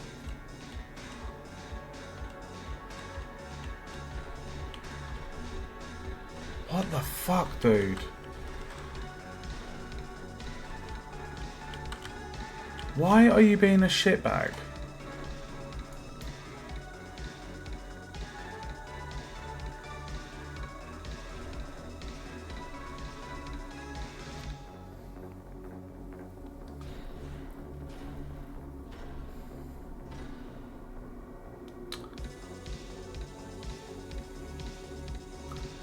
I have a suspicion that is because this system, you can read the description there, moves the AI pawn to the specified actual location using a navigation system. It's almost like it knows I can't go there, so I'm just going to stay here.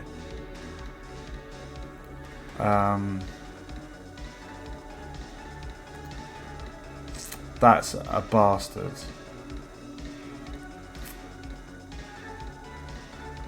That's probably why he's not moving forward. So let me just have a look here.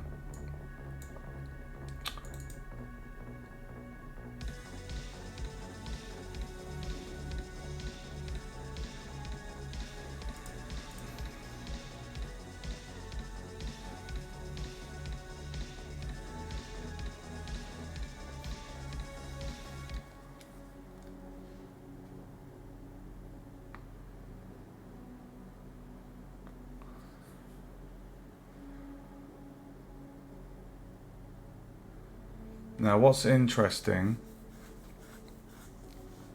require navigable end location.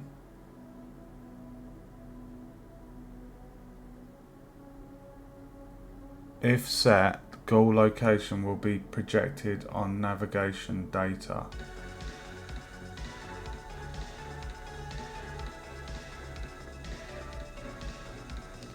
We know that the nav mesh stops before the portal. So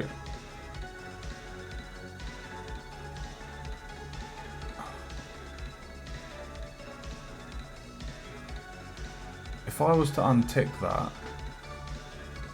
if set, the goal location will need to be navigable. If set, goal location will be projected on navigation data. So if I untick those two,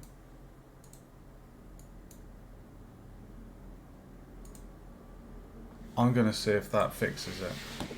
I think that's why he was getting stuck there.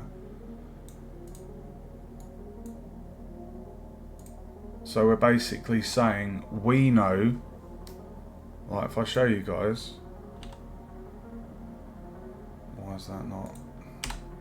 We know that the nav mesh doesn't go to where we need it to at 000, which is right there.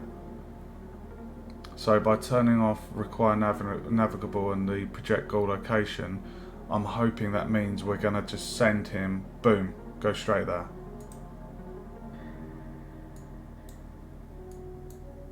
So hopefully he won't stop on the spot.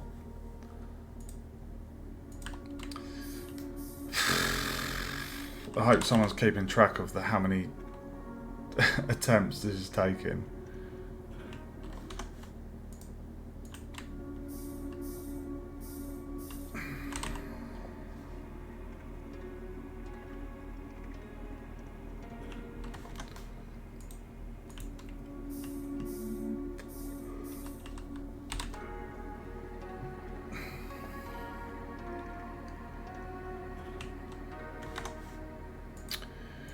Come on, give us Kakanda. I know that I'm having to repeat this to get Kakanda, but I'm not putting this logic on the other characters until we've got it fixed for this one.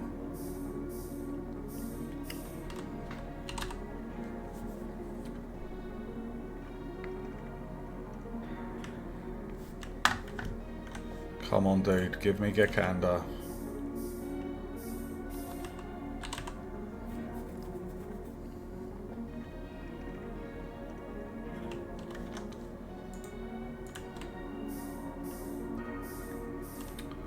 I feel like we are literally on the cusp of just having this done. Quite literally on the cusp. So once it's working for one, you just repeat the process for the other three. And I know the logic to implement for updating the booleans when the creature's destroyed and stuff, so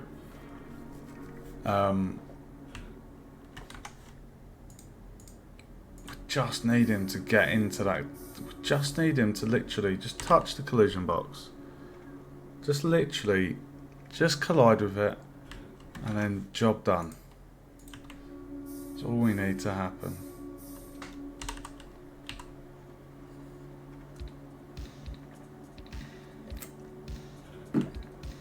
Finally. Come to me, my precious. Please, please don't glitch out on the spot. Please do not glitch out on the spot.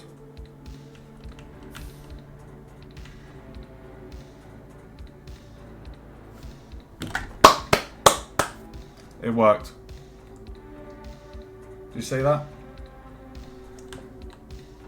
It worked. Now, what I noticed was he slightly altered his rotation. So there is an option on here for move directly toward.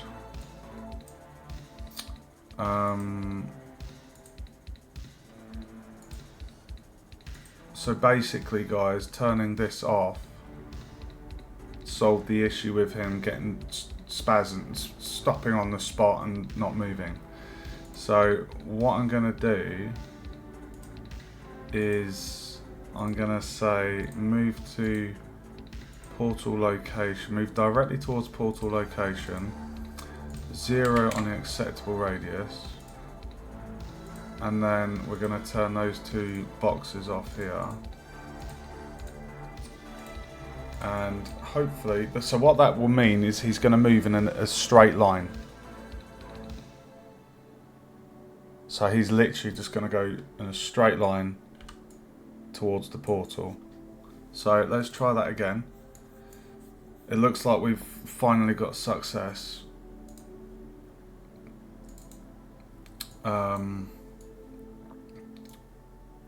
Fingers crossed. So we know it works. We know it. So doing the move directly towards will just make it a more fluid beeline towards the objective there. Thank you, C.E.A.R.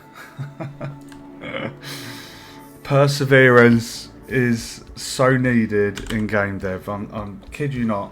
Sometimes you could just, it's like banging your head against a brick wall trying to solve problems at times, but there are so many options on a lot of functions and all sorts, so it's just a matter of taking your time, reading them, trying to understand the descriptions and how they operate, and then, you know, experimenting with them and testing it and seeing what it does, and ticking those two boxes off seems to have resolved the issue with the nav mesh being, as you can see there on the editor, it doesn't encompass the central portal.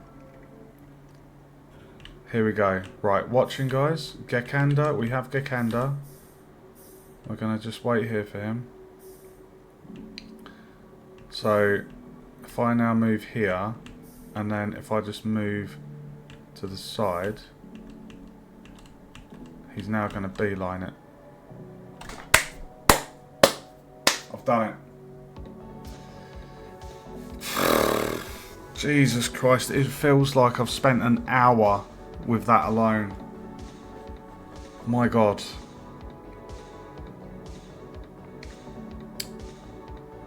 That was crazy. I feel like I want to rework that texture. I feel like I want to add bubbles on it. But it is like 3:10 and my kids are going to have me up early. Let me just have a quick look here. So what I want to do,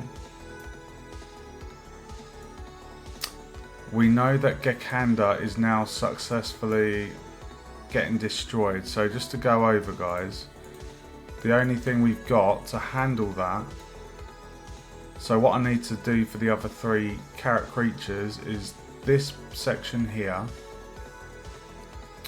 and then I need to add a custom event for portal triggered under the controller, and all we're doing is setting the portal location and the portal reached, and on the blackboard we need to add the new key, or a couple of keys, just these 2 keys here. But now that I've done it and I've got it working, that's going to be a breeze to add to the other 3. But what I want to do is, with this node, what we need to do is just access the first person character and set Gekanda saved. So I'm going to get the player reference and we're going to set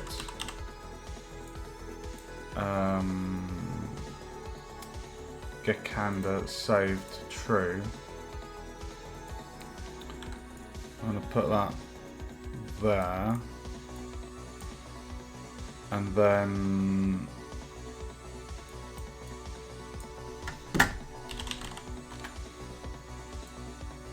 we're basically just going to get a notification, develop a notification to say yes, he's been saved. We're letting you know he's been saved. And that should hopefully do the job. So in the event destroyed, set the player on the player, set the variable Gekanda saved down here. Set it to, yep, he's been saved. And then destroy it. Actually, oh. No, that's not correct, because ooh. Okay, hold on. Hold on. Destroy the actor. Oh.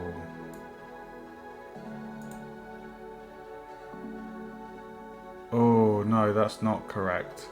Because what's going to happen when the robot when I implement the robot logic to the robot interacting with the creatures, what the robots do is they put the creature in a bubble and then they take it to like a locker or container, and they put the creature in that locker or container. And in that process, it also destroys the creature. So what we're going to have to do here is put in a restriction to almost check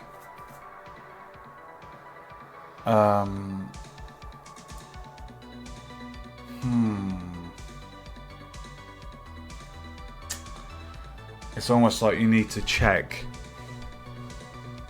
if the portal reached is true.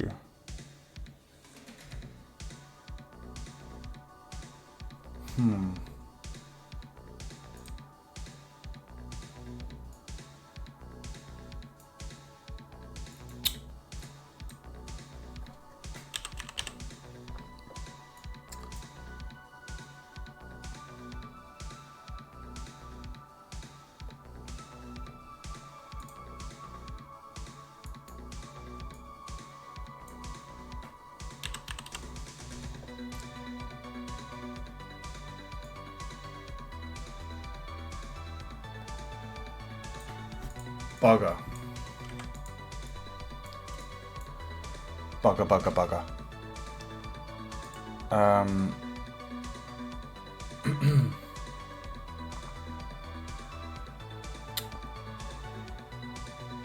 Actually, hold on.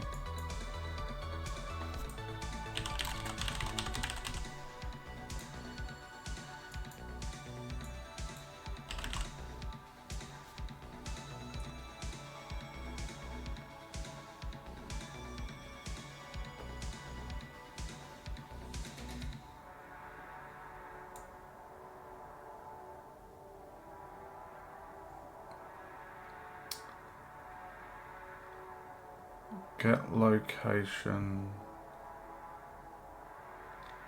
Target is blackboard component.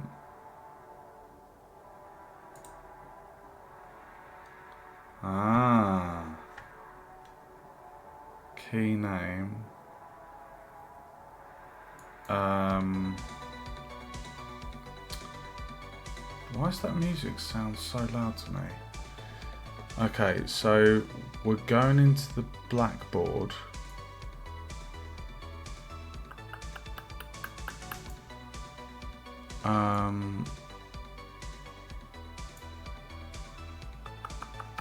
Sorry, one sec, guys. The key name is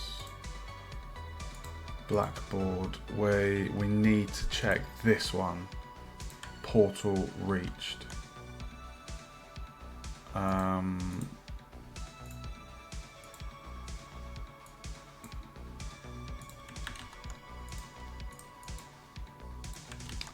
Right, so what we're doing is we're saying, because like I say, guys, there's two instances the creature gets destroyed. The first is if a robot catches a creature, it will take it to a container, stash it in a container, and in that process it gets destroyed. So in that case, we do not want to register us as saving the creature because it's not reached the portal. So what we're doing is we're putting in a bit of a gateway prohibitor here, and we're saying, we're basically saying, check that the portal reached, Boolean, is true. And that is the gateway. So the only time we will register the player as saving the creature is if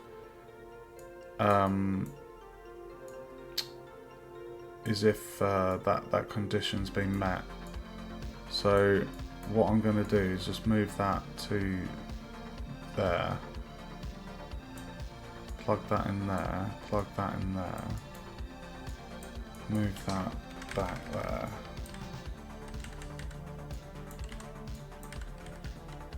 Okay, so on the event that Gakanda is destroyed, we're going to check the blackboard of the Gakanda controller. So we're getting the blackboard, and then we're getting the value as ball.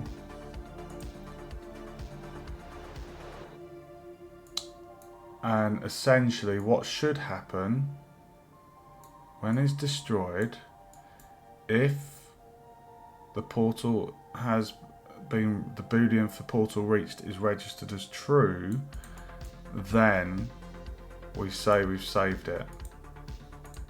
So no compilation errors. So let's give it a go, I guess.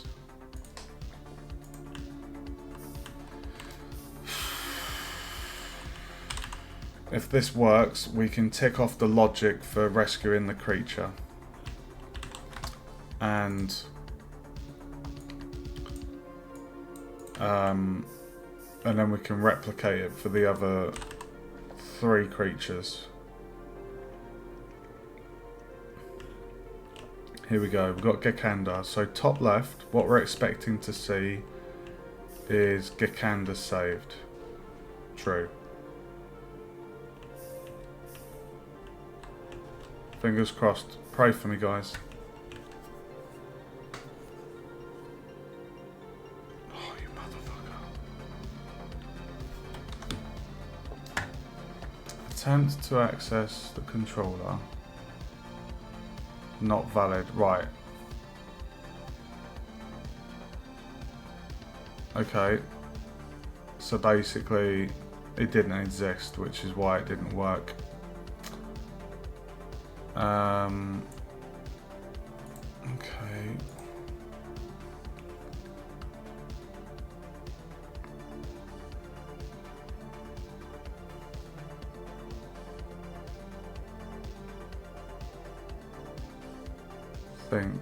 Think.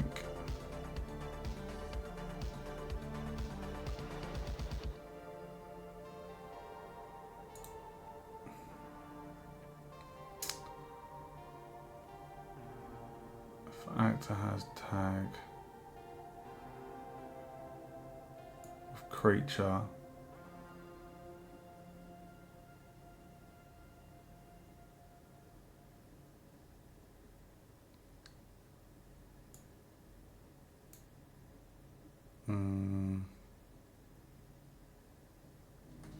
I mean, another thing we can do here is just say if actor's name equals, if actor's name equals Gakanda, then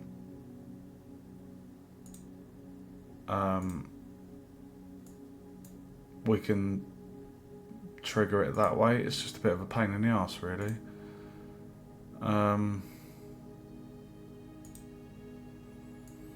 So this is the portal, and all that does is will destroy the creature.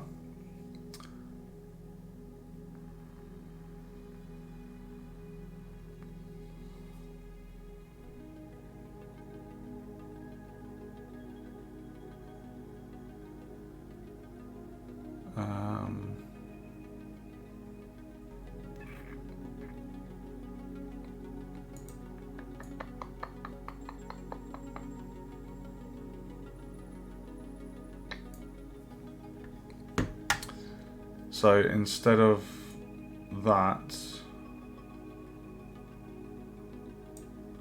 I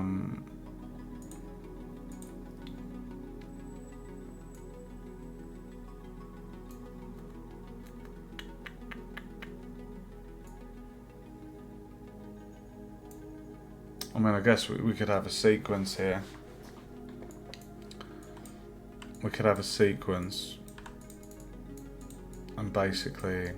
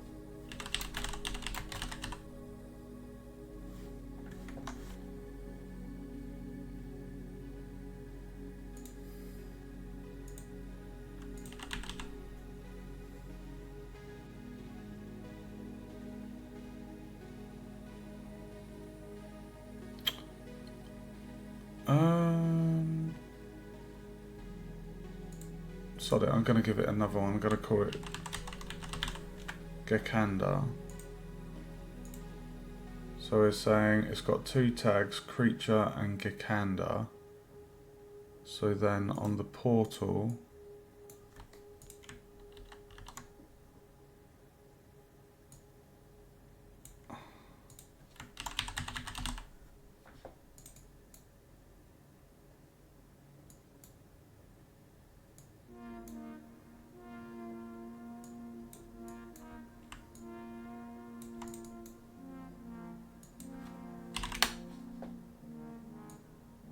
it's a bit of a pain in the ass having to do it this way, but so we know that it's going to be a creature.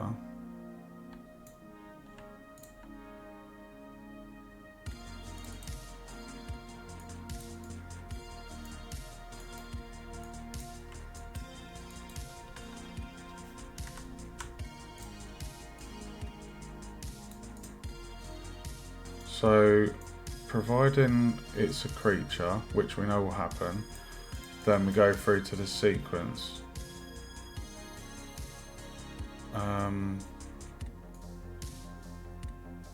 Actually, it doesn't. We don't even need the sequence. I don't know why I had that, to be honest.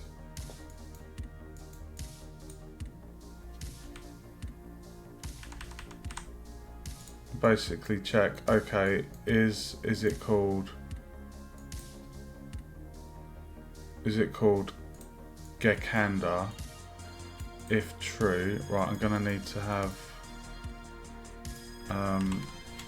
begin play.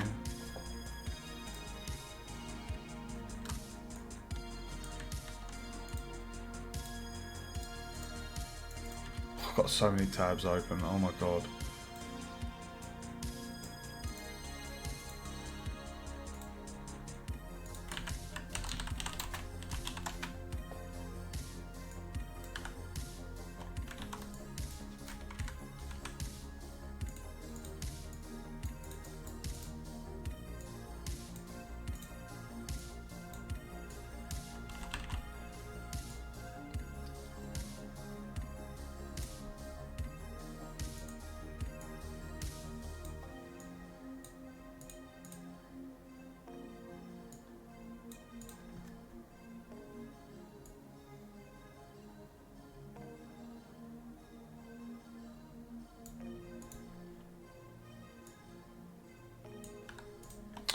Okay, so if I go back onto here,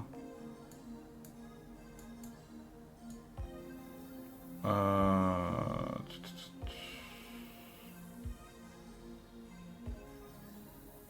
we're on Gekanda at the moment.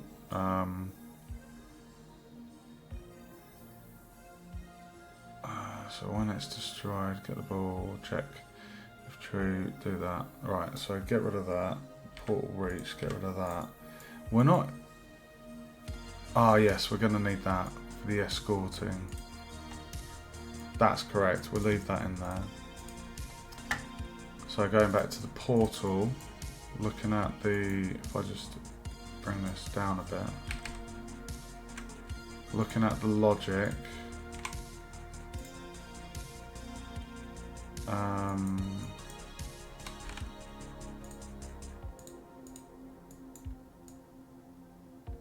When a creature overlaps with the portal, we check, is it Gekanda?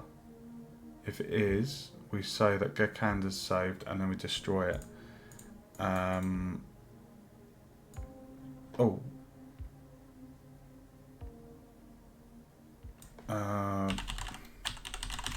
Just so we know that it's registered, I'm just gonna temporarily put that in there.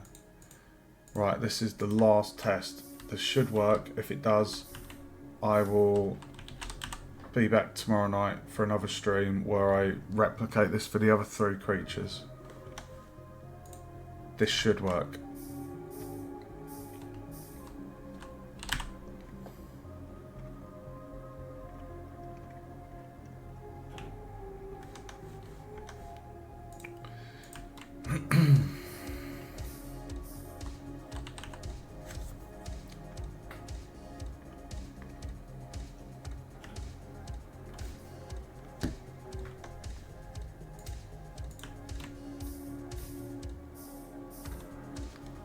I love the noise of that door opening. Would you believe me if I told you it was the sound effects of someone opening a beer can? It's the hiss of a beer can.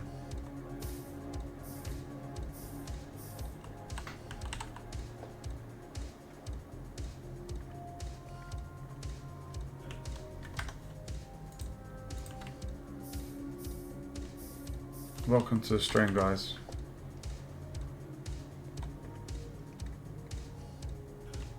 Come on. We've got a 1 in 4 chance of getting Gekanda, which is the one we've been implementing the logic for. We've had Octo Nymph a few times.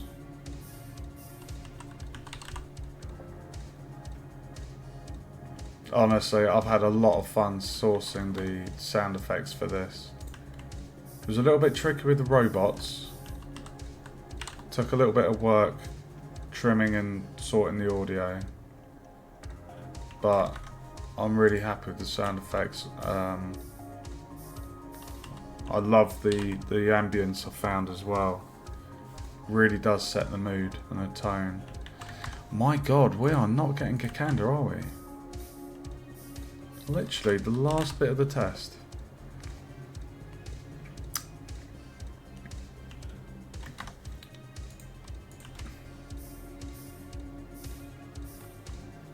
I've got a developer cheat code in to get a guaranteed spawn chance. I'm not going to do it for a specific creature. So like I say, guys, provided we get the Boolean print string top left of the simulation, it's all good. And the saving part of the logic for a creature is done.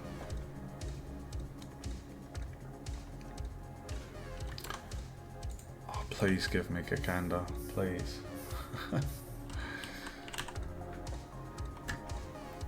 Come on. There we go. Okay, guys. Oh, the robot's coming. Quick. Quick. Quick. Okay, moment of truth. We're expecting top left a cyan message. Get ready. Here we go. Done. Done, done, done. And if we just quickly alt tab to the player character and click on C.E.S.A.R saved.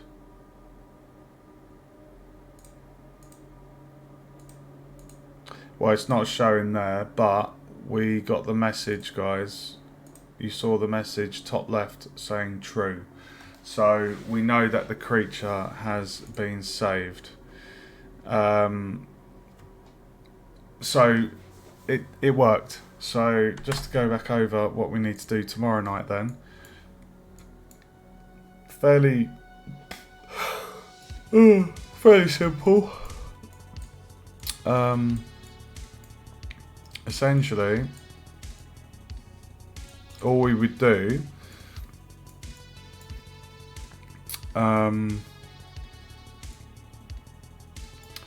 is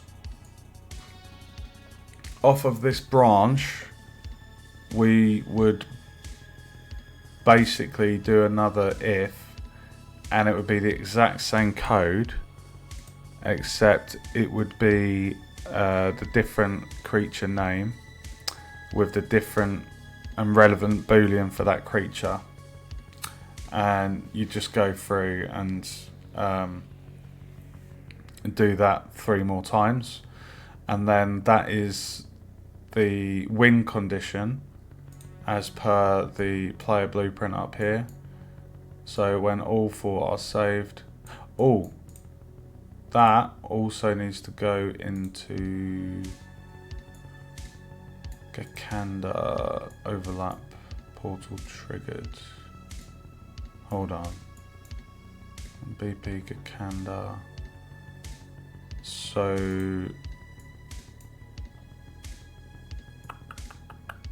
yeah, before we destroy the actor, actually.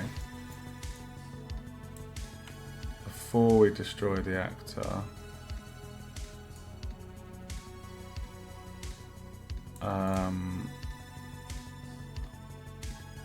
you would call the custom event for all creatures safe, because this is the win condition. So I'll add in like a custom widget blueprint that'll be like a pop-up screen for game complete, basically, or success, mission accomplished.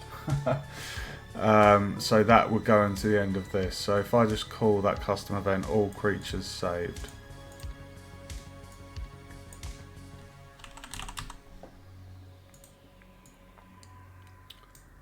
so that's essentially checking has the player, instead of that being an on tick event, which will be a bit more of a drain on hardware and stuff, just having it as a custom event that gets called only in the event we need to.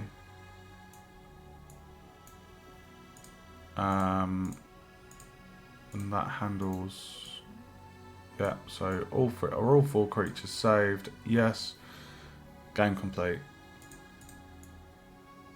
And that is it. So tomorrow we just need to add in 3 extra creatures to this line of code, and then for the other creatures, like if we go on to Gelatino, I can actually close, no, I can't close that. Sorry, oh, I've got so many tabs open, oh my god. Let's just close those ones.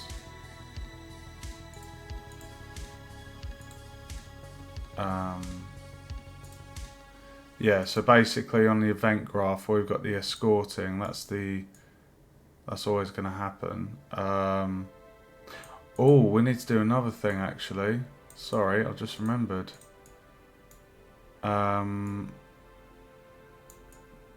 Before we destroy the actor, we need to also say that the player is no longer escorting.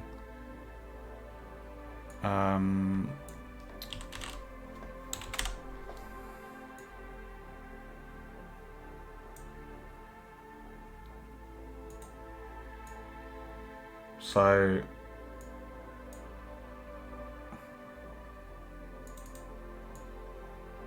what that does, do you remember that was the gateway, guys? Let me just move that back.